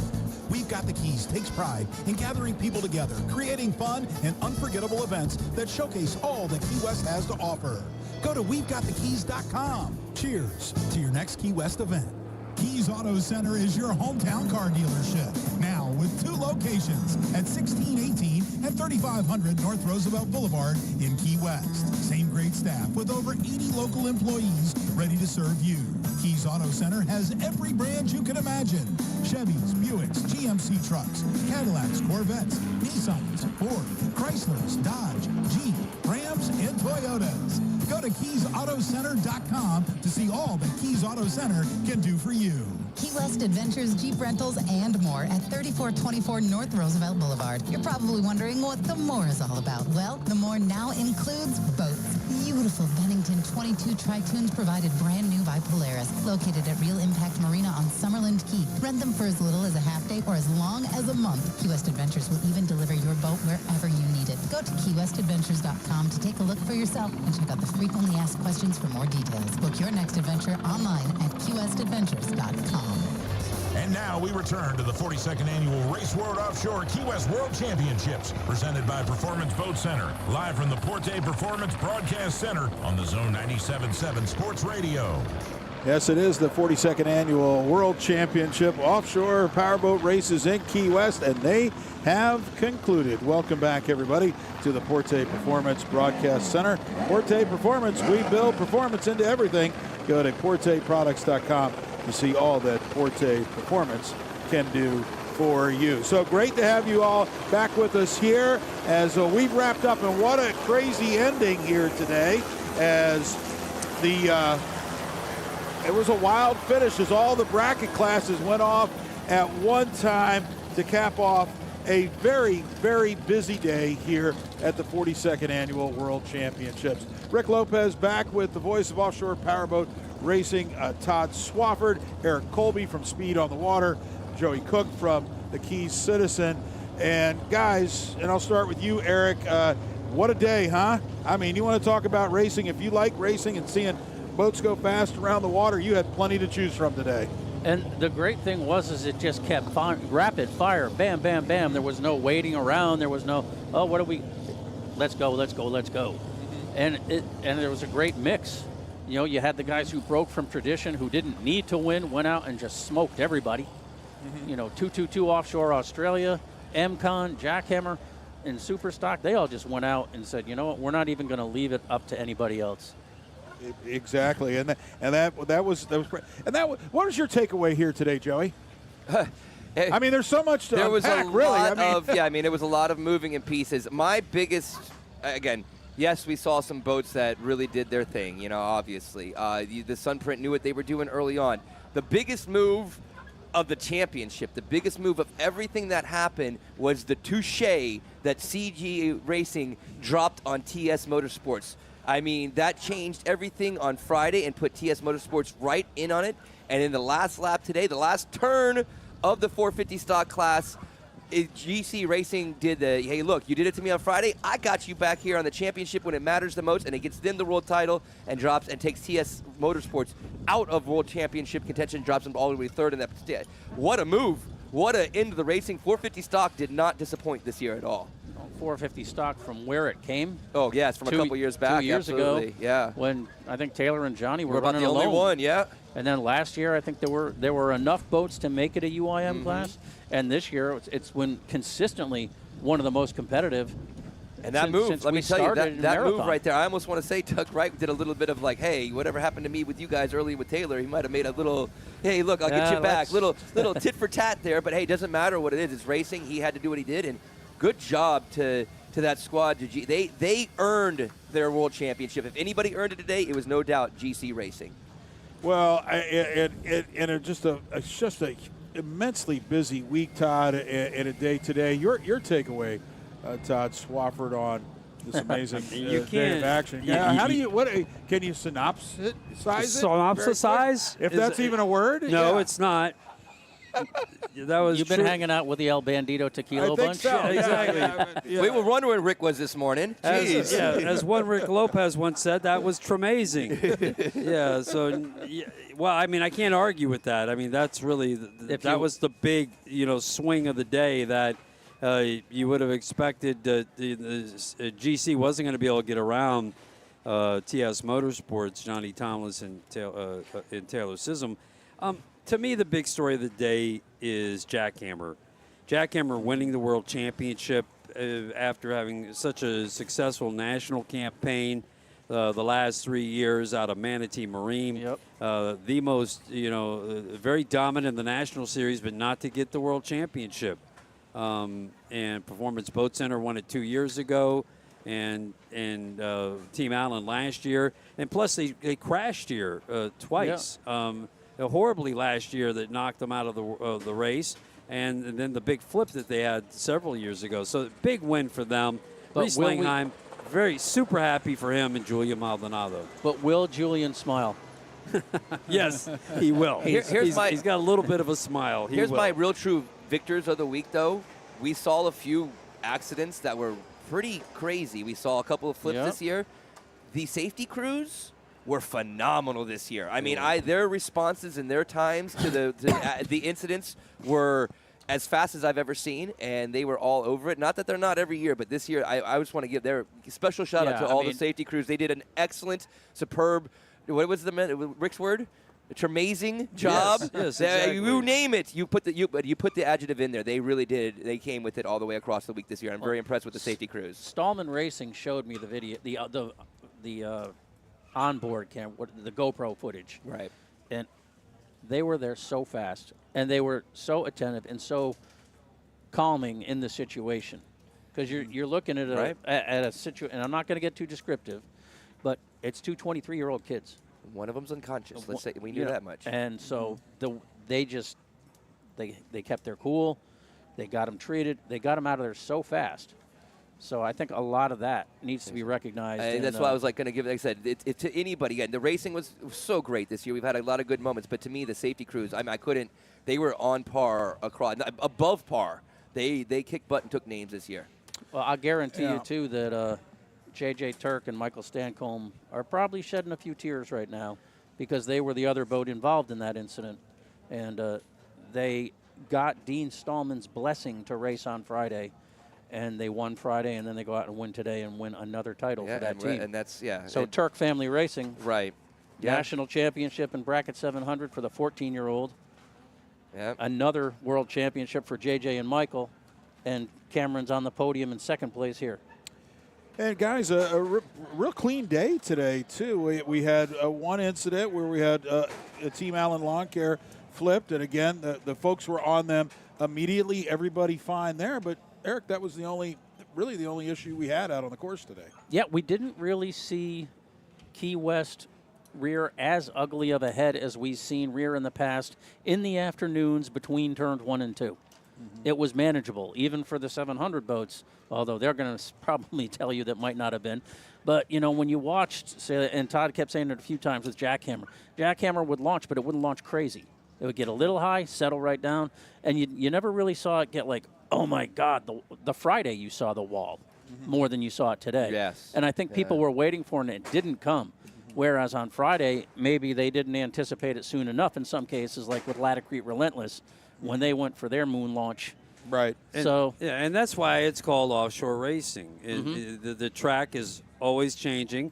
There is an element of the weather that you have to kind of read into it. You have to make the right weight decisions, the right prop decisions. And even when you do that, you just don't know what the track's going to play to you. It's not a track that you can know exactly. Okay, there might be a hole here. Well, guess what? Maybe it's not this time, and maybe it's over here this time. in the 700 boat, the Turk Family Racing X-Insurance boat, that real narrow one, they have learned, and they swore me to secrecy on the weight of the bag, but they pass a bag of lead shot back and forth between the two of them to keep the boat balanced. They're in the middle of a race doing all this stuff, and they pass the bag back and forth depending on where they need to do to keep the balance.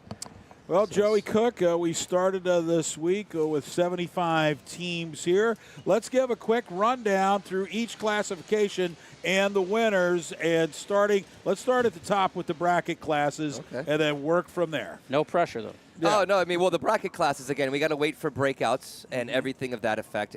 But all in all, a lot of these bracket classes, there were only racing. There are a lot of boats out there, but a lot of them did not qualify for the World Championships. Keep that in mind as well. These are you got to start somewhere. Yep. So this is where you start a lot of times in the bracket class, but it still gave us some great racing. In the 200 bracket class, again, Batman, as great of a paint job and as cool as it can be, unfortunate championship. OC Racing did one. So it really only left two boats in the mix for this World Championship, Predator and Justice League. Predator came out unofficially still. We got to go check everything, but Predator is your world champion in that class.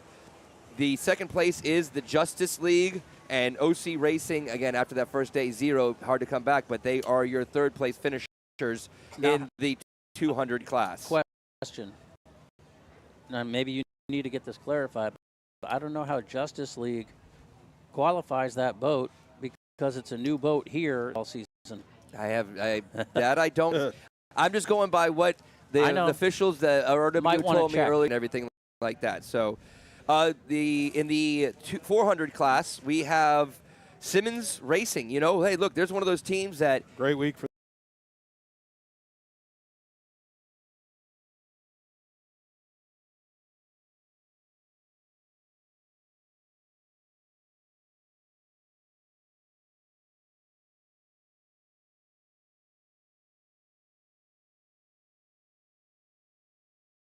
Cracks.com finishes third in that championship chase. 500 class. We've got on to the X Insurance. That's your champions. We talked about them.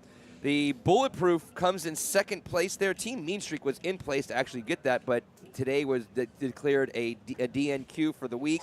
So that leaves Sweat Equity as the only other boat in that class as well to take the third place spot on the podium there for the week. Let's move on to the 700. Woo, the 700s. This was a fun one.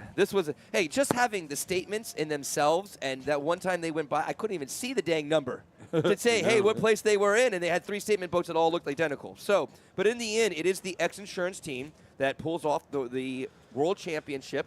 Second place, out of the back of the pack. You know, there's one of these young kids that are coming along, the statement 759 bad decisions. Unofficially is your runner-up for the World Championship right there. Yep. And then third place, the Statement Safe Cash, which had a great week up until the final final 2 laps, breaks down, drops all the way down. So they end up on the podium, third place in the 700 class. Exciting stuff there.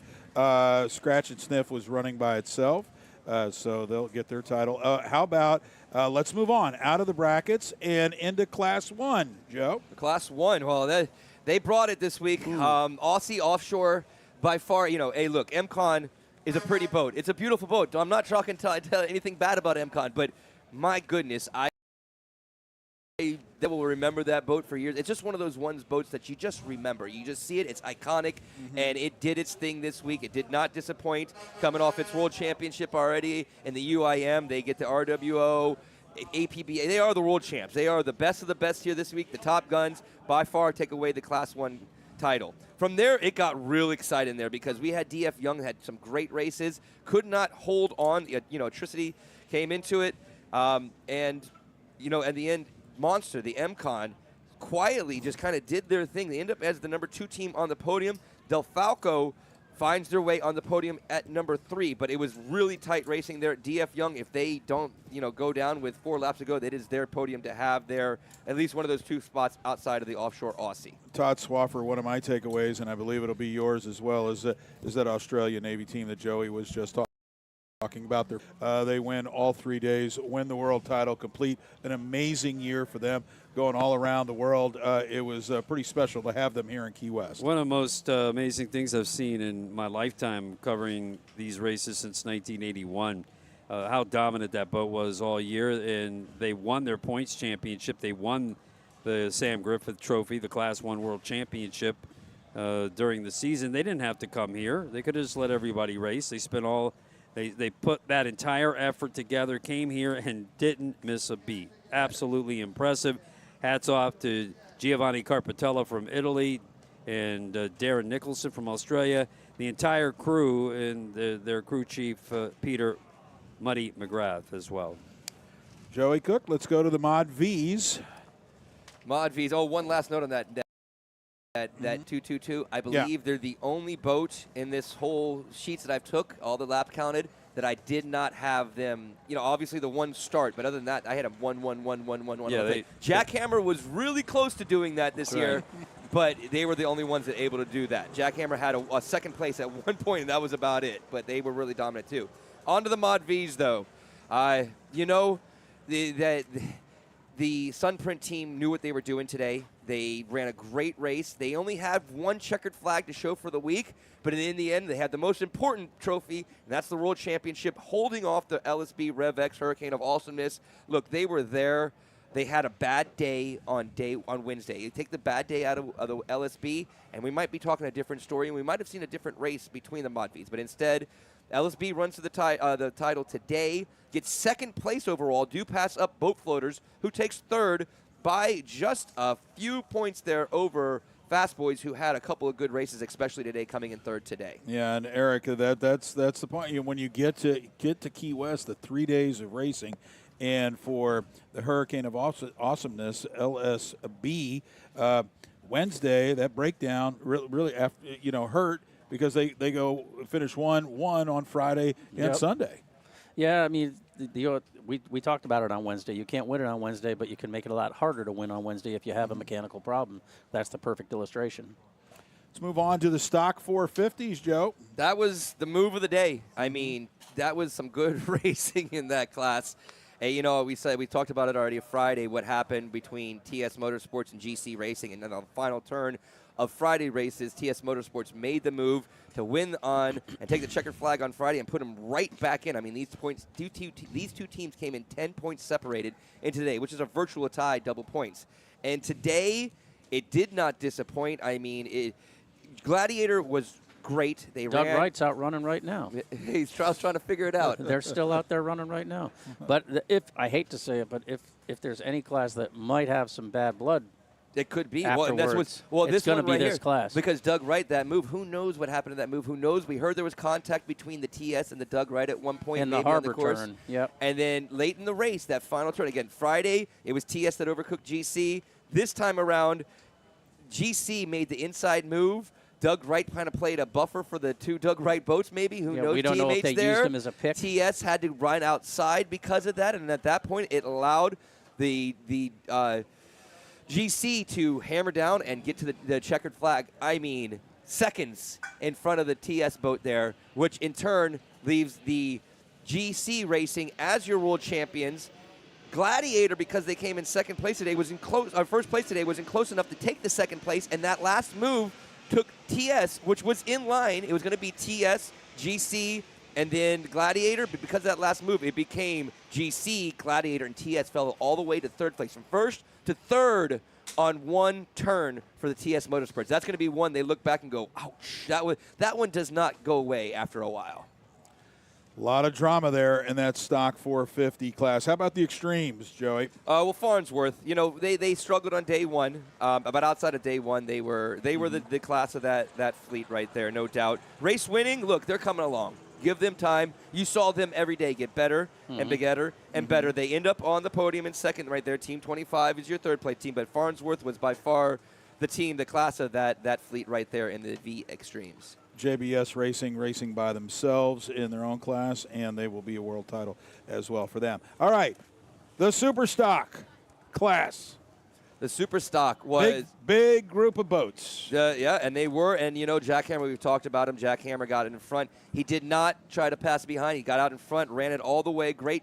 On the restart, Coco's Monkey might have been able to pull up a little bit more to second, but the restart, they left him, you know, fighting for third there the rest of the way. Northwing gets into second there, so your 1-2 goes Jack Hammer, Northwing. Then third place, the last spot on the podium. Look, there's two teams tied. Both with 299 points. I got Coco's Monkey and Big East. I'm sorry, at Celsius, both sitting at 299. So it's going to come down to time. I do believe it was a 13 seconds difference between Coco's Monkey and Celsius coming in today. I think Coco's got him was down by 13 seconds, but took him by some 20 seconds today. So Coco's is probably going to end up on your podium as the number 3, just ahead of that Celsius team. But what a race that was to find out that podium there. All right, let's jump to Supercat so we can let the live stream folks go, and then we'll sign things off here locally on the zone. But go ahead. That's where I was going, Todd. And our last, giving you a recap of all the races. The final one, Joey, let's recap Supercat. You know, MCon, class of that fleet there again. They did what they needed to do. Graydell, you just wish things were different. They could have really made an impact there in that overall, and it's too bad they end up, falling way off. Your Dirty Money team does come second today, second overall. Great job by them. And then CR Insurance comes from 6th place today, takes third on in the final race here today, jumps all the way to 3rd place and onto the podium, just edging out Pro Floors, which was another one that had to come way deep in the back from the backside and make their way up for the 4th place today, but they end up 4th overall. So your podium is MCon, Dirty Money, and CR, the X Insurance. Lots of podiums for the X Insurance. Yeah, they did pretty good. It's been quite a week. We had a flyover from the Navy on Friday. This huge fleet, tremendous racing here all week, Todd. Real it's been quick, the Super Bowl. Yeah, no, real quick. We'll let the live stream shut down. They're busy. They've got to get to the amphitheater tonight for the 6 o'clock awards, which will be broadcast here on Race World Offshore's Facebook page and at YouTube. I believe the races were on there all day. Hey, listen, just real quick, I would like to say to Extreme Angles crew, what a great job. Emily and the entire crew, Joe and Oslam, fantastic job. J.W. Powell helping out as well as a associate producer, making the whole thing come together. And the folks at Hotwire, Jordan also helping as well. Thank you very much. We'll see you on the live stream, everybody, tonight at 6 o'clock. Now back to wrap things up here with Rick Lopez. All right, let's get some final thoughts here on the radio. Eric Colby from